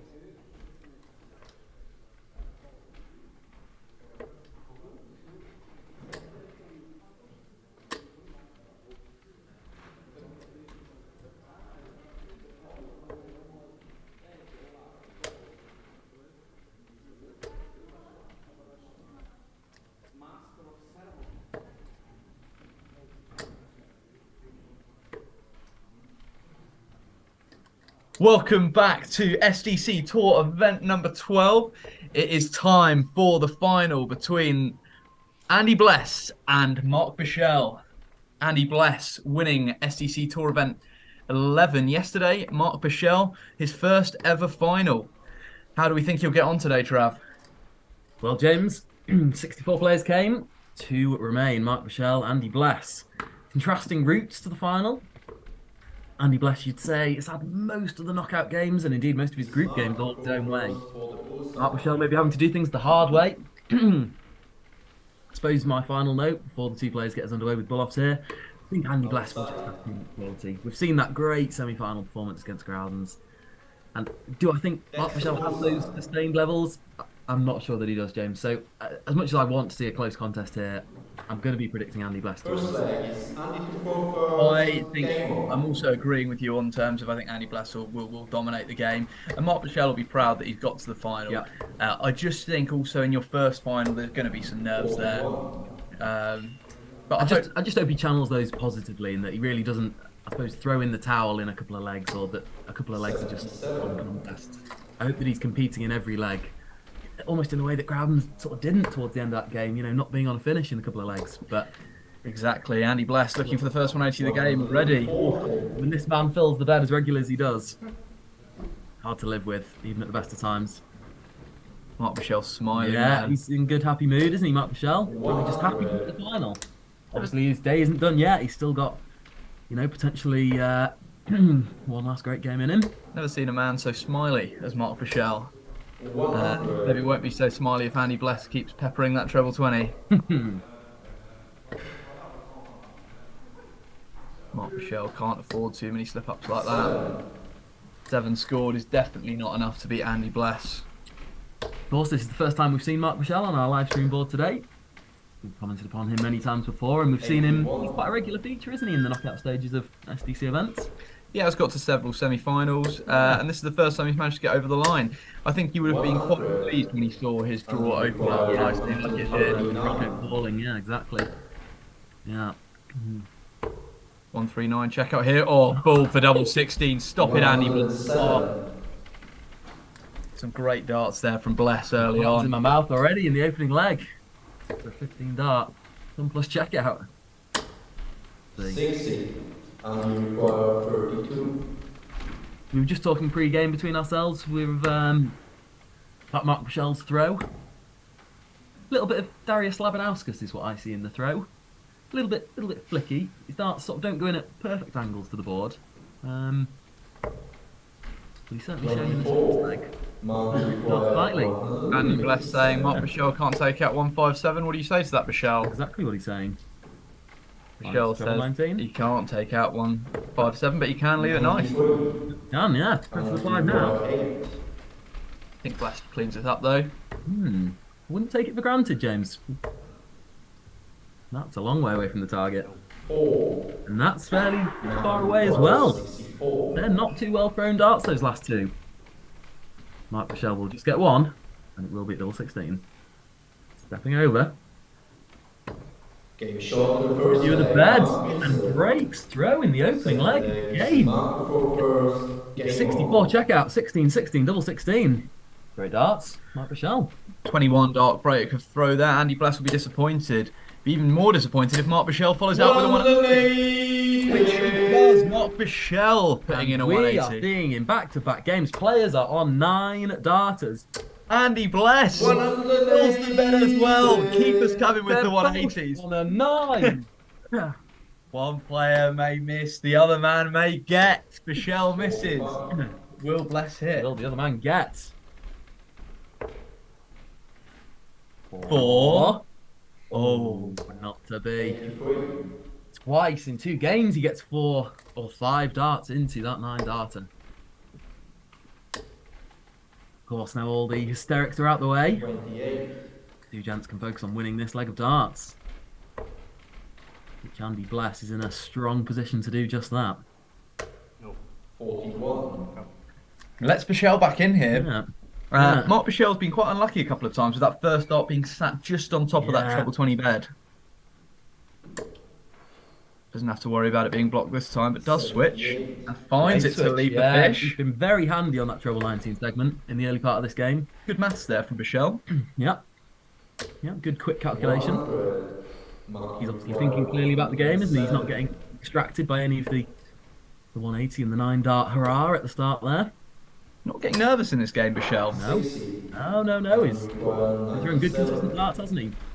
No real flyers, no real nervy darts. The player that seems to be getting slightly nervous is Andy Bless, playing 10 points below his regular knockout average. Who's favourite for the leg, James? Andy Bless is favourite for the leg. Bichelle not making him pay for a poor visit. So, he'll get 1 dart at double top. 54. This before when his first start was high in the 20 segment. Bed, on our cameras maybe looks big. That bed will not be fully visible to Andy Bless's eyes. So Mark Bichelle will get 2 darts at double 18. Interesting route there. Yeah. Obviously you miss it, you don't get a dart at Yeah, top. you're not guaranteed. 42. Lucky, puts them both on the outside. Oh, big opportunity there for Mark Bichelle to really Shot in the second leg. game with the scruff of the neck, but it's levelled up and it's kicked back. So opening with a 180, Mark Bichelle is not able to hold throw. Similar to the last leg, similar to the last match, sorry, both players missing darts in both legs. Yeah.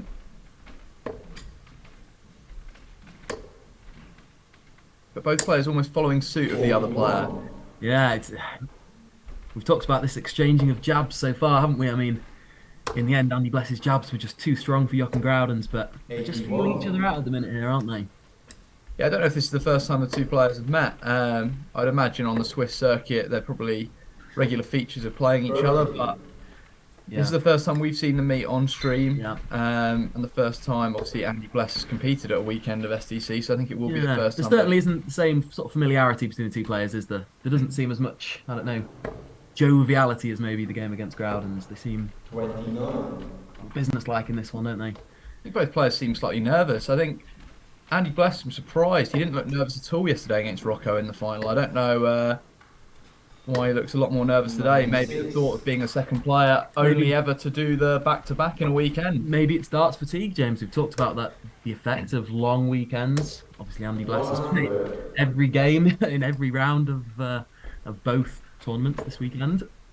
Obviously, the only time we've seen back-to-back is from weeks 1 and 2 of the SDC for Marcel Wolfman. Never seen a player go back-to-back since then. Will Andy Bless do it? What do you think?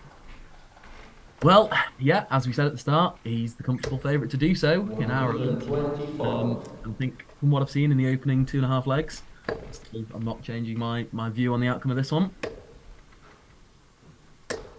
Marc Michel just slipping into that single one a little bit too regularly, isn't he? His darts are just skewing slightly to the right. Can we get a first ton plus of the game here for Labradar double 16? 74. Even when Andy Bless misses a double, he isn't missed by much. They're always just on the wire. Besides those two lots maybe in the opening leg, perhaps a bit nerve-induced at 4s and 2s, which were missed by quite a long way. And that one at double 16 as well, James. Still has time though. Pressure. Great use of the marker there. Michel just not quite competitive enough in that one on the Bless darts there. When you're 8 points behind on the average, it is really tough. And we've got to think also about the inflation from the average last leg with the 180s as well. So quite actually a way off on the scoring, really. Yeah, as we've said, Marc Michel's just been slipping into the big one segment a little bit too regularly. 60. Feel Bless has more treble 20s in the bank that he hasn't quite brought to the party yet. In terms of looking at the stats of the players at the knockout stages of the competition, you just see that Bless really dominates all statistics. The only thing that Marc Michel does have is he seems to be hitting slightly more combination shots or slightly higher finishes than Andy Bless. That'll be just down to game situation, won't it, James? Andy's just buying himself that many more darts at lower doubles, at shots below 40 when it's just 3 darts in hand at 123. Another thing to note as well is Marc Michel's only won 58% of legs against the darts. So considering he's got to the final, quite a low percentage compared to Andy Bless's 90%. And he's going to have to break Andy Bless, which is not the easiest person to do. It shows Bless has been blowing people away, doesn't it? Yeah. On the darts, against the darts, he's been blowing people out of the water. As we saw in the previous game against Groudens, he blew him out of the water, broke his throw twice. Well, the 140 plus range, Bless 100 is hitting them twice as regularly as Marc Michel, according to statistics, and even on the 100 plus range, Andy Bless is hitting 100 plus 30% of times. Facts on top of that first dart, which, given that his darts do lay down so horizontally like that, really thinks he needs to switch after that opening 20, didn't you, James? Yeah, I agree. And you know that if you're not hitting a treble against against Andy Bless, you're going to be in trouble. You are. And he hit a 180 to leave double 16. He can't. Leaves it reasonably handy. Yeah. Still has control of this leg, I would say. Still the favourite for it. Marc Michel. Not anymore. 95. Leave 62. I would have gone to the 19s there probably, but each to their own. Yeah, 17 seems like the obvious shot, doesn't it? 17s, 19s. 60. Guarantee yourself 2 darts. Michel almost keeping those really fat just to ensure that he gets 2 darts when he comes back. When I say when he comes back, if he comes back, Andy Bless, double 16. Game short. Leaves 16s rather than tops that time. Makes the difference. Ends it all the same. And breaks the Marc Michel throw.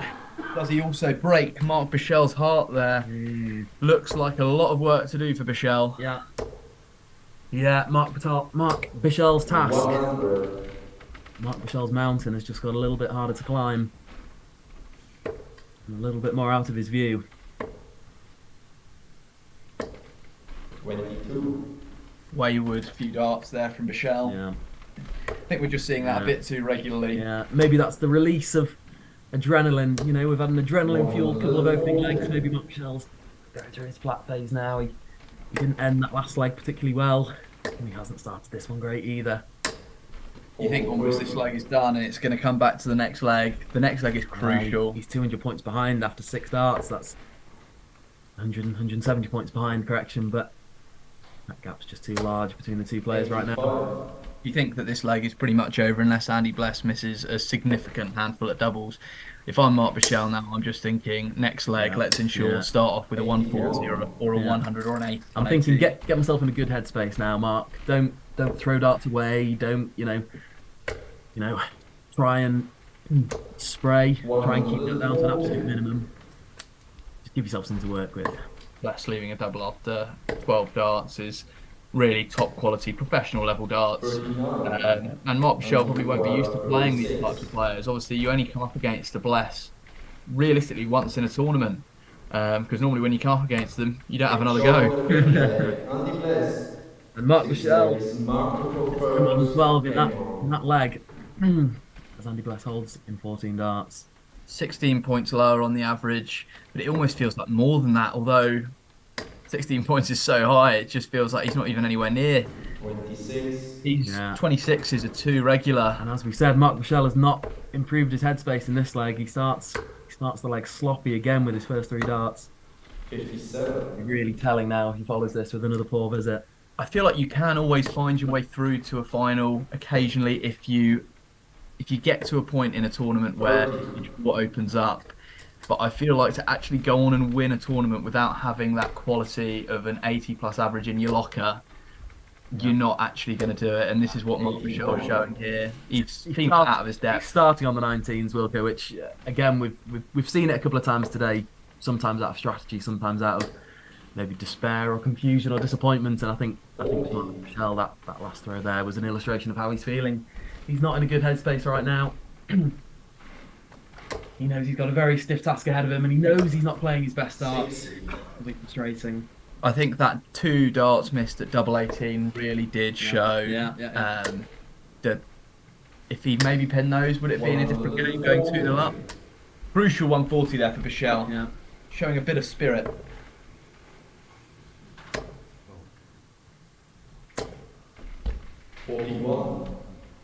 Yeah, first slack visit from Andy Bless there. Michel looking to leave, at least the big fish, but won't be doing that now after that wild dart. Will Bless leave a finish? At least want to hit 92. Sprays with his first dart. 69. 2 big numbers missed. Can't do that. So Michel, favourite for the leg. No, a holder throw. Apologies. 94. Yeah, good setup play. Yeah. Great last dart there from Michel. Yeah. Scored over 300 points in his last 9 darts. He's come back really well, Michel, here after starting poorly with scores of 26 and 30. Yeah, he really turned this leg around. Good to see. An 18. Little bull checkout might the squeeze bull. the deal. 63. And you require 150. Like a well thrown dart to me. Yeah, not too far away. Oh, Bless, you cheeky boy. Going for 3 book eyes. Mark requires 25.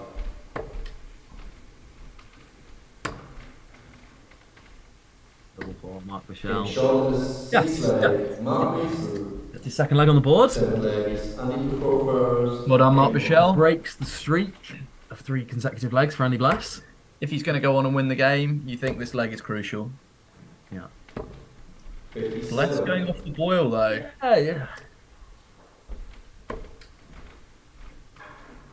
What do you think of that bull route, Wilco? What does that tell you about a man like Andy Bless and the way he's feeling and the way he's approaching this game? Do you think that's an arrogant decision? Do you think it's how do you consider like that, an approach like that? I think that's coming from someone who thinks that they've won the game already, really. I think if you think that the game is still in doubt, you wouldn't go that way. But Mark Michel is trying to say to him, look, Andy, the game is not over just yet, and I'm here to play. Great 180 there from Michel. Is that his third of the game? Third game, I think, James, yeah. Good darts from Mark Michel. Do you think he's underestimated, Mark Michel? Mark Michel has stolen the darts here and put in another treble. 98. Good darts from Michel, really showing that he's not gone yet, and showing some real grit and determination. He is, yeah.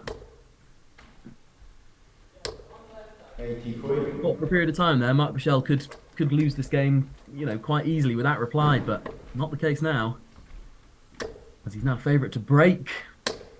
60. Darts. 60 not quite enough, maybe, you think. Bless puts in a treble, 2 trebles here. It's Bless does put in 2 trebles at least. 165. Great setup to lead double 16. That's the talent that he possesses. Can Michel pop 1-2-2? He's going to get a dart if he keeps it nice and fat at least. Had a poke at the ball in the last leg, of course, before he came back and cleaned up. 25. Composing here. Yeah, he is, yeah. Really taking his time. Will he make sure of the big number, or will he attack the treble? Let's see. He attacks the treble and finds it. 1 dart, double 7 then. Yeah, composes, make sure. Checks with the scorer there, which is always a good thing to do. Can he pin double 7 here? 108. That's on the outside wire. That must hurt. Yeah. Well thrown dart. Made Andy Bless wait. 8 legs. Rushes back to the board. Game on. Gobbles that double 16 first dart in hand. And now moves 1 leg away from back-to-back title wins. Michel almost handing it to him here with this start. I think that miss of double 7 has really taken the wind out of him. Yeah, it has. Bless now. You can kind of see a rolling smile on Bless's face. I think he knows what's coming. Yeah. Another chance to steal that £500 pot for the day. He'll be able to sense the emotion from his opponent as well. I'm not saying Mark Michel's giving up negative body language, but he could sense the frustration at the missed double 7. Exactly. He'll be able to feel it on that stage that, you know, he's the cock of the walk right now. And Mark Michel is the feather duster. I've heard that phrase before. Phrase that we have heard before, obviously, in the late Sid Woodell, Alexander of Macedonia. Cried tears of salt because he has no more land left to conquer. But Andy Bless is only in his 20s.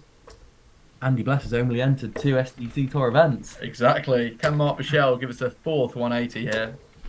100. He's hanging on in there.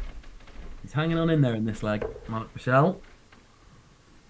As the finishing line does approach for Andy Bless. 100. If we pretend that he's put in 2 back-to-back 180s here and that he's on the line. It'll still be some way to sign off his weekend, won't it, for Andy Bless? 43. And you require 100. Sure, he may get a few more. These 3 aren't successful. Which then will come back though and looks to leave it handy. Only 46 when he comes back. He will. How will Mark Michel fare here on 225? Needs to at least hit a treble, or 18 will either finish or bull. Maybe 15 would be quite a nice. No? Trav, pull us away for the last time. So Andy Bless on 46 for what could be the final darts. Game shot. It is the final dart zone. Andy Bless, the back-to-back Tournament 11, Tournament 12 champion, beating Mark Michel in a one-sided final there, 6 legs to 2. A great performance from Andy Bless, and by far and away the best competitor over the weekend. Really impressed with what he's shown and excited to hopefully see him turn up again for some more SDC Tour events in the future, especially when Belmont and Walken are there as well. We'd like to see how they get on. A great little family moment here, enjoyed by the 2 players and the 2 players' partners and families. Nice to see. Game played in good spirits. 2 family-orientated players. Yeah, good for the game of darts. And a good final. Mark Michel, good to see him competing in his first SDC final. Yeah, good sportsmanship at the end, a nice handshake shared by the players, and I would like to give a huge congratulations to Mark Michel because deservedly got to the final today, and I hope he does do it again, and hopefully he can go on and win a tournament. Yeah, it's been a brilliant weekend. These two tour events. What's been just a moment for you? If you had to pick one in your sort of lasting memory of the weekend. I've been really impressed by the darts and the 180s that both Andy Bless and Jochen Groudens have shown. I hope to see a 9 darter in the cards in the next couple of weeks. But thanks very much for everyone for listening, and I hope to see you again for the next SDC.